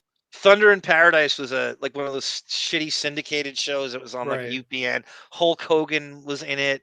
I think Jack Lemmon's son was in it. I forget who. It's kind of like a Baywatch kind of thing. Interesting. Can I just read this from Wikipedia really quick? Yes. About Carol Alt. So Alt's first big, just to run defense for Carol Alt here. Alt's first big break in modeling was in 1979 when she was featured on the cover of Harper's Bazaar magazine. However, she garnered publicity in 1982 when she was featured on the Sports Illustrated swimsuit issue. She's on, every she's on fucking the cover. teen and tween jerked off to that Sports Beth Illustrated has never swimsuit been issue. on Sports Illustrated. Exactly. During the 80s, she appeared on over 500 magazine covers, becoming one of the most famous models of the era, attaining supermodel status. Alt graced the covers of Vogue, Vogue Paris, Vogue Italia, Vogue UK, Mademoiselle, Elle, Cosmopolitan. The absolute height of anything you could. And for him to poke hole, like who would even. And then he won't acknowledge. It's so stupid. Had 3. Yeah, Thunder in Paradise. Who was in that? I'm turning off his microphone. He's being ridiculous. I wanted to ask him, Carol. Tell me. I got to remember too here. This is a weird time for Howard. This is 1998, and he's pretending to still be married to Allison. Right. So every time a woman comes in, he's particularly flirty, like in a way that's not like it was 2 years. And she was one of them. Another one was Veronica Webb. If you ever see that, he's this crazy suggestive hug with her at the end of the thing. It's like beyond. It's almost like on the level of that Sandra Bernhard sticking her hands out her pants. How do you reconcile that stuff with his being gay? He's like bisexual. At a point. I mean, like, he's trying to give off, like he's trying too hard with the models and stuff. And he needs the audience to think he's hetero. Right. I think I said this in a gunk chat once, but like, I really do think he has this like arrested development from Camp Well Met, where his sexuality is kind of amorphous. Like he's not straight, he's not gay, he's sort of everything in this weird, like whatever works for his, whatever's most advantageous for him with something that is self-centered. It's not about love or connection. It's about how I'm sexually attracted to something that can sort of be advantageous for me financially in terms of having power over people. So anyway, I just thought it's an interesting thing. No, to that's get a good theory. It doesn't track. He's clearly gay, and even like the least cynical among us think that now. Like we had to really, really push that. But yeah, there was a time when he was trying to come off as like, I need to, and I'm sure he has conversations with Buchwald all the time back then going, you cannot come out of the closet. You cannot come out of the closet. We're going to have, anytime there's a hot female on there, please hit on her. And you gotta sell this. And maybe Howard didn't totally accept it in himself. I mean, even though he hasn't come out, maybe there was a point where he accepted, like, yes, I am actually gay, but I can never come out. So it just has to be through sexualizing my male staff. Yeah, it would ruin the whole narrative of the show. It would just ruin every possible, and then it would ruin Beth's career too, because she married a beard. She's a beard. Right. It would this is all a sham, and this shit has been going on since the Stone Age in Hollywood of having beards and shit. I mean, and also Sal and Richard would have sexual assault charges ready to go. Like, Yep. if they knew Howard was actually getting off on their naked antics. And That's it wasn't very just true. you know, He's got, we always joke about like the directors and producers of these like kind of NC-17 movies. They Right. jerk off to the fucking outtakes at home and stuff. They have all the, the bigger actresses who've done nudity. They have all the outtakes. And this is kind of what he does to his nude staff. I was watching Rosemary's Baby the other night, and I was thinking, like, Mia Farrow's nude in that movie quite a bit, and I was just thinking, like, fucking Roman Polanski jerking off to it. Yep. Fred Housey Football goes, we've never heard one story about anybody that dated Allison before. Howard. Every staff member has had stories about women except Fred. It's obvious he's angry with women all the way. Allison might be the only one he's ever had. I agree with that. Yeah. That might be the only woman he's ever bedded. Yeah. Fred is the man who cried when Karts went to whatever he couldn't figure out. Right. Oh, I gotta, you know what? Because you said that, I'm gonna go to him trying to figure out the Sirius technology, and he has this shit fit after this. This is I'll probably go to that after this. He's a psycho. Lord, could somebody tie? All right, hang on. You're not going to get sex from this woman, so why? I am going to get sex from her. No, you're not. Well, if he's kissing my ass, then he's getting sex, isn't he? Yep, you're damn right. Thank you. There you go. Fred, all I wanted to know is... There you go. You're marrying me, and I'm in a booth. Carol, there's an article in the paper today that says Elle Macpherson's worth $32 million. Does that shock you? 38. 38? 38.1. 38.1. Carol can make that. Fred's studying net worth of supermodels at home for this show. I mean, it's the same as... And I don't know if it's for his own Fredification or this is just him trying to rub it in Carol Alt's face that Elle Macpherson makes more than she does. Like, she gives a shit. You know how, like, comic book nerds go to Comic-Con, and let's say they're talking to William Shatner, and it's like, oh, I know what you made the first season of Star Trek, because they think that's going to ingratiate them with him. Like, I know you, Bill. It's like that SNL sketch where he makes fun of the Trekkies for knowing. Right. Dana Carvey goes, what was the combination of the... You put a lock in or something in episode 3. What was the combination? Right. So I wonder if that's what Fred thinks. I mean, truthfully, I do think it is just an obsession with something he can't have. That's why he knows these numbers. But it is funny to think, like, if Elle Macpherson knows that I know her net worth, maybe she'll fall in love with me. Yes, he does think that. I think that is how he operates. I do believe that he thinks that. Yes, I do think he thinks on that level. Yes, Ron Greshner is who she was married to, and they're divorced here. She's actually single here, which is interesting. And this is like Howard again. Howard's supposed I'm totally convinced he is separated from Allison by this point. Yeah. Even though he doesn't announce it until the fall of '99. There's no way he's still with Allison. In fact, I'm still looking for this clip of he tries to browbeat Trump. He said he has Trump on in '98, and he says to him, "Hey, I'm looking for a place to crash in the city. Can you give me a great deal on an apartment?" Why on earth would a married father of 3 be saying that to him? Yeah, no, you're right. I can't find this clip. I can't find it. And that ended up being, and then cut to a couple months later, this is again, was still in '98. He announces on the air that he lives in the same building as Regis, which is the Millennium Towers where he lives now. Right. And doesn't announce his separation until a year after that. But he won't say, like, he's like, I think I saw Regis, and it was like a slip. And I can't find these are shows from '98, and I can't find them. It's a weird gap in the archives in the fall of '98. Claim. Why are you being so mean? I'm not being because he's a nut. Carol's gorgeous. He tries to come off as a supermodel. And she is a supermodel. A supermodel. The one time he talks is to attack a beautiful guest. That's what Jackie's so right. He doesn't. This brings him to life. Yeah, because he's jealous. He tries to come off as a supermodel. And she is a supermodel. A supermodel. The one time he talks is to attack a beautiful. Missing in action. No, she is super nice. She is super cool. She has the same cool factor as Julie Bowen we just saw. It's very similar the way they come off and the way he is. And good for Carol taking it in stride. I mean, she's secure enough with herself to know that this guy's totally jealous. She doesn't have to be He's seen it all before. Yeah, right. He's a big fucking lunkhead. He's not an intellectual at all. You know what? That's interesting. I wonder if we talk to Carol Alt, like how many guys like Fred do you encounter in the breadth of your career? Because I bet Fred's not the only one who's like this. Sarah agrees He's with resentful. you guys, Davyd. Fred was clearly a virgin. Yeah. And Allison Furman is the only Furburgerage he's ever seen or ever will. Unless Tess is on. Nut. Carol's gorgeous. She tries to come off as a supermodel. And She is a supermodel. A supermodel. The one time he talks is to attack a beautiful guest. Because he's jealous. No, I'm That not. proves he's not getting insane. sex. Right. He's crazy. Proves he's I don't know insane. if you are either.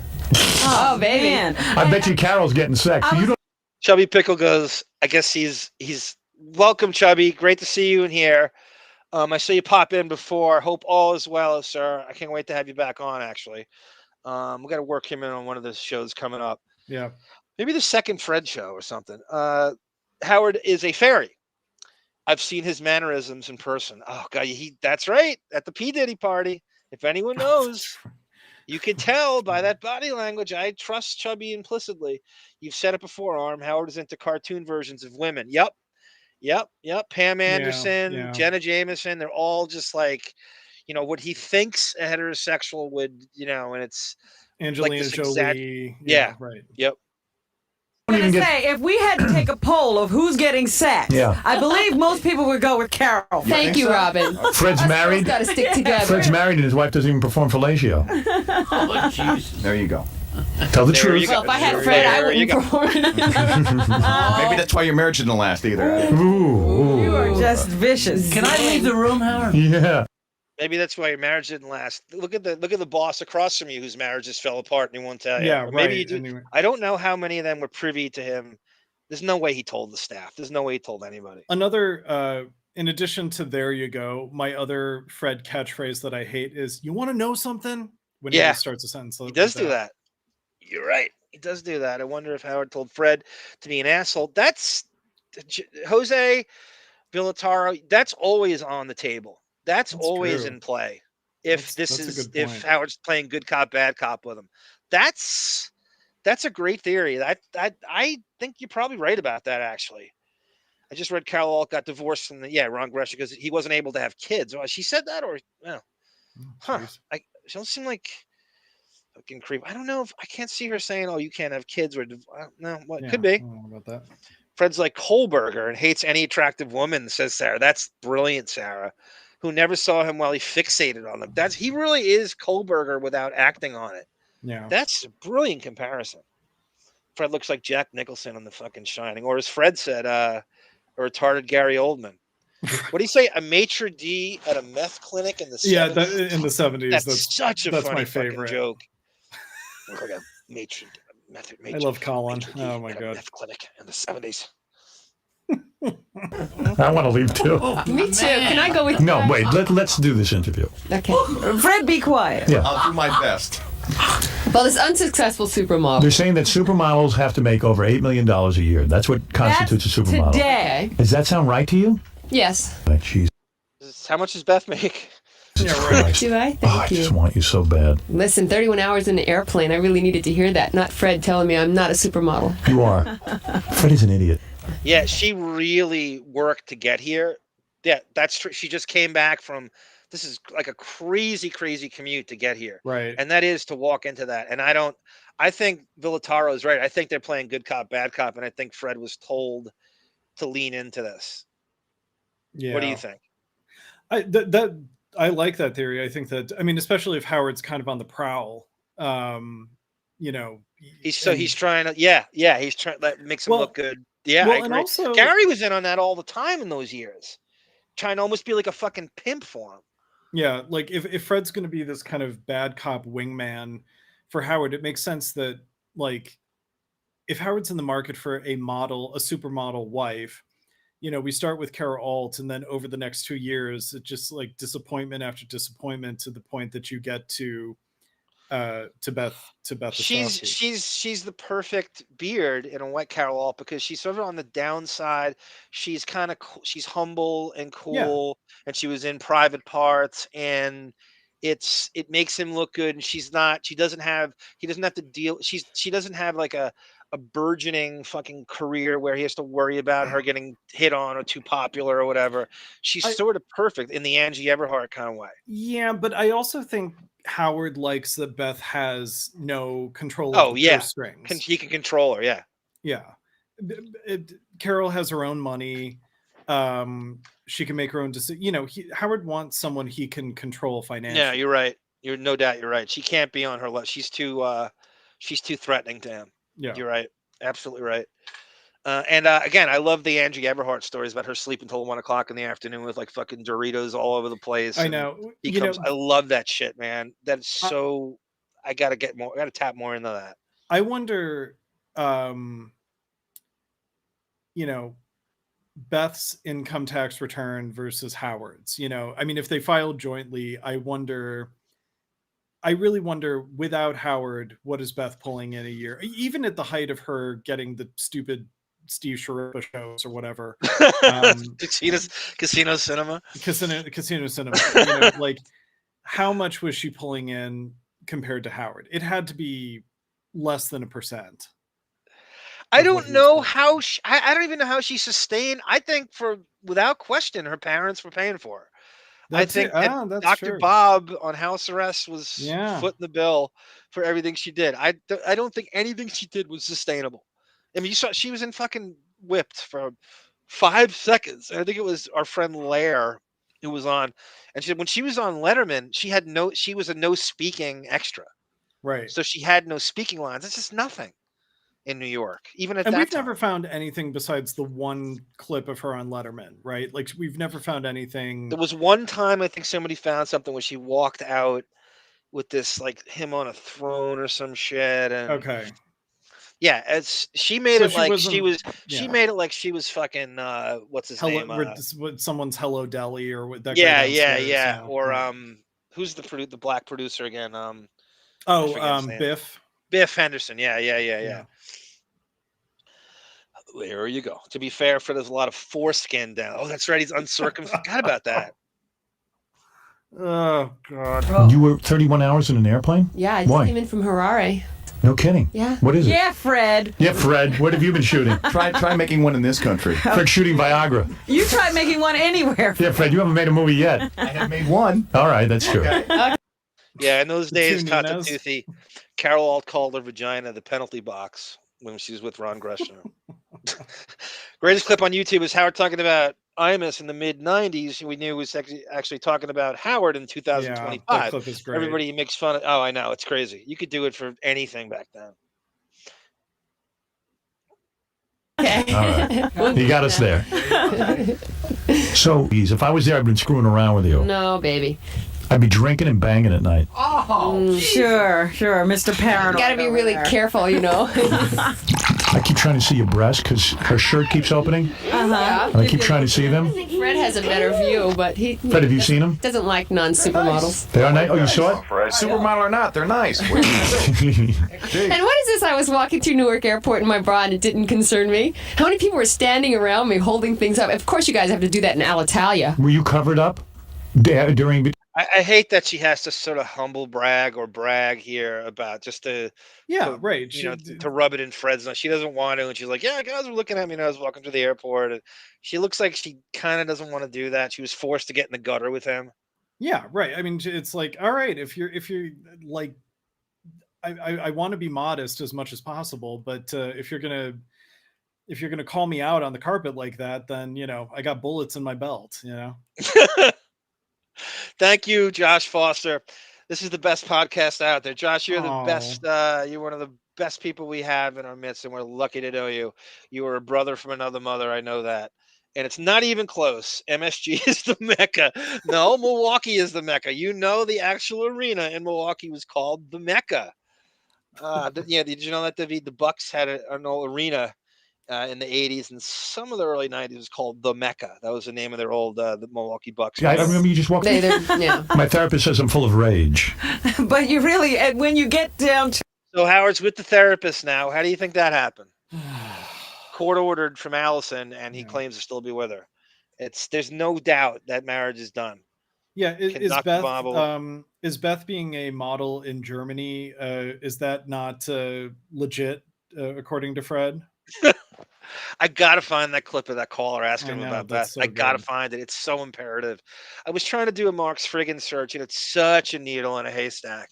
It's such a foreskin in a haystack. I Yeah. was like, you try the different little things like I mean, Fred, caller, Beth, all this different the stuff. And the only thing that like heterosexual men know makes you a supermodel is the Sports Illustrated swimsuit edition cover. Like yeah, they're not watching, Vogue fashion shows or, the only thing that puts you into the mainstream as a supermodel, especially at this time, is something like Sports Illustrated, it was, I guess, the Victoria's Secrets catalog Yeah. followed that up. And then after that, it hit, it was by around, oh God, yeah, I'd say like the mid 2000s. It was like, all right, it's done. We can't really. And then you know what killed it? The internet killed it because guys Of now course. you could get porn any way you want it, and who gives a Yeah. shit about this anymore? And they would still do like that Sports Illustrated. TNT would do the Sports Illustrated uh, issue, and they would have like an hour video of girls in the video, and they would do like beach shoots. But they got so they couldn't find new models anymore that they were going to the older women. They were still going to like Tyra Right. Banks, and they would Kathy Ireland and shit. And that's all you still go back to them. I mean, honestly, there hasn't been new people to replace those names. Yeah. It's like Well, in I the think NBA when everybody goes back to the Jordan era still. And you I mean, forget about the whole 2000s. I think that intersection of like whacking material and true fashion, advertising, I think is kind of gone because, as you say, like you could just be your own boss on OnlyFans, Well, or what's you the could goal? model What's the goal, dresses. Davyd? Are we kidding ourselves? And then Jessica Alba is no better than this. And I use her. What's the goal? What's the bottom? We Right. want guys to jerk off to you. I mean, is it any deeper than that? Really? Can we Yeah. are we over analyze like someone like idiot like Fred? This is for guys to jerk off to you. I don't care any way you slice it, any way you glamorize it. You're on here. They want you to be. You're not nude. They want you to be nude. They want you to go further Yeah. than that if you could. This is solely for men to jerk off to. There's Yeah. no other function. You're not selling bathing suits to anybody. Nobody cares. This is solely for guys to fornicate to. And this is just the most this is the most like glamorous, glorified version of it. Yeah, I defy any of the wine moms who were, masturbating to Taylor Lautner in the Twilight movies to tell me the plot of one of those movies. Sarah just brought him up in those movies to me. We were talking about doing 90210, and she brought up those Twilight movies. Yeah. She told me to watch them. I defy any wine mom who played with themselves looking at Taylor Lautner to tell me the plot of any of those movies. Are It's you admitting all jerking off yeah. to Taylor Lautner in Twilight? I was jerking off to Josh Hartnett in 40 Days and 40 Nights. I haven't heard that name in a long time. Josh Hartnett. Holy shit. Now that guy, I think a lot of people thought he was going to be this massive movie star, like I know. vanished. This Dr. Bob, that would be a great question for Beth on if you get her on like Andy Cohen's show. You go, Beth, I want to know, does your dad own a gun, and who did he vote for? And she has That's to answer. hilarious. Get him off, Andy. That MasterCard commercial. Remember that? Beth in that boxing. Kristen Shaw's in. Yeah, Jesus. I got to get that. Yeah. Housie, she may have made good money in Saudi Arabia. It's the Saudi Arabia thing is no joke, Housie. We talk about with the Deppening. The Prince MBS. Prince MBS. He was getting fucking chicks for Depp. He's walking to a goddamn private jet owned by Prince MBS with girls. He is pimping out. This is no joke. He does do that shit. If only Beth had waited 20 years in Saudi Arabia, she could have gotten Johnny Depp, She's way too old for him now. I know. Yeah, he doesn't fit the flow chart, the getting younger flow chart. God, yeah, She wishes she was fucking Rochelle Hathaway. She wishes. Well, and even when she was younger, she was not the most pulchritudinous woman in the world. Pulchritudinous! I'm ending this podcast right now on pulchritudinous. Hey, Melvin, if you're listening, can you please write the definition of pulchritudinous on the... You had to know where this was going when you said pulchritudinous. like George Will with this. Thank you, Chubby Pickle. Arm Davyd. Can you guys tell me what everyone thought Fred was so tough? Because nobody challenged him except the Jesus twins. Chubby, that's why. When we get to that Jesus twins, and when somebody challenges, he shuts right the fuck down. I also think Fred's anger is the least. You know, I don't know. His anger has the least targets. It just seems like Tourette's anger in a way. If you act crazy enough, people are afraid of you. Yeah, yeah. And also Howard so built mysterious. it up. Like, I don't want to fuck with Fred. Right, exactly. Do it. You're as gentle as a pussycat. I'll bring Fred in with me. You want to feel rage? You'll have double anal penetration. Every girl dreams of that. Yeah, that's just Fred doing it himself. I'd even donate to charity for that. Yeah, that's how benevolent. This is Howard's fucking bro, Sean John, P Diddy mode. Ralph dressing him up in the fucking hip hop clothing. Well, the double penetration thing is like he's implying he needs another penis there in order to get off. Yeah. And it's totally inappropriate in terms of like she's way too classy for that fucking language at this point. Of course. Yeah. She's just not what she signed up for. Without Howard, Beth would be modeling a 30% discount at the local oil change place in Pittsburgh. She couldn't get on the cover of the fucking Penguins program, Pell in 1999. And I am today. I think it's time for me to leave. What do you think? No, we're just warming up. I'm going to give the phone number. Now we find out that Jose Villataro is uncircumcised. That's, besides that word, what's the word again you just used? Pulchritudinous. Pulchritudinous, everyone. And I'm going to run. Brad, you're on the air. Go ahead, Brad. Now, like Boondoggle, I'm going to start hearing pulchritudinous on everything I watch. Now, out of nowhere, everyone's going to start using it. Chris Hayes is going to start using it out of nowhere. An expensive Boondoggle. Howard is a cowboy hat away from being Imus. Good line, Tata Tuesday. Yeah, that's true. Hello? Yeah, hi. Hey, this is Lori. Oh, and Lori, I wanted hi. to say that Fred is a retard. Why? Yes. Thank you. Lori, thank you. No, I went on AOL and there's like 400,000 hits for Carol Alt. Really? There's home pages, there's like photo archives. Fred caught in another lie. Yeah. Caught in another internet lie. The internet is king. It's undefeated. And the worst thing that happened to this show is you can look stuff up on your own, and the Stern Show's caught in yet another lie. Also, I think the one sort of, Howard's attitude about the internet early on is like, I'm one of the only people in the world that has the internet, because he thinks it's like a rich person thing. So Fred probably adopted that too, and thinks like none of the plebes that listen to our show could access the internet. No doubt he's thinking that. That's exactly how his mind would think. And he thinks Fred. So now some of it is true, but there is a highbrow version of Howard's audience. And he does Fred looks at Howard's audience like it's one collective AA. Right. It is one collective Joey Boots. It's one AA and one Marianne from Brooklyn. Right? Yes. Yeah. And that's the whole audience. And that's how he makes a blanket. And that's how you're right. So he would be reductive towards anybody in the audience thinking that they couldn't possibly have a computer like he does. Yeah. Right. My Sidney Moncrief over here. Oh, my Paul Pressey over here. Yes, Josh, that Mecha court was so cool. And it had like a backgammon board. It really did. The design of the floor was like a back. He's so right. God damn it, do I miss that court? Oh, my fucking Terry Cummings over here. Publicist. No. You know what? I have to say, and this is a woman coming to my defense. Thank you, Lori. You're welcome. Of course it would be a real woman human. coming to your defense. What do you mean, Fred? No, it's because you guys... Fred, Carol Wolf is very famous. We stand together more than we do. She has over 4,000 websites. No more. 400,000. All in Zimbabwe. 400. They're not in Zimbabwe. They're on AOL the is not internet, Zimbabwe. Fred. Excuse me, Zimbabwe Online. Thank you. Sarah's right. Brandy Glanville from Real Housewives. Yeah. She was on the show once, and she let it slip. She made some like yacht girl reference to Beth, and they were just like, "Oh, I know her from the," and it was obvious that there was some kind of glorified prostitution thing happening, and that's the only way that Brandy Glanville could have known Beth.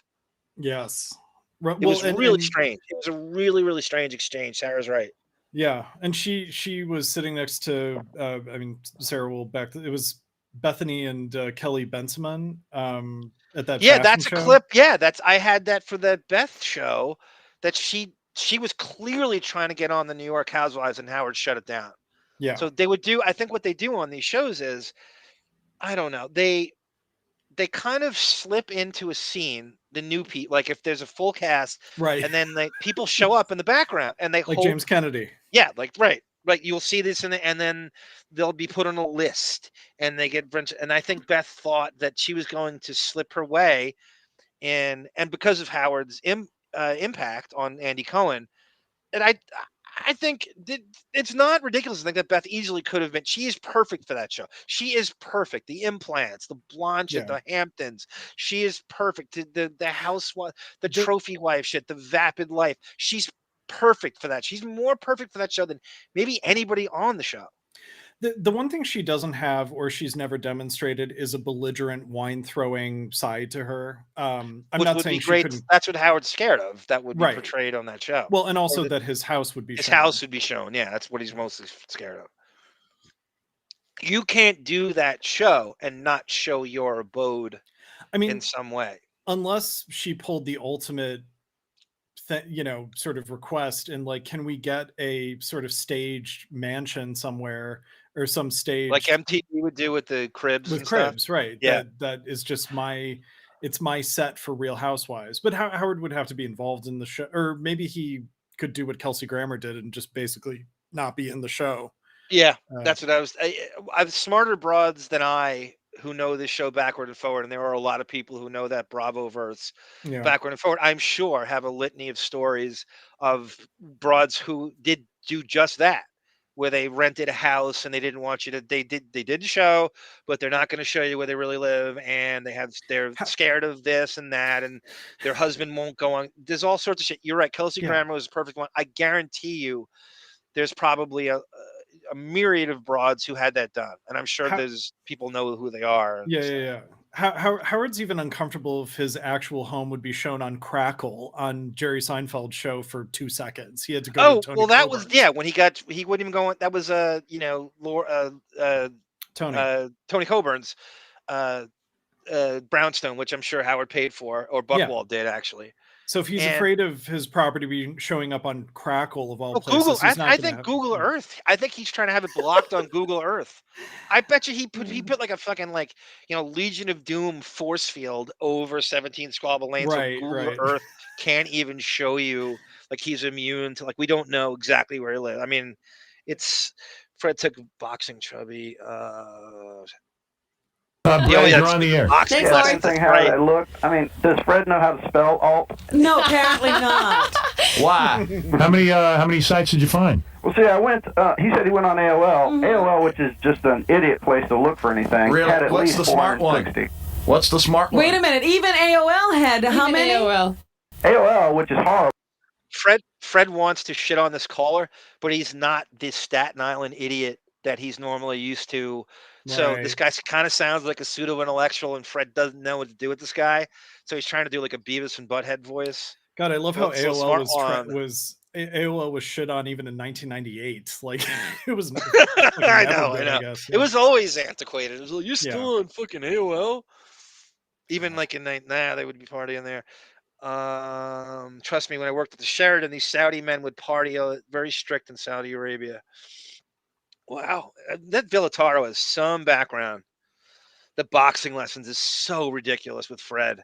Oh God, imagine him just that stupid hair flying around at a gym, hitting a fucking heavy bag.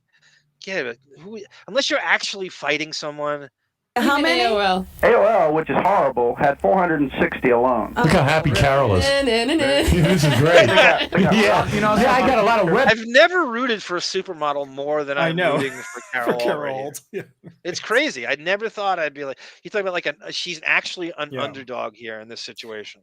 And she's holding her own. I mean, she's very likable, but still can give it back to Fred, and not coming off as bitter. No, not at all. Just like taking it. But I think you guys are onto something. I think this is a good cop, bad cop thing they staged. As I dwell on it. Yeah. I could take your word for it, but I might check when I get home today. Go, please. www.carolalt.net. This caller's great. You got a darling. .net. Thank you, darling. Thank you, Fred. Fred, you're looking dopey. I am? Carol, be nice. Don't even say Ed, you're on the air. Yeah, I just got off of AOL and I found 635. No, Jeez. Wow. Ed. Well, there seems to be varying amounts here. How can go from 400 to 635? Well, you got one. Could you see Stuttering John being a fake caller here to get one on Fred? Yeah, John would do that occasionally, and I could almost see him. Well, I mean, just and Fred would maybe know it, but play along because it's a bit to make Howard look like a white knight for Carol. So, yeah. Here, I don't know if he's into this. I think because he looks like a fool, that his research sucks, and he's, I don't know if he would be. I don't know. He's so ridiculously hyper competitive that the callers out interneting him he can't deal with it. I got one. So that's one. A different search engine, though. I think Fred doesn't know how to work his computer personally. That's it. You think? Yeah, go to www. Well, there are sometimes you click on and you actually find stuff, and you got to really dig under some internet rocks. Eric, you're on the air. Yeah, Howard. Yeah. I want to ask Robin out. Oh, Rob. Eric, I think she's got a man in her life. You know that? Well, I met her last week very briefly. Her car. Oh, I left this in. This is apropos of nothing. It's just a weird shit. Robin gets into a car accident in Midtown Manhattan. No, Upper West Side. Oh. Her driver drives over a sidewalk and almost hits this guy. Oh, this is bizarre.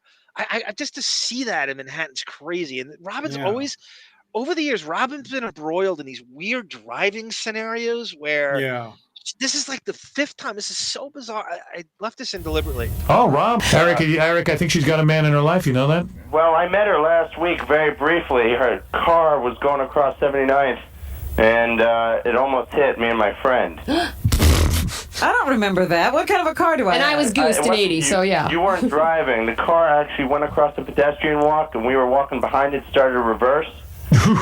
Is that true? What? It's true. It's right on 79th. But you got out and you apologized. You were like, oh, sorry about that. You know what? What? I know exactly what he's talking about. My driver, this guy, was I told him to stop the car at the corner, and he was driving far past, and then he tried to back up, and he almost hit these guys, and I got out. Oh, isn't that like, you're right, isn't that testosterone blackface, Jose Villataro, right? Oh, right, motorcycle, guitar, but I think Fred thinks he's in the Hells Angels, like he's got to do all these like overly, almost like fucking Freds of Anarchy bullshit. Yeah, with, like, and I wonder if his father idolized that kind of like Easy Rider, late 60s that's kind a great of question. Form of masculinity that Fred felt like he had to fulfill that to get. I mean, I'm being a little... It's so Howard. Contrived. It's so it's like I said, it's like testosterone blackface. Yeah, that he's just trying way too hard to look like a badass. Well, and the bands too. The band, yeah. King Norris. It's like a and said, "I'm sorry." That's cool, Robin. Yeah, That's Robin was very cool about it. She wasn't snotty at all, and we quickly made eye contact. You didn't feel anything, Robin? I'm afraid not. You didn't notice that the man was very good looking? I don't remember. I can't tell you how controlled the traffic is, and like, obviously it's crazy in Manhattan and shit, and but it's just so many traffic lights. You can't you can't possibly be speeding unless it's like 2 a.m. You couldn't ever get any kind of like speed going. It's too many lights. There's too much going on. It's too dangerous. And somehow her driver is jumping the curb on 7. I cannot tell you how weird that is. On 79th Street. It's weird that she didn't, I don't know. It's like, it's weird that she didn't sort of remember it until he has to bring it up. Well, what I mean is like, he brought up like that she, the car almost hit us, and that didn't jog her memory, that wasn't a singular enough event that. And it was just last week. Where it's almost like she was trying to get away with pretending she didn't remember until maybe she thought better of it, like maybe she has that, to or she gets into so many accidents that she can't remember one too. And she does. I mean, there's got to be at least a half dozen clips I can remember of her just randomly talking about some driving an accident she got into, or she got out of the car. It's endless with her 5 cars that she feels like. At least she, I don't know, boxing. She's like Staten Island and New Jersey. Each time it's a different borough. Each time she does it too. Howard's a white party. Beth is 56. It's not happening. I have to be honest. I would love to have liked it. I respect Fred if I beat the crap out of Stern. I'm rooting for John in that one, Housie. Yeah, I am I'm too. team Stuttering John in that one. Welcome, Alexander the Third.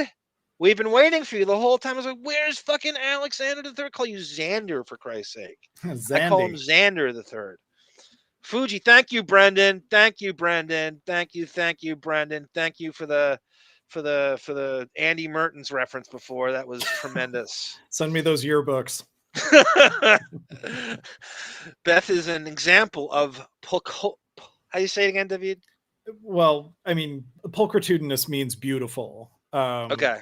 So, yeah, I mean, Beth is not unattractive by any stretch of the imagination, but she's not a supermodel. She's a Pittsburgh 6.5. Yeah. At best.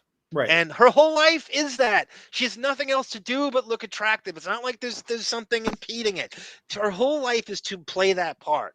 So if she can't be a Pittsburgh, that is ridiculous. She has nothing else to do. She has no kids, no responsibility, doesn't do chores, doesn't do shit except her job is to look good. It's not impressive. It just isn't. Yeah. That's the game. That's the job, to look good. Davyd is the thesaurus of the Deppening. No doubt, Chubby. Maybe better than a thesaurus. There's not. I mean, there's not a doubt. That word shocked me. I will say, like, I don't know where that came from. Sometimes you just pull something out. You're like, wow, what am I doing using that? You picked it up somewhere and you just used it. And I unearthed that from like 13 years ago. A word I used, I don't know what it was, 5-6 years ago, and I haven't used it since. And I don't know what prompted me. It was vicissitude. Yeah, right. I used vicissitudes once, and I listened back to the show. I'm like, what the hell? I must have heard it like on a comic book thing, and I just pulled it out. I learned the word troika from you. I'd never heard yeah, that before. sports word. Yeah. It's like they use that in sports when you're describing three of something. Right. So the team has a big three. And so the sports announcer would go, oh, these guys have their own troika, Dwayne Wade, LeBron James, and Chris Bosh. Interesting. And yeah, it's the sports word. They could still be well known if they put everything into YouTube that they did 20 years ago. So you're right, Alex.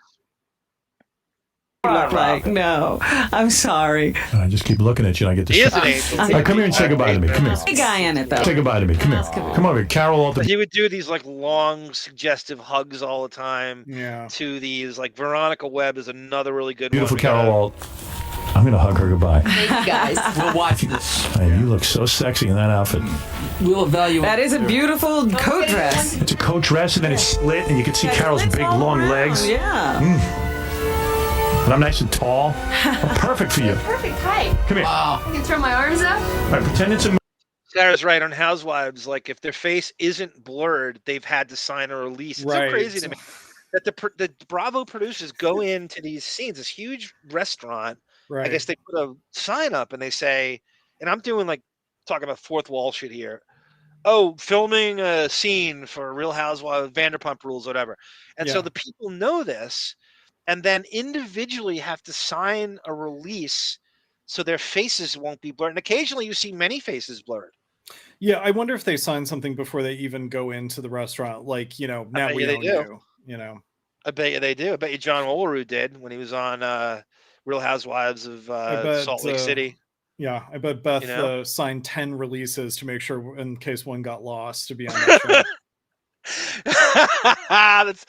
Oh God, that's so funny. That's again, I would love, one of the best things we'll never hear is the arguments she and Howard had over her not doing that show, how badly she wanted that.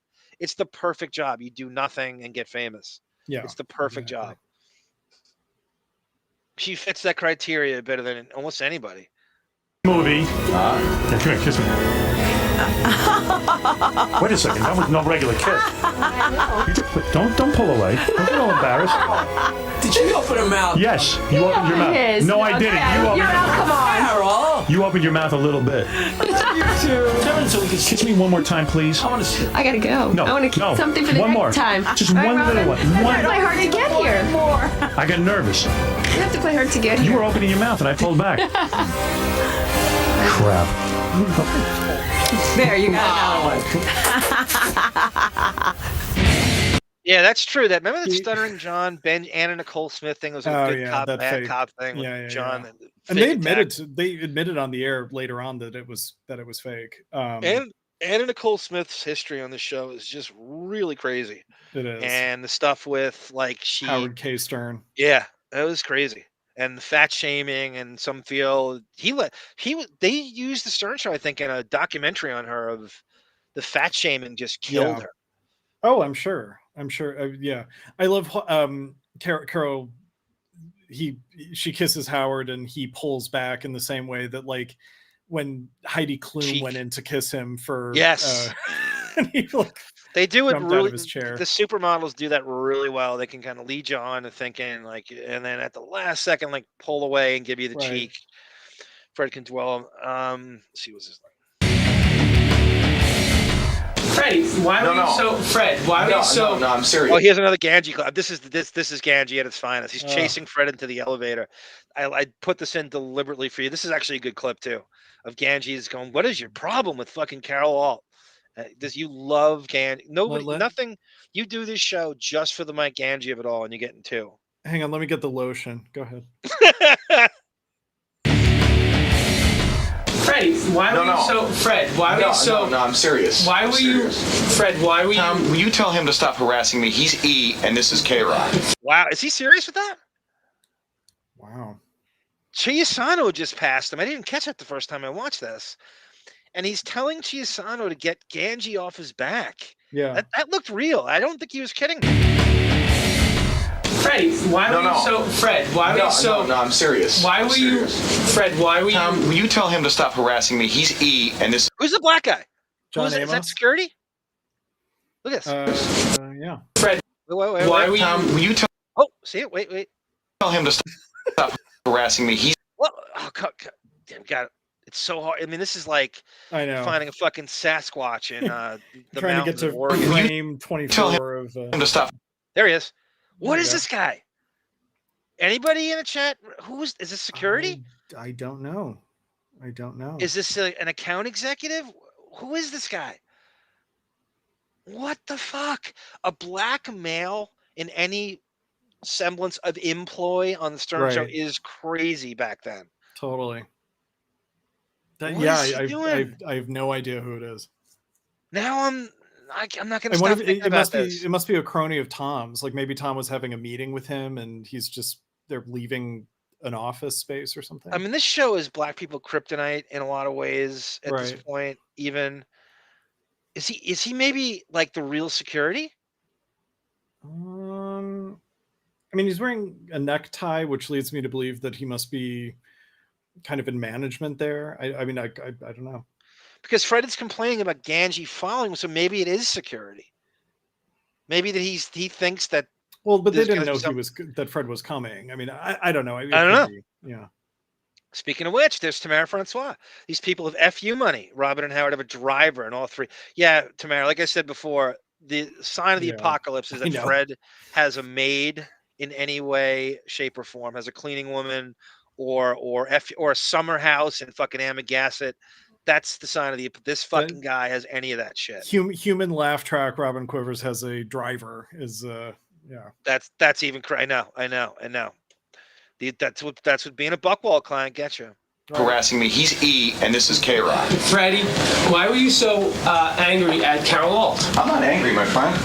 Freddie, why are you running away? I'm not running away. Is it that stupid Kramer walk where he's just exaggerating the arm? Yeah.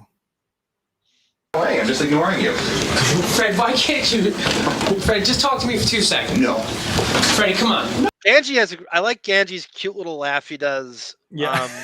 When he knows Fred's being ridiculous. That was like a good little reductive laugh. Will you tell him to stop harassing me? He's E, and this is K-Rock. Freddie, why were you so angry at Carol Alt? I'm not angry, my friend.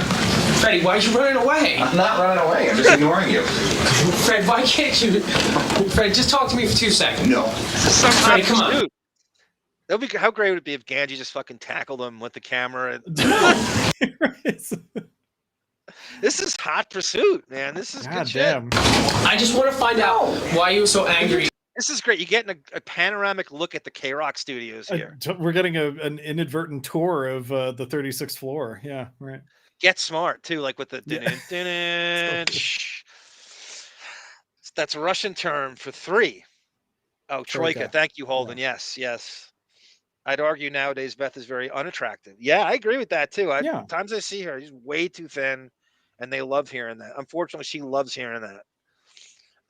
Botox is not like I agree with every word of that. I agree. I think in the 2003 era, like, yeah, she's not unattractive, but she is not, she's not Christy Brinkley.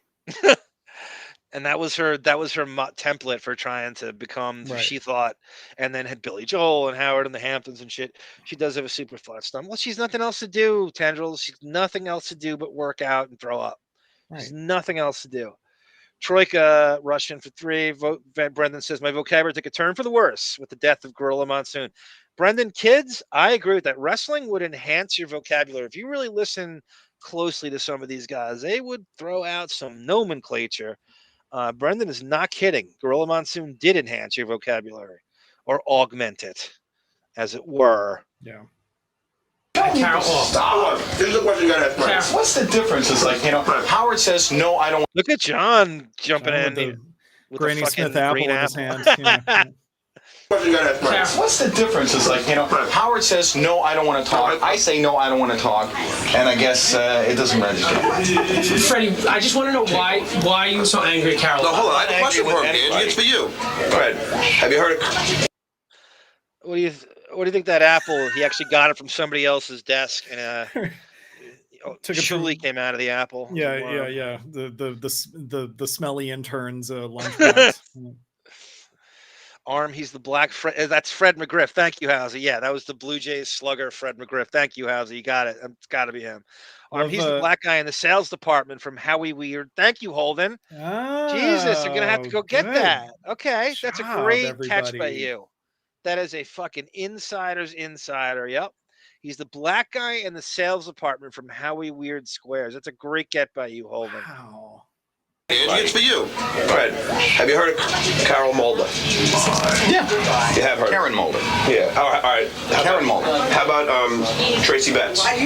Tracy Betts I'm not familiar with. How about Nadja Oreman? Mm-hmm. Yep. I knew 2 out of the 3. Well, there's Tracy Betts I made up. I guess Freddie is an expert on okay. He's a supermodel expert. It's not a matter of those are obscure. Angie, have you heard of those names? Karen Mulder, I have. How about Nadja Oreman? No. There you go. Well, who's the one that's married to what's his face? The guy from Bon Jovi. Eva Herzog. Herzog. Yep. But she's pretty popular also.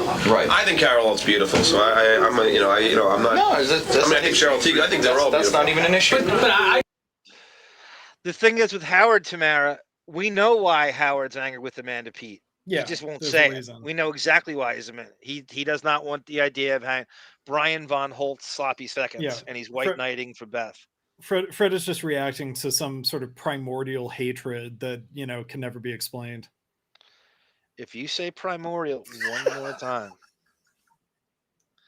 that was tremendous. It has been a while with me in primordial. I just want to know why you're attacking her. I don't think it's not an attack, my friend. But Freddie, you were attacking her. You literally I wasn't attacking her. You were saying that she had no talent. None of her movies. No, I didn't say she had no talent. You were saying no. I know that's some sight, right, Pellel? The mullet swaying angrily in the breeze. Right. That vision. That's so. Zempeth. That's great, Pellel. Oh, that's a great nickname. Zempeth. Yeah. God, that's perfect. I can't believe you just coined that now. You'd think that somebody would have.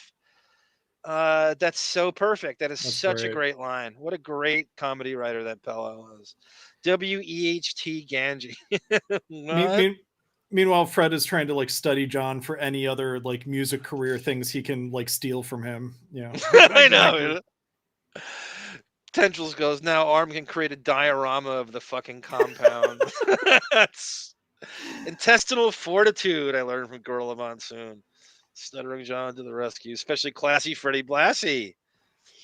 John just finished taking a shit. Oh God, yeah. How much John's one of those guys. John had a I guarantee it was a designated time. John would shit for an hour on the show, and just then he's getting one over. I'm getting paid to take a shit for an hour. Right, exactly.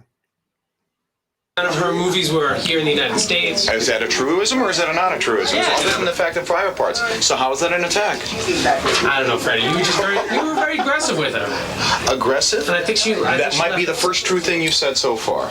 Did you apologize to her afterwards? She walked away. I had nothing to. Look at these cubicles over here. Where are we? I just This love is the that sales department.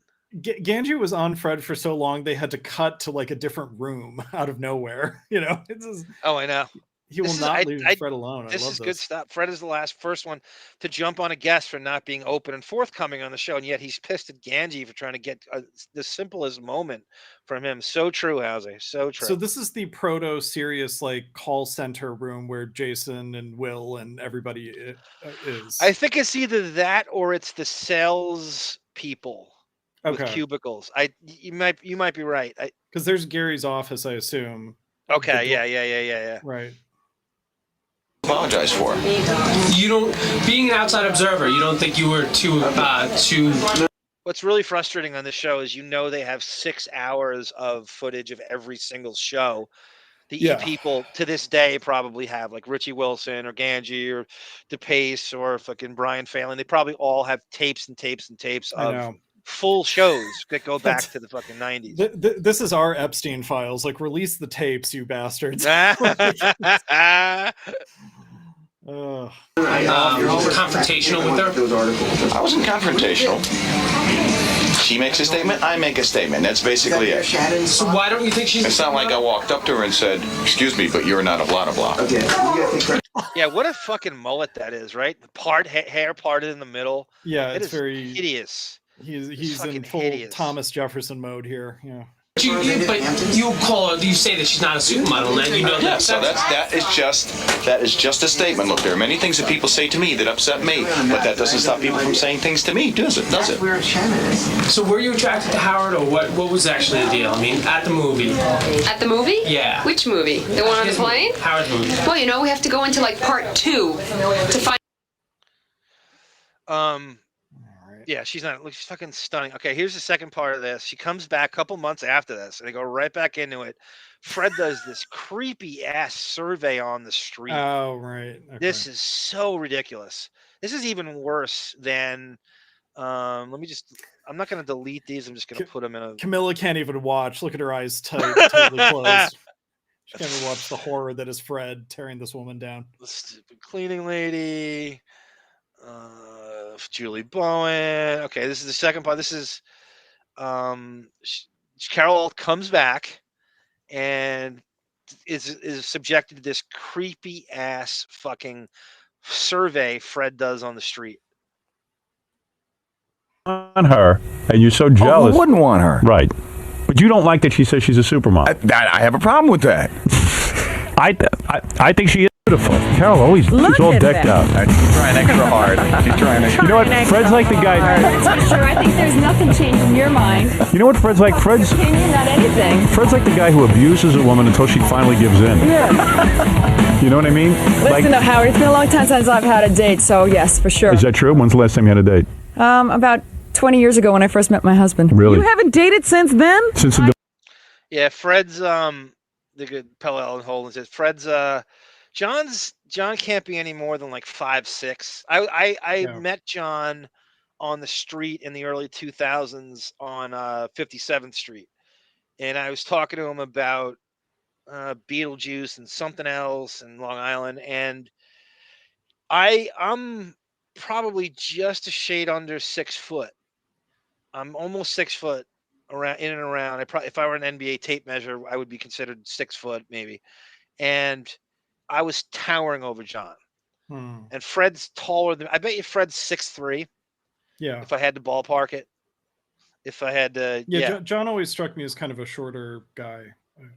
They're all shorter than you. Like Gary, they're all shorter. Right. When you see Howard next to Gary is ridiculous. Howard's fucking 6'8", and Fred's probably 6'3". Divorce? I haven't. No. Come on, let's go. Well, I'm only 4 months back from Africa in any case, and I didn't know you were in Africa. How would I know you're in Africa? Because you interviewed me the day I got back. 17 hours on the flight. I got off and had an interview with Howard Stern. Oh, is that right? It was the highlight of my day. Really? It sure was. I entered New York and had an interview with you. What, Davyd? Oh, Howard wasn't listening. That she doesn't know this by now, that he's only got his agenda and he's not actually interested in the answers to your questions or the background of where you came from. Yeah, he really is unengaged in that, no doubt. He's waiting for this. He's waiting for the Fred fireworks. Guys, hey, Robin. Huh? I didn't realize that. And you haven't had a date since? No. Men are scared of you. I'm not. They are. I'm not afraid of you. And you know what? If you do get the odd date, right? First of all, they think that it's okay to jump you because you're a supermodel. Right. Excuse me, Fred. Sorry. Fred says you're not a supermodel. That's okay. Did you hear this tape? And that's why they're not jumping her. Did you hear the tape at all?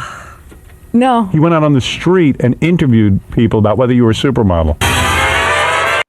Again, Fred showing absolutely no creative ambition on the show whatsoever. This is the one, as Jackie said before, he comes to life to do something on the Right. I don't think I've ever seen him do shit in terms of man on the street stuff or anything remotely ambitious until this comes along. That's true. I can't think of one Fred prompted bit. He's always And he's allowed to do anything he wants. Right.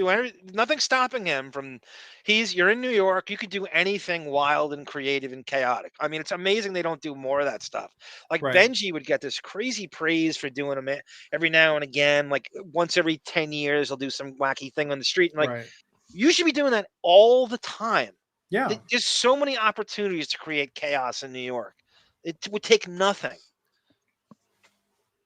And this is Fred's only time he's ever tried anything remotely resembling ambition on the fucking street, and it's so stupid and innocuous. It's also not in the spirit of the show. Like, he's not terrorizing people. He's just doing like a poll on the streets. You know, there's nothing outrageous about it per se. No, it isn't, and the people aren't just like, it's like, even they're just like, you asked him a Carol Alt in the middle of he's probably right on 57th Street doing this, which is a very busy street. I mean, it's one of the main. The other thing too brags. is like how much footage of people who did know Carol Alt and agreed she was a supermodel did he not include? You know. Oh, I mean, that is so Fred to edit it down to what makes him look good too. That he's not, and that's the way he does the stupid fake emails he reads. Right? It's like it's always something. He's not giving them anything close to the real truth of what people, or even if they're writing at all. And here is this horrible segment. We're trying to conduct a survey here, and your help would be greatly appreciated. Can you show that first picture, please? Can you identify this woman? No, I can't. No, I do not. It's upside down. Here, do you know who this woman is? There's your Ganji visual, Davyd. You got a third Ganji. Looking cute in that pea coat. No, I don't. Well, she looked kind of like that Monica Lewinsky. Did you say that? They're going up to people who would really have no idea who Carol Alt was. Like, why you can tell, like, this guy in his mid 70s is not going to give a shit or know Carol Alt. Yeah, so far no women have been asked. No, don't women know? Women all know the models. Yeah. Fred is 6'2". Yeah, I figured out 6'2", 6'3". Yeah, business in the front, party in the back.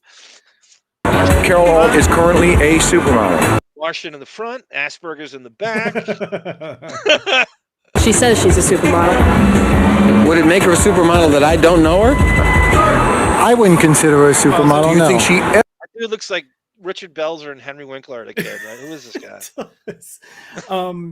The woman who said she says she's a supermodel, she said it with a question mark at the end, as if Fred,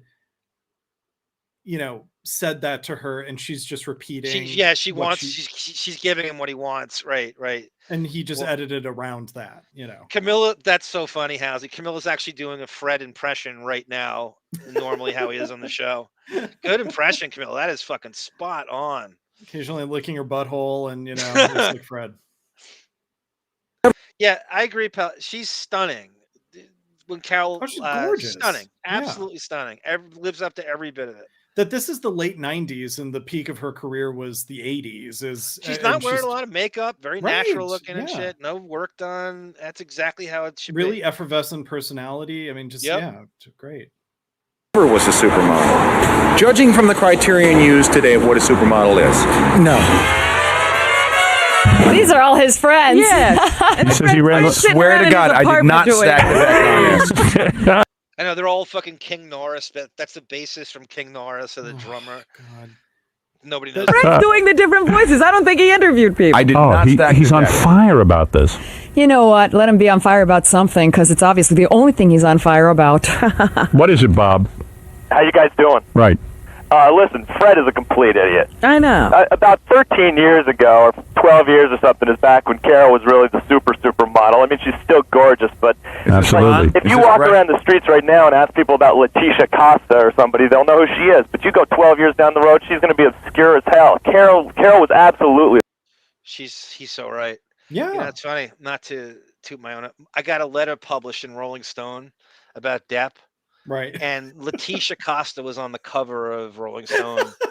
And like she's kind of nude, like turned to the side. Right. And I got it was crazy. I wrote to Rolling Stone about this. That's crazy. It was when Depp did Fear and Loathing in Las Vegas. Okay. And they did there's a great article on him and Hunter S. Thompson. And I wrote this huge 3-page thing and they edited it down to like a paragraph. It was like, I'm like, what? Oh my It was the magic they did, the shit they cut out of it. I was like, what? Wow. And it got published, the first letter in the issue. I That have is it so too. Cool. Our friend Boff got me the issue again. And Have I was we ever able read to- it on the air? I don't know if I could pull it up here. I wonder if I can. I mean, not now, but just. No, at I some know. point, Maybe it might be yeah. though. It might be like here. It might be in my computer, like Okay. right where I put Rolling Stone screenshot. Oh shit! Holy shit! Let me see if I can. It says Rolling Stone screenshot. Let's see if I can. Image I mean, this file. caller gave us the permission to veer to it if you want. Yeah. I know. Let's see if I got it right here. It says Rolling Stone. I know I made a lot of copies of it because I didn't want to lose it.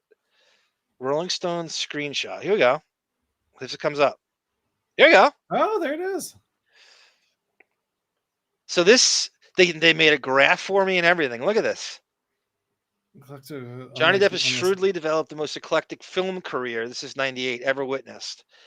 Unlike the endless parade of avant-garde pretenders. And so I put, after this, Keanu Reeves, Brad Pitt, and then I might someone else. Yeah. And they cut that out because they didn't want to insult those two. So they actually edited out the names I put.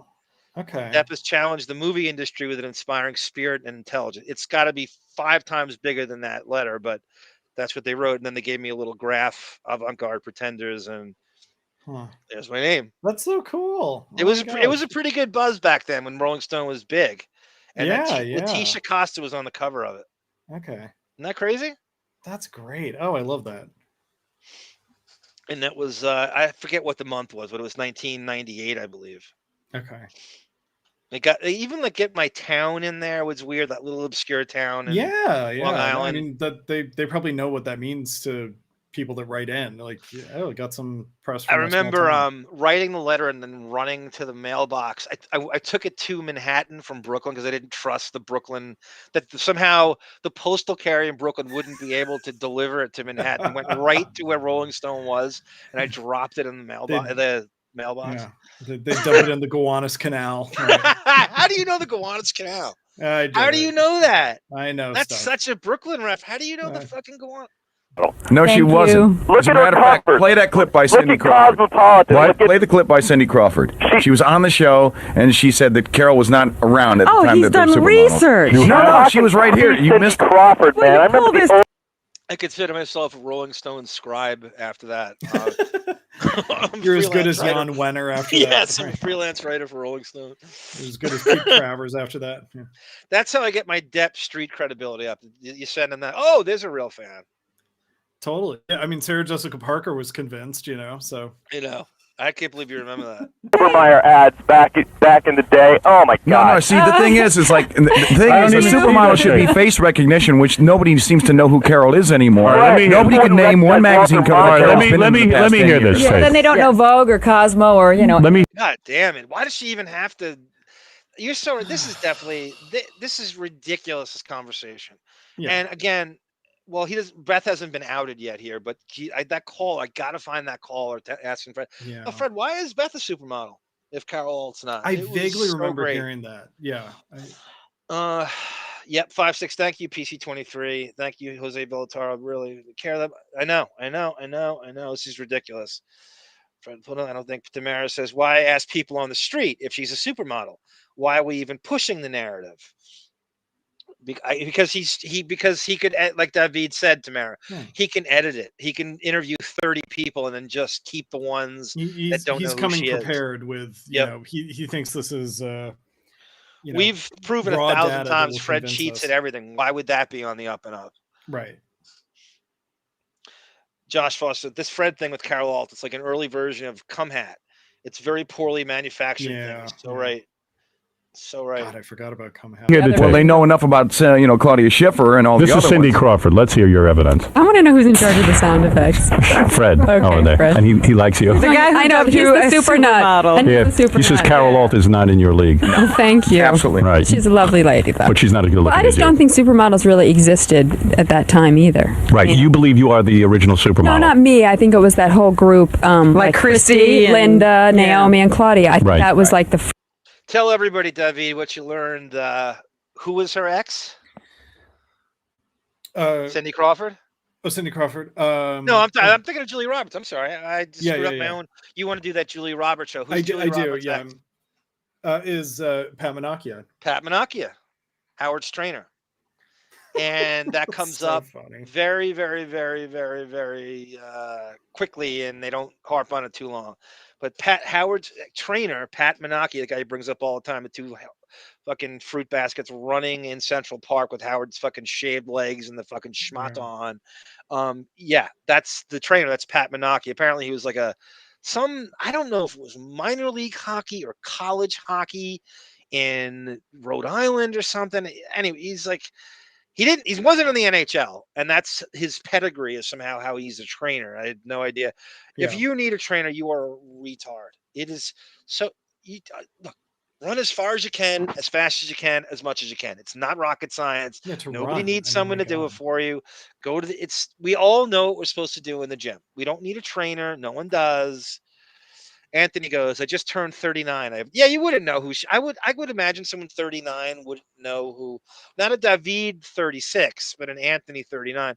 Right, Davyd? I mean, you're not going to know who Carol Alt is. If I only know her from the show, but once I read that she has, she has cred. I mean, she's done it all. I don't pay attention to this world, She's done everything.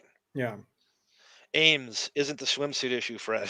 Arm, do you know what year the clip of the caller asking? That's the problem, Housey. The guy I can't remember if it was like more not modern day, but like 2008 maybe. It wasn't. It has to be like when they were at Sirius, and I'm tempted to go. Carol Alt does the show again at Sirius, and so what I'm tempted to do is I am going to go on the wrap-up show of the day she came on and sift through that. I think it might be the wrap-up show of the show she came on in Sirius. Oh, Pat Menachia died? No way. No, it's possible. I don't see it. Oh, yeah. Opie and Anthony had a guy named Pat from Woonaki is actually a town in New Jersey. And it was so weird. The Stern Show and Opie and Anthony, they have a Bobo caller like they do, and then they have a caller named Pat from Woonaki, which sounds like Pat Menachia. It was so bizarre. I can't believe you knew that, Powell. Pat Menachia is also Madonna's personal ex-trainer too, apparently. It says that? Yeah, on his ex account. That's in the. Oh, by the way, yeah, Marco Battaglia. I had this. Howard went to Marco Battaglia's wedding. A backup, a third-string tight end from the Cincinnati Bengals. What? And doesn't go to Richard Christie's wedding. Doesn't go to Doug Goodstein's wedding. He doesn't go to Marco Battaglia. He'd known him for 2 months. He's such a weirdo. And then the Ed Bradley funeral and everything. Yeah. He's such a star fucking weirdo. Anthony Kumi said that person is now dead. Oh no, we're thinking of two different people. I'm talking the different person. Okay, I gotcha. Yeah, I'm not seeing anything first kind of when that term was dubbed. What do you think of that? Will you fight Cindy Crawford about that? You know what? History speaks for itself. I believe you are supermodel. Cindy was also in a book that said that she was the first one to do posters and calendars. Excuse me. You were. Exercise videos. When she gets a little bitter. I mean, this next one, I could leave it up to you. There's so many choices still. I mean, this is so bags the second show. It's not even funny. Yeah. I could do 5 on this. So Fred arguing over technology. When he first gets to Sirius, he can't handle the Sirius technology. We can do. Somebody asked me for Roger Daltrey and Fred. I kind of want to save that for Bon Jovial because it's very technically rock and roll guitar hero shit. Yeah. I have that. I went and found that Roger Daltrey. Fred yelling at Roger Daltrey basically didn't want to sing, and he just said, "Fred's playing the wrong notes. I'm not doing this shit." I remember that. I didn't even hear it live. It's actually the first time I heard it. I didn't hear it when it first aired, and I only heard other people talking about it. And I'll save him doing Green Day. That's what Bon Jovi requested. I have that karaoke. Let's do it. Fred arguing with Howard, and he blows up because he can't handle. They've had months to figure this out in the announcement, and Fred can't handle the Sirius tech. All right. No, not all. I don't even have my headphones. Wait a second. Okay. Now, Fred, what I was saying is, when you're done with your pre-recorded commercials, it already sounds weird. He's coming back from this very awkward break, and Howard's trying to talk. He doesn't know if he's back on the air yet, and you can hear the wonkiness of all this. Yeah, they're figuring it out. Sarah goes, 10-minute warning, and then PC23 goes, no, 2 more hours. It is getting close. you can jingle, do whatever you want, play a bit, and then play a song. So that gives me a little time to prepare. Same thing every time. Doesn't change. Okay. We're getting it together. No, well, now I'm here now. And you're going to jingle. Wait, stop. Leave it to Fred to go to the fucking Who all the time. That fucking dinosaur rock every time with him. You see what we said with Josh Foster and the WBAB fucking DJ on a Saturday afternoon. That's Fred. That song right there. He's programming the playlist at CVS after midnight. The fucking Muzak.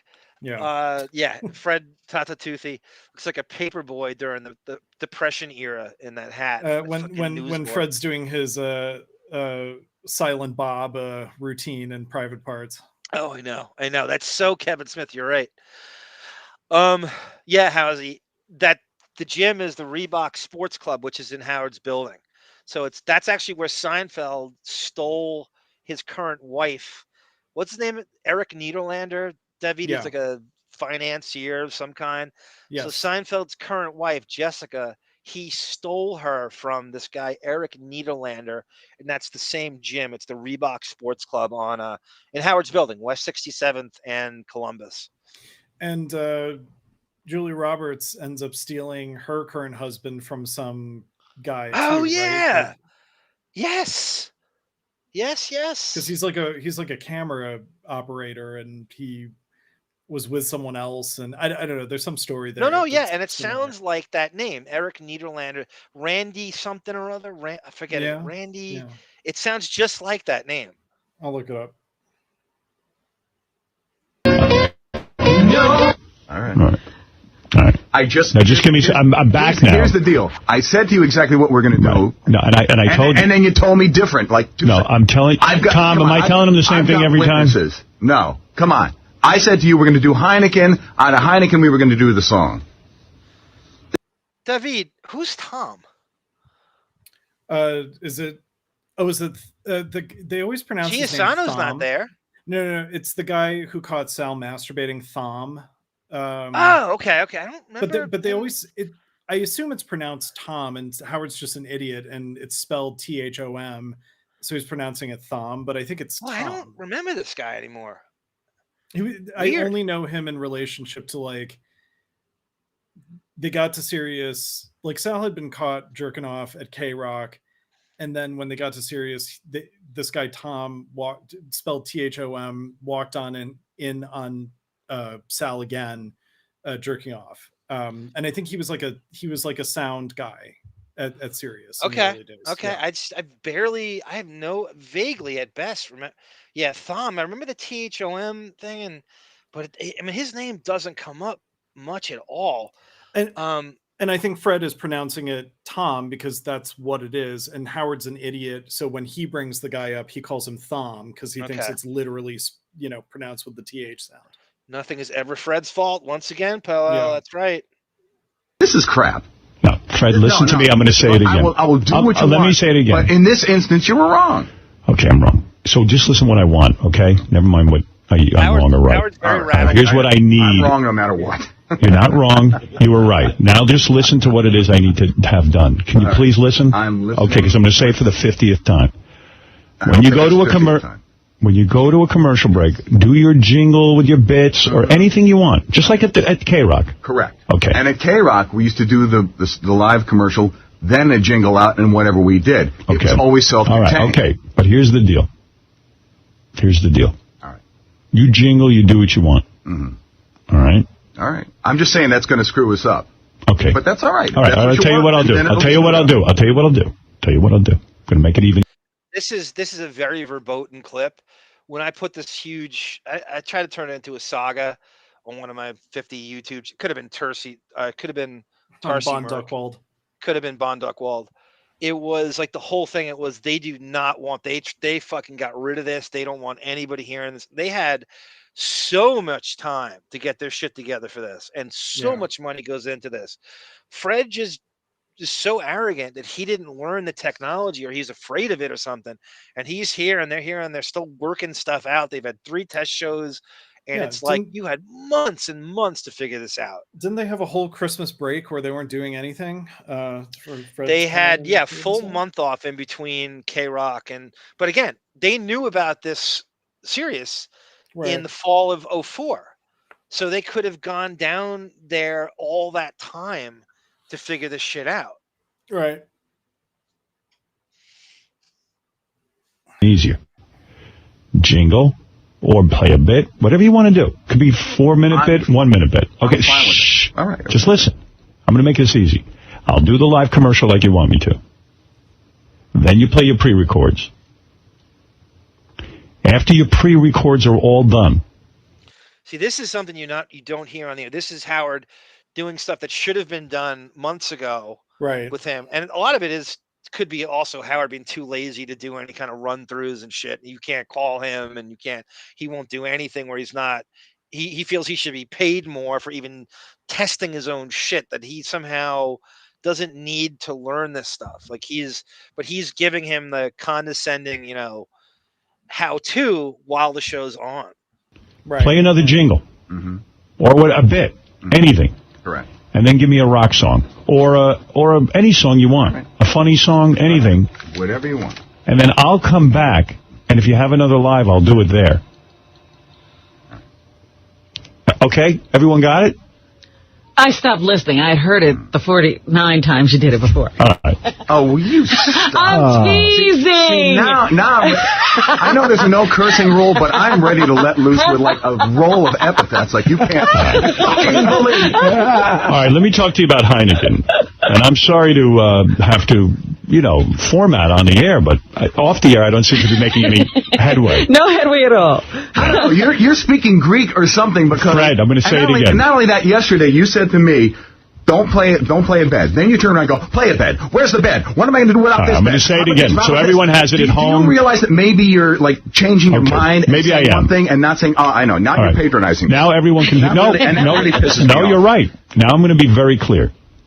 No, I've got it. When I say... I've fucking got it. When I say take a break... I fucking got it. Oh, my. When I say take a break, seriously... Yeah, George Takei is in there again. God. Here, this is crazy shit. This is This is a real argument, and Fred is ridiculous. Like Pelel said, he cannot admit he's wrong. Howard's embarrassed because he's getting all this fucking money, and it's this amateur fest here. Yeah, they can't even come back from a break, and I mean, they have no rules here. So who gives a shit about coming back from break? Isn't the whole thing is we can do whatever we want? Like, why is this even a thing anymore? This is why we're subscribing to get away from that. Yeah, also, like, isn't that like pay dirt for Howard that he can turn some technical glitch into a bit for, I mean, maybe this is a bit, but he doesn't want it to be. This is, you could tell by how much this got blocked on YouTube. He does not want this out there. Tamara goes, is Fred this angry in bed? With his own foreskin, maybe, Tamara. I'm sure it doesn't translate to anything that the big O. I'm sure it doesn't translate to anything Allison can confirm. Allison had more fun in Tony and Tina's wedding. That's going to have to be for next time. It's too big. It's too expansive. I have that whole I have a video of it too, of the whole video. All that shit, all that stuff, Cookie Puss and the Rainbow Room, and that stuff is everybody has. So a lot of that stuff, I don't have it as high priority because everybody has done that for years. We've done it. Yeah. The Rainbow Room fight is great. It is really an insight into Fred and Allison's marriage and stuff, and it's real good. And a lot of it I've forgotten, and we're definitely going to go over it next time. That's definitely a priority. I'm being very serious. Let's stick to this. Yeah, this is the no cursing thing comes in here. Howard's getting tired of all his, everyone thing, and they're just cursing way too much. I mean, this is what these guys' real vocabulary is, though. Like, left to their own devices, they do nothing but shout the F word. That I remember Howard included. Right.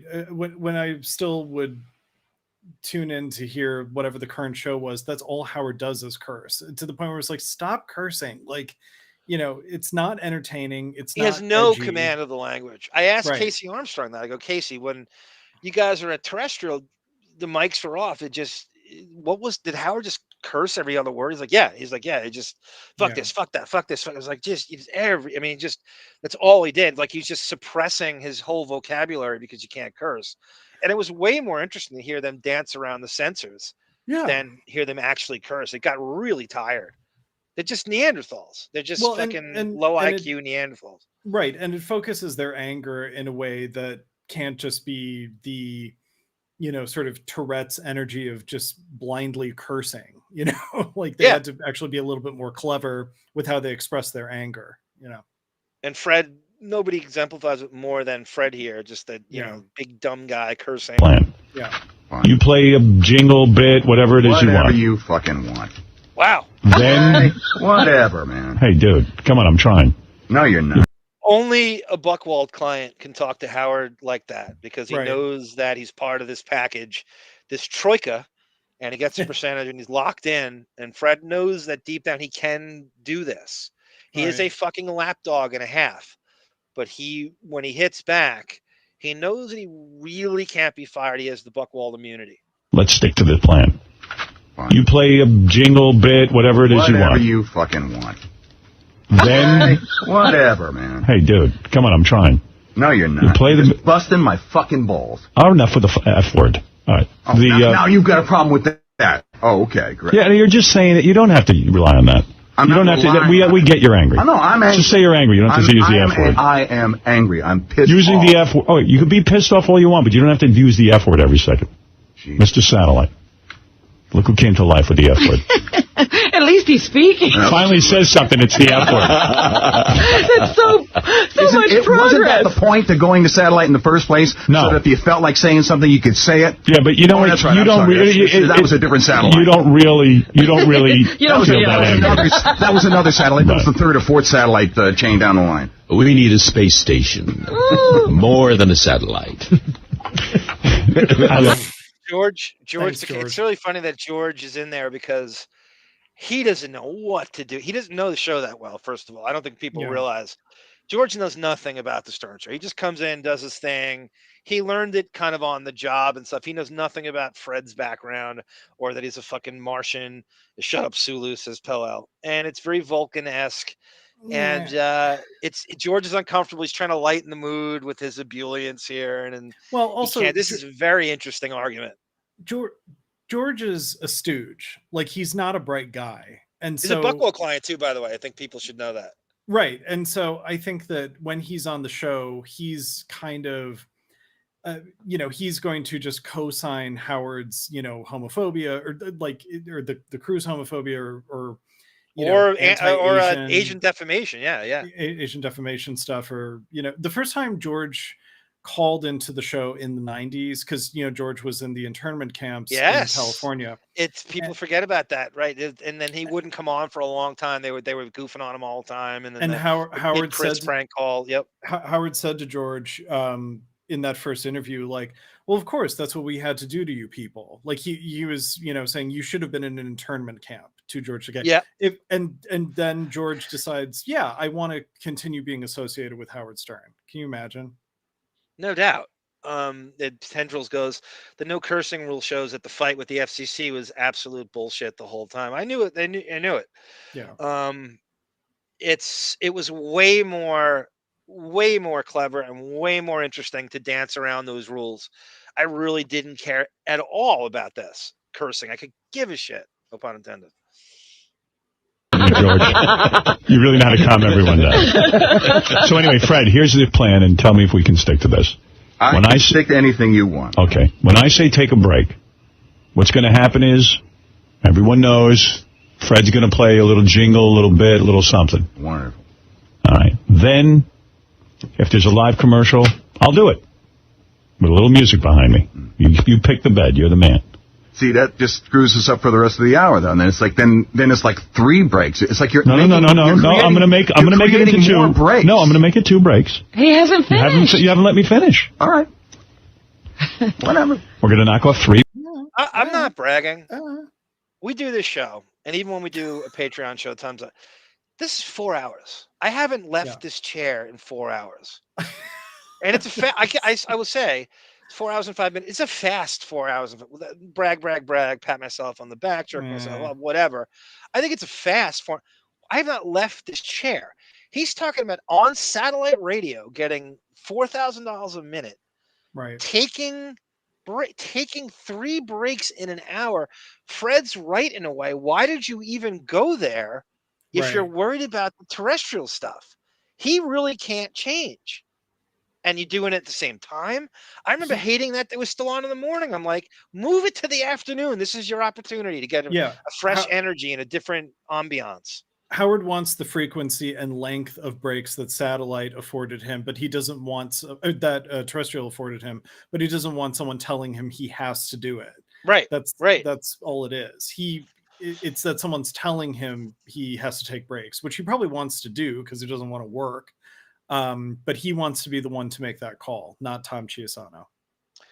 Tell right. He can't even comprehend his actual job function that he's done for 20 years here. Yeah. He needs it explained to him in 2006. Minutes on each break. So let's get back to the plan. I'll start again. I say take a break. Here's the deal. In this hour, you have... Wait, can I finish? I want to move on. I got so much great stuff. As long as we're having a discussion about it. 6:38. I want to go on. You've got 3 live commercials this hour. Okay. 3 I'm live commercials. That. Can I address that it? Would mean next break you'd have to do 3 lives or 1 and then 2. No, you're not letting me finish.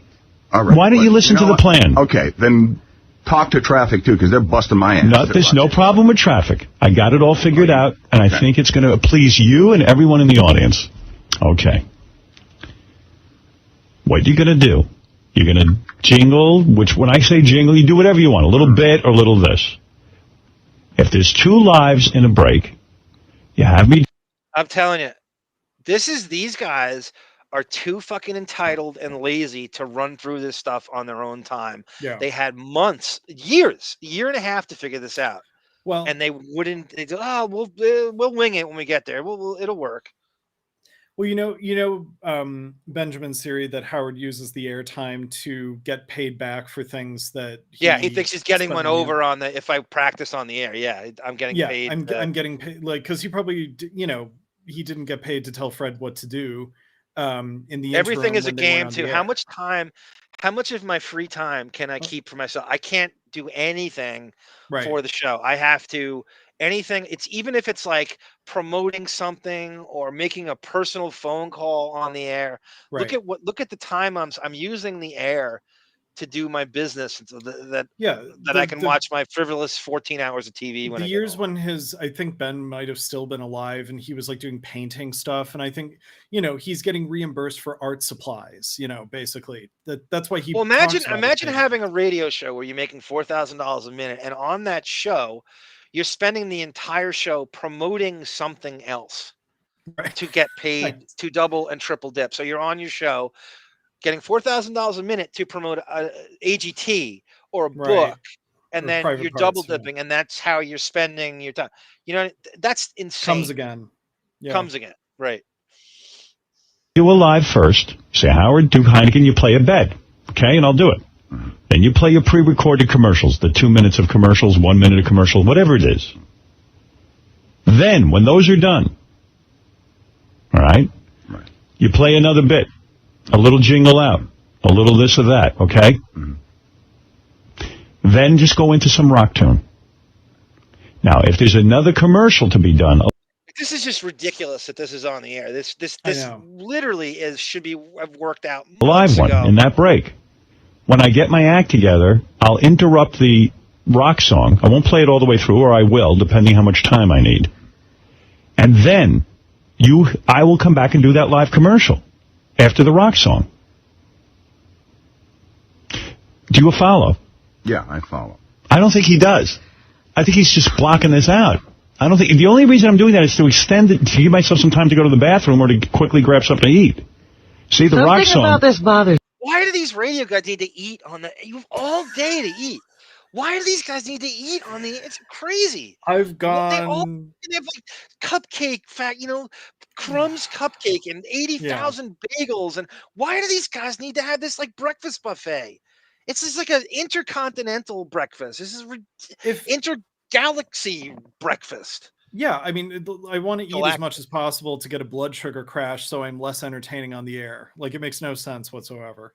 Or are you like you said, does he think he's getting one over on the company? If I eat on the air, I don't have to eat when I get off the air? That somehow I'm getting paid to eat? Yeah, maybe. I mean, I think with Howard, eating on the air is usually to sound fake casual when he's talking about something kind of outrageous. But yeah, I mean, everything is a money save. Everything is penny pinching. You ever see like they would in between, even at Sirius, in between breaks, they would have Hein, fucking Gary Kaplan, Will Murray would hover and lord over Howard, and he would be sitting down, shoveling like granola yogurt into his fucking gullet while he wouldn't make eye contact with him. It's like, look up. They're pitching you all this shit. Why are you eating? What is it? Yogurt you're eating? And just save it for the end of the show. Yeah, I mean, yogurt is a good food to eat when you. It was so condescending too. Yeah, yogurt is a great food to eat when you don't want to make eye contact with people because there's actually like targets that you have to hit. It's not like a banana where you can look at the person you're talking to and hopefully have the motor skills to reach your mouth with a banana, Oh, and the whole thing with the baked potato and the fucking Grillo telling the stories about the fucking delis, or he's got to clean the grill off, before and he can't eat what civilians ate and stuff. I remember in the mid 90s, like Howard was yelling at Grillo about the lunch, getting his lunch and everything. And Ralph calls in and says, like, he likes the one Chinese restaurant, so go tell them that like they should in the morning before it's 6 in the morning. Yeah, like make the food because he's like, I'm sure they're there, but just tell them we have a standing order for the rest of they're so out of touch with like a Chinese takeout place that they have no idea they don't open till 11. Yeah, right. And right, exactly. They're not serving like Hunan cream of wheat, I mean, they're not like Chinese restaurants are the last thing you would go to if you're looking for anything breakfast oriented. Right. Even a pizza place is better than that. Exactly. Yeah. So it just the level of presumption of these people that like, oh, the Chinese restaurant, the hole in the wall Chinese restaurant that Howard loves, they're going to somehow bend to his whim and be there at 5 a.m. to make him rice and chicken or something. Yeah. Or make it yourself, you invalid retard. You know how easy it is to make egg? You know, the stuff he's making, you can make that in 5 seconds and then have it for like the whole week. It would be like, he can't even do that. He can't even boil water. Because he needs a rice cooker coach. I mean, that's just another rice cooker. Something's driving him nuts. Yeah, it is. Okay, tell me what's wrong. It's like you're making confusing breaks. Fred, I don't have... If there's only a minute of pre-recorded commercial time, I need a second to talk to Gary. You're not understanding. But you can do that during a song, no? You can do that during That's what I'm going to do. That's what he said. That's what I'm doing. I was just going to save the live commercial for outside the song. Is that's freaking you out? It would give me more time. That means at the beginning of the break. It's just a weird way of doing it. It's different. When we did it, when we did it at K-Rock, everything was like self-contained. Yeah, but it was different because we needed to. We were on a network. We had to come back. Do you understand the live commercials were just for New York? I understand, but here's the deal. This is satellite. Right. We can do it different. This is how easy Fred's job is. Yeah. This is too much for him. This little pivot. He can't deal with anything improvisational or off the... He's had it so easy for so long. This is so nothing to ask him. I cannot drive this home enough. Pete, he's a 7-figure person in the Buchwald organization. He's getting, from what I hear, $6 million a year when they had that bump up to Sirius to do this shit. Differently. Why not change it up? When we were doing one station or whatever, it was the break. There was always the commercials and the commercials. All right, I'm changing it because it's satellite. I want to think in a new direction. All right. And maybe this new direction isn't such a great direction. Well, it is if you're me, because I need some time. I need time in a row. I need a song and a couple of commercials. And you can't do that with the song in another place. No, it's only 3 minutes. I'm trying to do it I'm trying to create a 5-minute. If you play 2 pre-records and you do live, and then you play a song, then you have 5 minutes or 4 minutes or 3 minutes, however long you need to take your break. Did you know that Yahoo News says Casanova is a charming, bawdy romp? All right, Linda here. I might pick this up next time we come back. There's more to this. Yeah. And Howard gets more pissed off. I remember Howard saying something. Now you're pissing me off. And we'll come back to this. There's a lot more of that. And with so much more. I could just rattle off some of the things for next time here. Fred's denied his daughter Tess. They had a One Direction concert at Sirius, and he doesn't get like all access pass to it. Right. From Fred right? Howard lies about Fred's romantic background, and Fred goes nuts about that, trying to defend it. Roger Daltrey versus Fred. Jason Kaplan writes the article about what Fred does at the show in 2004. Is the Johnny Mudman versus Fred in a talent show. Is the Will Murray wedding gift clip worth covering, or have we done that before? We've done that a lot. I don't know if it's worth. I've done that at least 3 times. Okay, it's a great clip. Yeah, no, that's one of the good ones. That's one of the really, really good ones. Yeah. Fred singing "American Idiot." Fred, this is a new one to me. Fred rudely blowing off Doug Goodstein's wedding. He looks like such an asshole in this. Yeah. Fred Norris in concert. Fred versus the Jesus Twins. I think people like that. Yeah, that's great. Fred visits. So Howard and Beth visit Fred at his apartment for the first time when he has his daughter Tess, and he claims Howard's, I think, lying that he and Beth walked there. They get driven there, and then so he lives like right around the corner from Howard. Yeah. Fred quits the show. The fucking Rainbow Room stuff we have. Simon Cowell, and that's worth going back to again. Simon Cowell telling Fred he's a pub singer in the talent show The Bitter Half, with Fred and Allison performing together, which is written by Sam Simon. I have that. Tracy Millman, which is that where really Beth and Howard short do is that where Beth and Howard do the Carpenter song, that Bitter Half thing? No. It's It's after that. It's okay. Forget it. Yeah. It was like a radio play that Sam Simon wrote for them at Sirius. Okay. Wrap up show callers attack. Fred, what are you going to do when Howard retires? The two Ninas, you got me that two Ninas clip. Yes. I can't wait to add that on to. And this stuff I haven't even put in here yet. Robin sings. You want to hear Robin sing Smokey Robinson on the way out? And Sure. then I'll hit. This is just nothing. I just got this because it was interesting. Fred's Hamptons party, Stuttering John goes to. That's a good one. In 2000, so we get to see Fred's Fred is a Hamptons house, and John has no idea how. Nobody knows why he has so much money. Right. It doesn't make any sense because he's a Buckwall client. Anyway, this is Robin on her way out singing Smokey Robinson. And I love you all. Thank you for everyone who donated to the cause. Tamara, I think this could easily be 3 shows. I don't know if you guys want it to be 3, but I don't know. I'm not getting bored at all with this. I mean, still revved up. how often does your young man turn 70? You know? No, that's true. This is the Comic Kahootek. Everyone, I love you all. Good night. Thank you, Davyd. Brilliant job as usual, sir. Thank you. Let me take this out. Ready?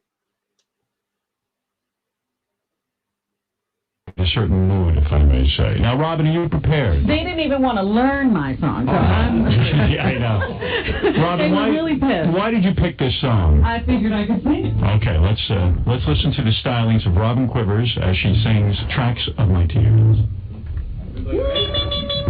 Okay.